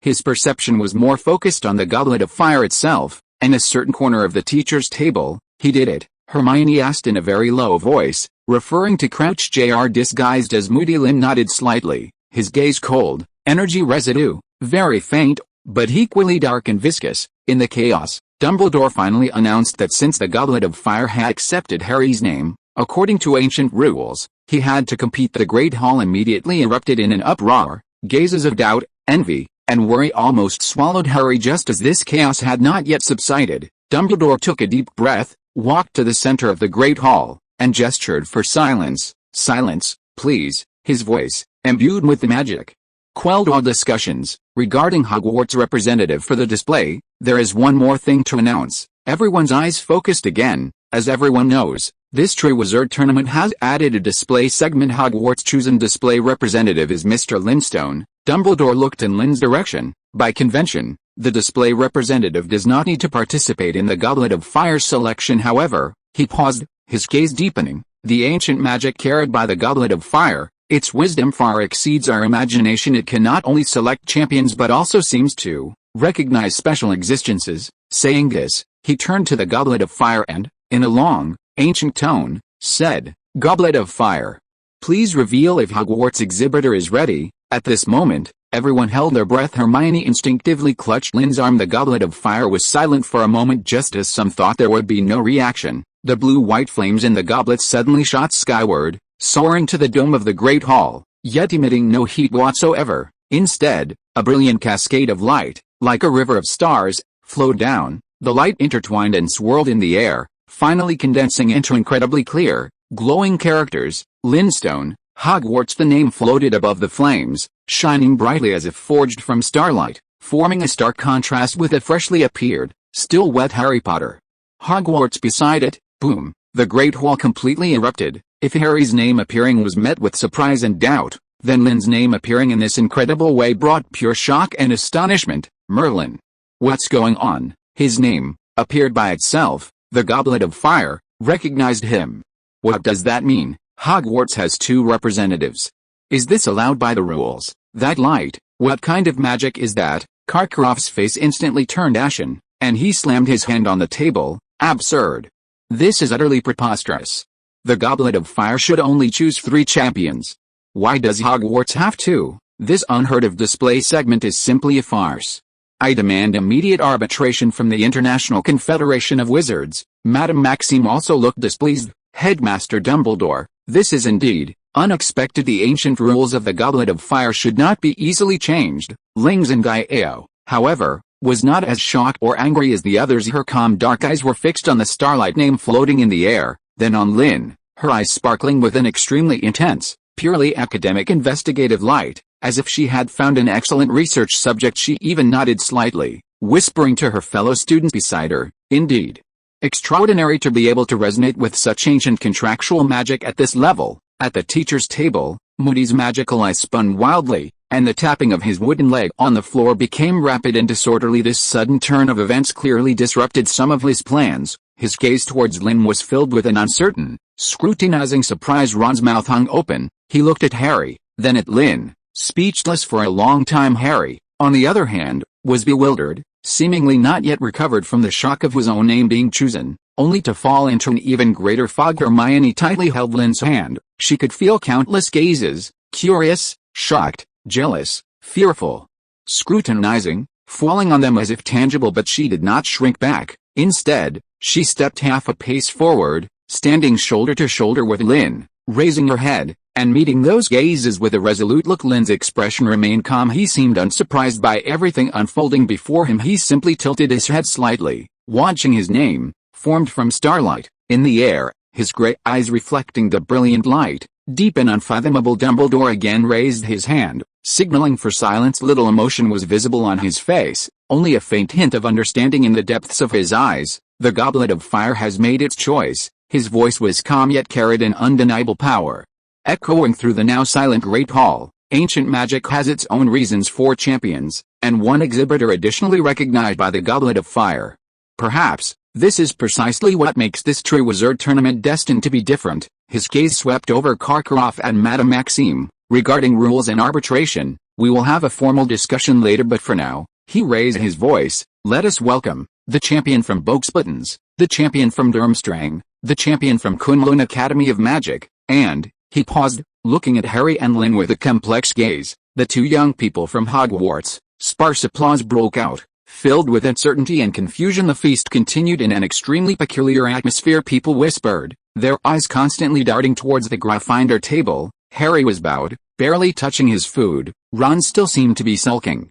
And Lynn and Hermione, they seemed to be in the eye of a storm, yet strangely maintained a small pocket of tranquility. Hermione was speaking softly and rapidly to Lynn, seemingly analyzing the principles of the Goblet of Fire's magic. Lynn occasionally nodded, responding briefly, while pushing a plate of her favorite treacle tart towards her. The external commotion seemed unable to shake the deep bond between them, forged by contract and spirit. After the feast, the crowd dispersed amidst much discussion. Hermione and Lynn were among the last to leave. You knew all along that the Goblet of Fire would recognize you? Hermione finally asked the question on her mind. Lynn shook his head. Not for sure, but I could feel a certain potential resonance between its magical field and my essence. When Dumbledore proposed the display, he might have anticipated this possibility. What does this mean? Hermione pressed, both worried and curious. It means, Lynn stopped, looking at her, the light from his starlight name seeming to linger in his eyes. The display is no longer just a simple display. I am also partially bound by the contract. He reached out, his fingertips gently brushing her slightly furrowed brow. Don't worry, the contract is two-way. It recognizes me, and that also means, in some respects, I need to abide by its rules, but at the same time, perhaps I can also leverage its power. His touch carried a reassuring strength. Hermione's brow smoothed, and she took a deep breath. All right, it seems we need to add analysis of ancient Goblet of Fire contracts and counter strategies to our research list. Lynn's lips curved upward slightly. Together, they walked out of the Great Hall side by side, temporarily leaving the commotion and countless gazes behind the doors. The path ahead was full of unknowns and challenges, but at least, they had each other, and the determination to face everything together. The flame had already ignited, and the wheel of destiny began to accelerate its spin. Chapter 122 Ripples of the Contract. The Goblet of Fire's decision was like a giant rock thrown into an already turbulent lake, stirring up 1,000 waves at Hogwarts and throughout the entire Britain wizarding world. What surfaced with it was not only the controversy surrounding the 4 champions, and one special exhibitor, but also intimate details that were deliberately dug up, distorted, and exaggeratedly displayed in the Great Hall on Saturday morning. The atmosphere was even more weird than usual. The sunlight seemed unable to penetrate the invisible web woven from whispers and scrutinizing gazes. When Hermione and Lynn walked into the Great Hall side by side as usual, almost all conversations instantly died down. Innumerable gazes, curious, suspicious, jealous, and even malicious, stuck to them, especially their hands, which were almost always naturally clasped or close together. Hermione subconsciously straightened her back, trying to ignore the stares, but her slightly reddened earlobes betrayed her discomfort. Lynn's reaction was more direct. The aura around him instantly turned several degrees colder. His gray eyes lightly swept over a few Slytherin students whose gazes were the most brazen, and that cold stare successfully made those few sheepishly look away. As soon as they sat down at the Gryffindor table, Sirius rushed over like a gust of wind, slamming a newly delivered copy of the Daily Prophet onto the table. His face ashen. Look what venom that old bat has spewed again, he said through gritted teeth, his finger forcefully poking the newspaper's front page. The huge headline instantly grabbed Hermione's attention. Shadows behind the champion, deep dive into Hogwarts Special Representative's dangerous connection. Subtitle, Rita Skeeter's exclusive report, is it a sacred covenant, or a dark arts trick? Next to the article was a candid photo, obviously snatched as they left the Great Hall after yesterday's dinner. In the picture, Hermione was slightly turned to Lynn, saying something with a focused expression, while Lynn was looking down at her, one hand seemingly having just brushed her arm. In reality, he was helping her brush off cat hair. The camera angle was extremely tricky, and with Rita Skeeter's vivid and venomous pen, this scene was twisted into evidence of Miss Granger exerting some continuous influence or control over her clearly weak and unstable partner. The article was as inflammatory and suggestive as possible. It depicted the life-sharing contract as an ancient dark arts of unknown origin, suspected to involve soul-level binding, implying that Lynn's rapid recovery from a mysterious severe injury and unusual recognition by the Goblet of Fire were entirely due to the cost transfer of this dangerous ritual. It maliciously speculated on Hermione Granger's, a notoriously brilliant and ambitious Muggle born witch, role in this, implying that she might be the initiator or beneficiary of the contract, using Lynn's special abilities to gain fame and attention for herself. It even vaguely mentioned, sources indicate that Mr. Potter is confused and distressed by this complex relationship, fabricating a so-called love triangle mystery out of thin air. completely ignoring the fact that Harry was currently pale with anger over his godfather and friend being so slandered. The entire piece was filled with vague yet malicious phrases like "according to informed sources, observers suspect," and it inevitably brings to mind certain dark rituals. How dare she? Hermione trembled with rage, her fingers tightly clutching the edge of the newspaper, knuckles wide. It wasn't just because she was slandered, but even more so because Rita Skeeter had twisted the contract, which she cherished most and used to protect him, into such a disgraceful form. Ron's mouth hung open, looking at the newspaper, then at a pale Harry, purely from anger, then at Lynn and Hermione, stammering, This is outrageous. A love triangle? Did she get her information from a house elf?" Harry suddenly stood up, seemingly wanting to confront Rita Skeeter immediately, but Sirius pressed a hand on his shoulder. "Calm down, Harry." Sirius's voice was low and suppressed with anger. "A direct confrontation with someone like her will only provide her with more material." Just then, a few Ravenclaw girls timidly walked over, one of them plucking up the courage to ask Hermione Granger, "Is what the newspaper says true? That contract, will it really have bad effects?" Her eyes held a mix of curiosity and a hint of fear. Hermione instantly felt a suffocating sense of grievance and anger. She opened her mouth, but for a moment, didn't know how to refute these absurd accusations. A cool hand gently covered her clenched fist. It was Lynn. He didn't look at the Ravenclaw girls but focused on Hermione, his voice calm yet clear enough for those nearby to hear. "Lies cannot change the trajectory of stars, nor can they tarnish a pure soul." His words seemed to carry a strange soothing power. Hermione's rapidly heaving chest slowly calmed down. She took a deep breath, turned to the girls, her eyes regaining their firmness. "Miss Rita Skeeter has clearly misused her vivid imagination. What exists between us is a partnership of mutual support and shared research, and a magical connection based on absolute trust. It involves no dark arts, nor is it any kind of transaction. Its essence is protection and symbiosis, not any dark purpose as the newspaper imagines." Her tone was frank and confident, carrying Hermione Granger's characteristic assurance based on facts and logic, which in turn made the questioning girls a little embarrassed. They mumbled, "We were just asking," and hurried away. But the storm of public opinion clearly wouldn't subside with a few explanations all day long, no matter where they went.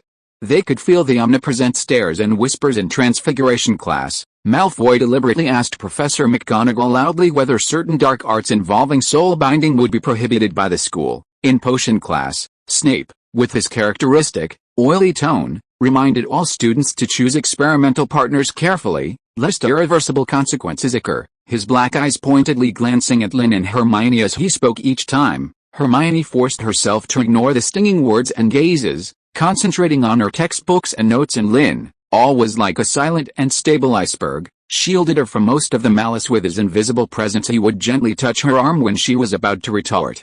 He would precisely push a needed potion ingredient bottle to her hand when Snape was being sarcastic. He would subtly walk on her outer side when passing through gossiping corridors, blocking those excessive stares. They didn't even need verbal communication. A glance, a subtle movement, was enough to understand each other's emotions and intentions. This unspoken understanding, in itself, became the most powerful rebuttal to the rumors. In the evening, they once again retreated into the room of requirement. This had become their only sanctuary inside. At their request, it had transformed into a quiet, library-like room with soft carpets and huge bookshelves. Hermione sank into an armchair, rubbing her temples in exasperation. "I can't believe it. How can people believe such baseless nonsense?" Lynn didn't answer immediately. He walked to the fireplace, which had materialized in the room, picked up a small piece of pine wood, and threw it into the fire. After watching the flames dance for a moment, he slowly spoke. "People fear the unknown. Our contract goes beyond their comprehension." He turned around, walked to Hermione, and knelt down, looking her in the eyes. "But your explanation is correct. Protection and symbiosis. That is all there is to it." His gaze was calm and certain, as if stating a universal truth. Hermione looked at his gray eyes, reflecting the firelight yet firmer than stars, and the grievances and irritation in her heart strangely dissipated. Yes, they knew the truth, and they trusted each other. That was enough. "I just hate her saying that about you," Hermione whispered, her voice tinged with heartache. "Saying you're weak, controlled." Lynn's lips seemed to curve upward ever so slightly, an arc barely qualifying as a smile. "Whether I am weak," he said in a low voice, "you and I know best." Just then, there was a soft knock on the door. Hermione stood up alertly. Her wand in hand, Lynn sensed the aura outside the door and nodded slightly. Hermione opened the door and was surprised to see Lin Zhengao standing outside. The Kunlun chief disciple was still in her dark blue skull robes, her expression calm. "Miss Ling," Hermione was a little surprised. "Forgive my intrusion." Lin Zhengao nodded slightly, her gaze quickly sweeping over the comfortable environment inside the room, a hint of understanding flashing in her eyes. "I saw the Daily Prophet's report." Hermione's heart sank slightly, assuming she was there to question them again. However, Lin Zhengao's next sentence was unexpected. "In some ancient traditions of the East, deep connections of life energy are not uncommon. The forms may differ, but their core is nothing more than being of one heart and mind, sharing burdens and advancing together." That reporter's description is full of crude speculation and fear of unknown powers, and holds no actual value. Her tone was flat, yet it carried a kind of condescending critique based on her cultural heritage, as if Rita Skeeter's article was just an insignificant noise. Hermione was stunned, for a moment unsure how to respond to this unexpected support from a competitor. Lynn also walked over, standing behind Hermione, and nodded to Lin Zhengao as a greeting. Lin Zhengao's gaze fell on Lynn, and she spoke frankly. "I am very interested in that ability to distort and assimilate my key perception. That is not simple defense, but rather a kind of domain-like absorption and transformation. This bears similarities to some lost theories of the Jingxin lineage in my academy. I wonder if the two of you would be willing to engage in some purely academic exchanges at an appropriate time." Her eyes were clear, holding only pure research desire. Hermione and Lynn exchanged glances. Lin Zhengao's attitude was unexpected, but her proposal, limited to academic discussion. Lynn spoke first, setting clear boundaries. "Naturally," Lin Zhengao agreed readily. "I look forward to our future exchange. I won't disturb you further." She bowed slightly again, then turned and left decisively, as if she had only come to drop off an invitation for academic cooperation. The door to the room of requirement closed again. Hermione looked at Lynn and let out a long sigh of relief. Lin Zhengao's appearance was like a clear stream,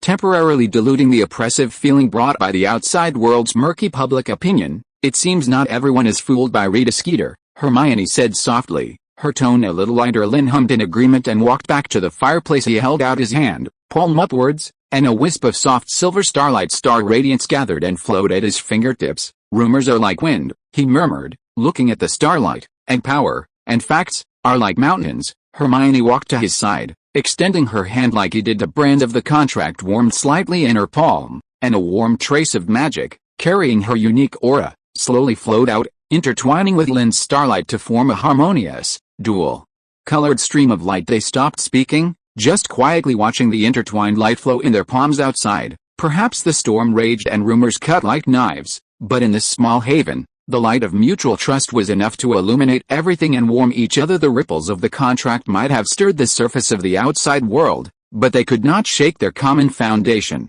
If you are listening to this novel on a channel other than Fanfic World, it means it was downloaded and re-uploaded without effort. We warmly invite you to visit our channel, Fanfic World. There you will find the original version of this story and many other novels of various genres. We look forward to seeing you dive into a world of incredible novels. Chapter 123 Dragon Breath is coming. In the morning, Hogwarts was once again enveloped by a different, more direct, and more heart-pounding tension. The news of the first task finally arrived, like a long-suppressed thundercloud during breakfast. Professor McGonagall, looking more serious than usual, found the four champions, and Lynn, at the Great Hall's long tables. "The first task will take place next Tuesday morning," she said, her voice very low, but every word struck the listeners' hearts like a small hammer. "The task involves confronting dragons." Although Lynn already knew, when the word was officially spoken, he could still feel Hermione's body instantly stiffen beside him, and her almost inaudible gasp. Sitting opposite, Harry's face turned pale in an instant, and the fork in his hand clattered onto his plate. Cedric and Fleur's expressions were equally shocked and solemn. "Dragons," Harry's voice trembled slightly. "We have to deal with dragons. You are not required to defeat them," Professor McGonagall quickly explained, though her tone did not soften much. "You will need to go to the venue yourselves to learn the specific task details. But there is no doubt, this is extremely dangerous. You must use all your abilities and be extremely careful." She looked at each person in turn, her gaze lingering on Harry and Lynn for an extra moment, filled with obvious worry. "Good luck," she finally said, turning to leave, her robes swirling, leaving behind a heavy silence. "Dragons," Hermione murmured, her face also pale. instinctively grabbing Lynn's arm. This is too crazy. How can they let students do such a thing? Ron's mouth was wide enough to fit an egg, and he looked at Harry. The previous awkwardness seemed to have been temporarily washed away by this astonishing news, leaving only pure horror. You're really going to? Harry nodded blankly, his eyes a bit unfocused, clearly unable to process the information. The whispers around them rose again, but this time it wasn't about gossip, but rather discussions mixed with fear, excitement, and disbelief.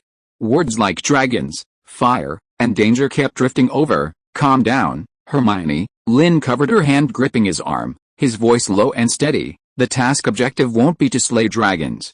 It's more likely to be retrieving some item. He couldn't be too explicit, but he had to give her, and Harry, who was vaguely listening, a direction for thought. Hermione suddenly looked up at him, her eyes full of doubt and uncertainty. Retrieve an item? From near a dragon? How is that different from direct confrontation? The difference is in strategy. Lynn gently squeezed her fingers. We need to know exactly what kind of dragon it is, and exactly what we need to retrieve. No sooner had he finished speaking than he saw Hagrid's massive figure pacing anxiously at the Great Hall entrance, occasionally glancing towards the Gryffindor table, his eyes eager, as if he wanted to convey some information. Lynn's heart stirred, and he whispered to Hermione, "It seems there's a more detailed source of information." After lunch, Lynn and Hermione made an excuse to go for a walk and circled around to the castle entrance. Sure enough, Hagrid was there, rubbing his huge hands, looking anxious. "You're here?" He saw them and immediately lowered his gruff voice, looking around nervously. "Listen to me. On the day of the task, you'll be facing dragons. Different kinds. Charlie Weasley, he's back. Looking after them in the temporary enclosure by the Forbidden Forest. He secretly told me." Hagrid's cheeks were flushed with excitement and worry. "What about Harry? Does Harry know?" "We just told him," Hermione quickly said, her heart beating faster with the confirmation. "Hagrid, what kind of dragons exactly? What is the task?" "Oh. The task is to take a golden egg from near them." Hagrid spoke very quickly. "But the types of dragons, Merlin's beard, they're completely different from what I thought. Not ordinary Welsh green dragons or Hungarian horntails." He leaned in closer, lowering his voice even further, with a mysterious air of someone revealing a huge secret. "I saw them. There's a particularly beautiful Australian opoly. Copper-colored scales, eyes without pupils, like pearls. And an even more formidable one, a Chinese fireball dragon. Scarlet scales, a circle of golden, fringed frills around its neck, and when it gets angry, it can breathe mushroom-shaped flames. Absolutely magnificent." When he spoke of dragons, his tone unconsciously carried admiration and obsession. Lynn's brow furrowed almost imperceptibly. It had changed, indeed. The Australian opoly was relatively docile but extremely territorial. The Chinese fireball dragon, however, was known for its ferocity and powerful flame breath, far more aggressive than the dragons mentioned in the original story. The other two dragons for Cedric and Fleur had likely also been swapped. Hermione gasped, her face even paler. "Chinese fireball? I think I read in Fantastic Beasts and Where to Find Them that they are very dangerous." Yes. Hagrid nodded vigorously, unsure if he was agreeing about the danger or admiring the dragon's might. "So you all must be very, very careful. Especially you, Lynn. You?" He glanced at Lynn, swallowed the words "you've only just recovered," and changed them to, "You'll have to use some clever methods. Don't try to brute force it." "We will, Hagrid, thank you," Hermione said gratefully, her heart sinking. After leaving Hagrid, Hermione appeared worried, her brows tightly furrowed. She walked quickly in silence, almost jogging, back to the empty Gryffindor common room. Most students had classes in the afternoon. As soon as she entered, she abruptly turned to face Lynn, her tone urgent and resolute. "No. This is too dangerous. Especially for you. Your magical core has only just stabilized a little. You absolutely cannot confront a dragon head-on. Not even to retrieve an item. We must find a way, the safest way." She seemed to fall into a mode of anxious thought, speaking rapidly. "Summoning charm? No, the golden egg must have anti-charms. Invisibility cloak? Dragons have keen senses. Perhaps a confundo?" Or, Lynn didn't interrupt her, just watched her pace back and forth like a trapped small animal, muttering to herself, listing and then dismissing various plans.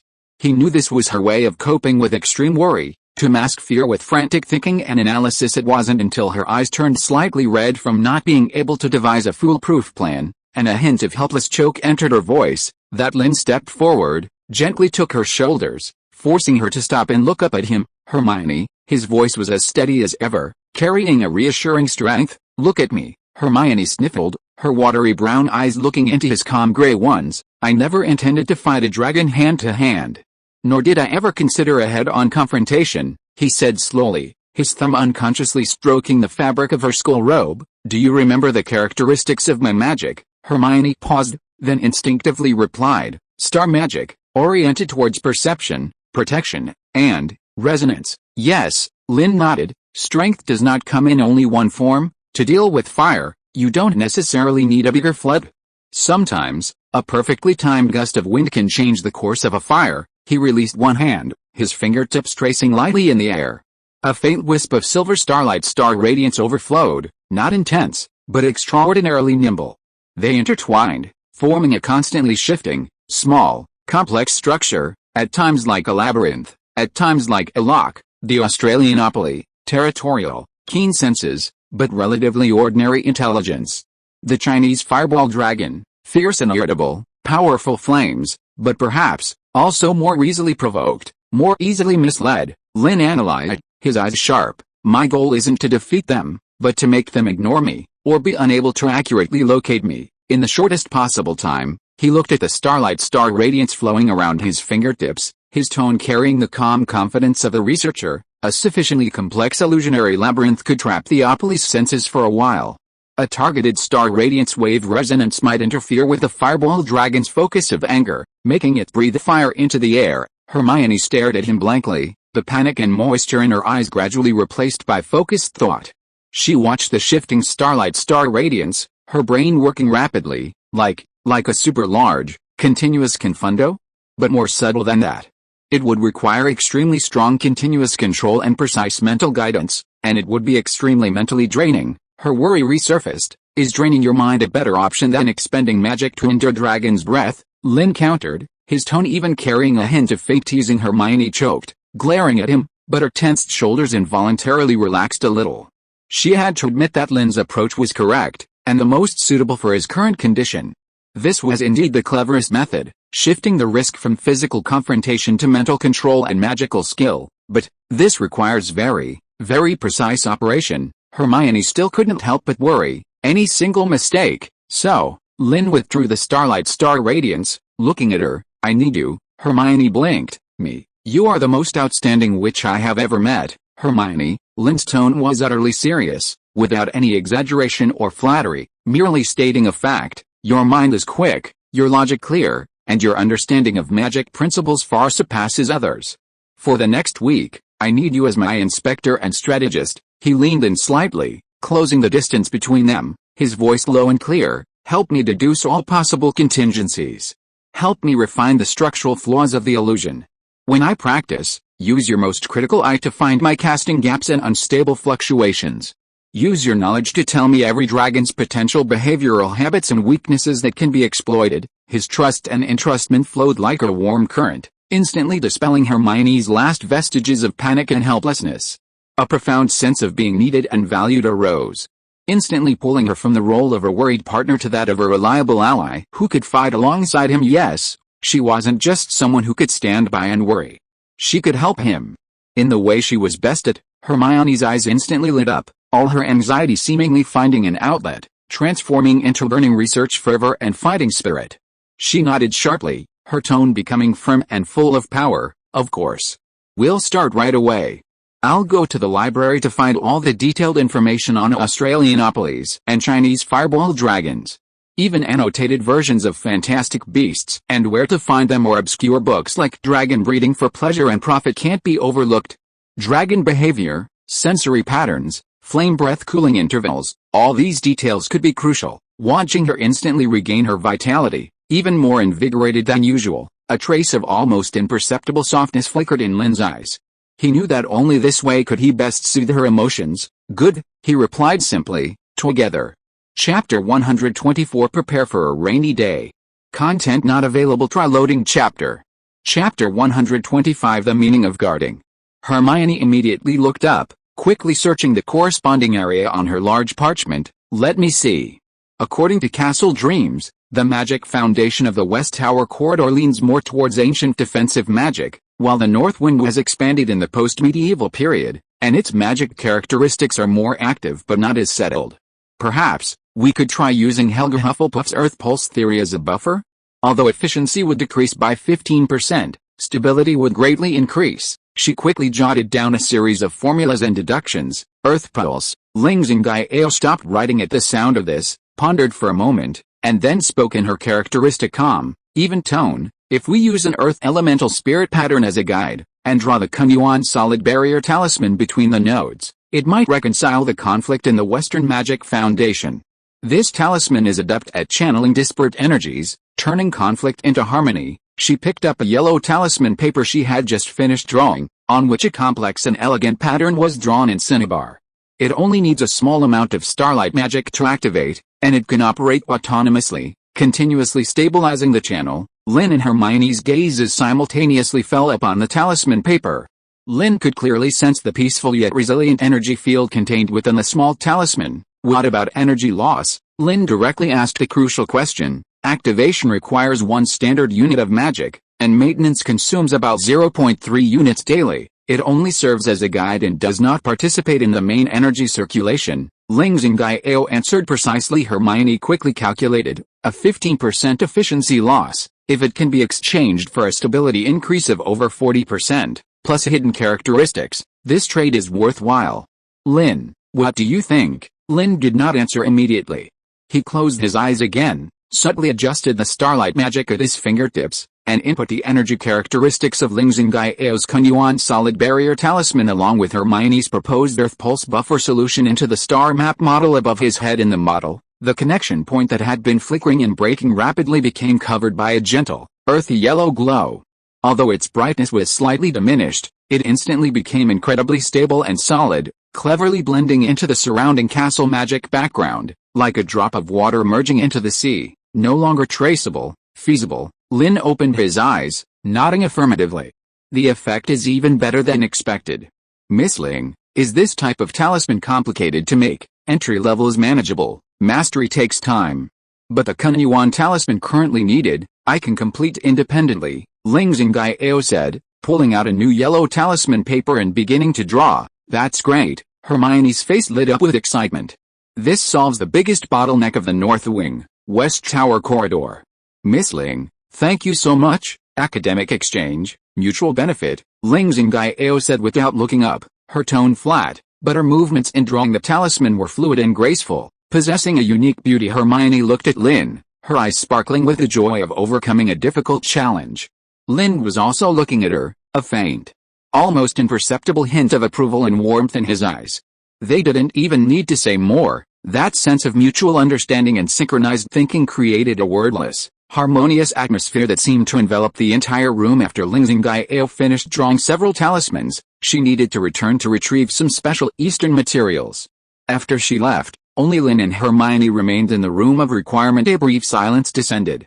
There was only the rustling of Hermione's quill on parchment, and the faint hum of magic when Lynn occasionally adjusted the star map model. Hermione put down her quill, rubbed her slightly aching wrist, and walked over to Lynn, looking up at the complex and magnificent starlight array. It represented the culmination of their efforts over the past few days, a protective warning network covering the key nodes of Hogwarts. It's beautiful, Hermione murmured softly, not just because of the magic itself, but even more so because of the meaning it carried. Protection, Lynn responded softly. He withdrew the magic sustaining the model, and the star map slowly dissipated. The continuous high-precision magic control made his face look paler than usual, and fine beads of sweat appeared on his forehead. Hermione immediately noticed his condition, and her heart tightened. Without thinking, she pulled a clean handkerchief from her pocket and instinctively raised her hand to wipe his sweat mid-reach. She suddenly realized the gesture seemed overly intimate, and her cheeks flushed instantly, her movement freezing in mid-air. Lynn looked down at her reddening cheeks and those brown eyes filled with worry and a touch of shyness. He didn't move, nor did he speak, just watched her quietly. Hermione's heart pounded even faster. She hesitated for a second, but finally mustered her courage, rising slightly on her tiptoes, and gently wiped the sweat from his temple. Through the thin handkerchief, her fingertips could feel the warmth of his skin and a hint of coolness. How are you feeling? Hermione's voice was softer than usual, carrying undisguised concern. "Are you too tired? Your face looks pale. Maybe we should stop here for tonight? You need to rest." Her fingertips left his skin, but her worried gaze remained on his face. Lynn felt the lingering, gentle touch on his temple and the warmth in her words. After a moment of silence, he slowly said, "I'm fine." He paused, looking at the girl's still furrowed brow, and then added, in a rare gentle tone, "Don't worry. Drawing arrays is less exhausting than fighting dragons." This was less of an explanation and more of a clumsy reassurance. Hermione, of course, knew he was trying to reassure her. The mix of sweetness and worry in her heart made her murmur softly, "Even so, you still need to be careful. Your origin has only just stabilized a little." Watching her fuss and worry about him, Lynn suddenly raised his hand and, very naturally, gently took her hand, which was still holding a handkerchief and hadn't been fully lowered yet. Hermione's voice abruptly cut off. Her whole body froze, her eyes slightly widened, and all her attention instantly focused on the hand he was holding. His palm was slightly cool but had a firm, dry touch, steadily enveloping her fingers. "Hermione," he called her name, his voice deep and clear. Hermione felt her heartbeat was so loud that the whole room could probably hear it, managing only a single syllable. "Thank you," Lynn said, looking into her eyes with great seriousness. "Thank you for your trust. Thank you for your help. Thank you for your concern." The simple two words, because of the current atmosphere and his focused gaze, seemed particularly weighty and sincere. Hermione's face flushed crimson, like a ripe tomato. She nervously lowered her gaze, not daring to look into his overly deep gray eyes. Her fingers unconsciously curled in his palm but did not pull away. "What's there to thank?" Her voice was as soft as a mosquito's buzz. Aren't we always helping each other? It's different." Lynn's tone remained calm, yet carried an undeniable certainty. "This matter, originally, had nothing to do with you." He was referring to confronting the potential, greater darkness. "How is it unrelated?" Hermione suddenly looked up, forgetting her shyness, her voice urgent and firm. "Hogwarts is my home. Protecting it is, of course, related to me.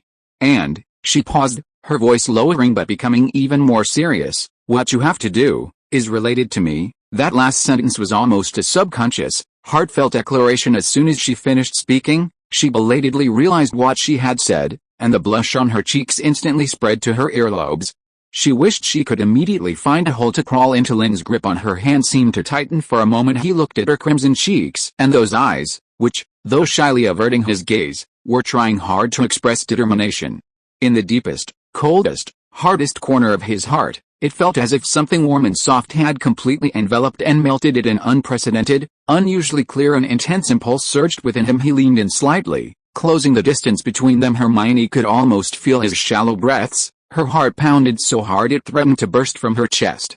Her mind was blank, and she could only stare blankly at his slowly approaching face and his gray eyes, growing closer and closer, as if filled with the entire starry sky. Just as his nose was about to touch her forehead, a faint sound of laughter and footsteps suddenly came from down the corridor outside the door, presumably other students returning to the common room after finishing their evening studies. This sudden sound was like a needle, instantly puncturing the enchanting and tense atmosphere in the confined space. Hermione recoiled sharply like a startled deer, quickly pulling her hand away. She turned around, fumbling to tidy the parchment on the table, stammering, It's getting late. Shouldn't we go back? Tomorrow we still have to continue." Lynn's movement also paused.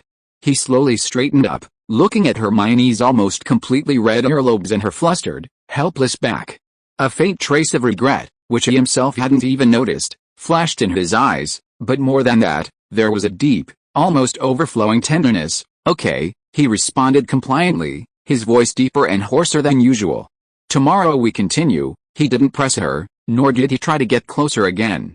Instead, he quietly began to help organize the scattered blueprints and materials, giving her ample space and an opportunity to compose herself. Hermione secretly glanced at him out of the corner of her eye, seeing his still calm profile, as if the kiss that had almost happened was just her own illusion. She couldn't help but feel a sense of relief, yet also a strange disappointment. But this conflicted emotion was quickly replaced by another, larger, sweet sensation. She recalled the warmth when he had held her hand, thought of his earnest thank you, and remembered his close breaths and eyes. After tidying their things, the two extinguished the lights in the room of requirement and walked one after the other down the quiet corridor, heading towards Gryffindor Tower. The moonlight streamed through the tall windows, casting long shadows of the two. Neither of them spoke, yet the air was filled with an unspoken, subtle, and sweet tension. Hermione lowered her head, watching their shadows sometimes intertwine, sometimes separate, on the ground. The corners of her mouth couldn't help but curve upwards, little by little, in a secret smile perhaps. Confronting the unknown darkness was important, and drawing protective arrays was also important, but at this moment, she felt that simply walking quietly beside him in the moonlight, feeling that unique, unspoken flutter of emotion, was the most important thing in the world. Upon reaching the portrait of the fat lady, Hermione softly spoke the password, lemon sherbet, and the portrait swung open. Lynn stopped half a step behind her. "Good night, Hermione," he said softly. Hermione turned around, her cheeks still flushed, her brown eyes exceptionally bright and gentle in the moonlight and the light of the corridor wall lamps. "Good night, Lynn," she replied softly, and then, as if gathering her courage, quickly added, "Get some good rest." After saying that, she immediately turned and slipped into the portrait hole, her retreating figure carrying a charming hint of fleeing in a hurry. Lynn stood at the entrance, listening to the faint sound of the fat lady's portrait closing from within. He stood still for a few seconds before slowly turning and leaving in a corner unseen by anyone. The corner of his lips twitched upwards, very slightly, yet genuinely, a smile as faint as starlight, yet incredibly real. End of this chapter. Thank you so much for reading until the end. Don't forget to give it a like. Looking for more exclusive content and immediate access? Subscribe to our Patreon. Remember, every like, subscription or donation encourages us to continue. Thank you all. See you in the next video.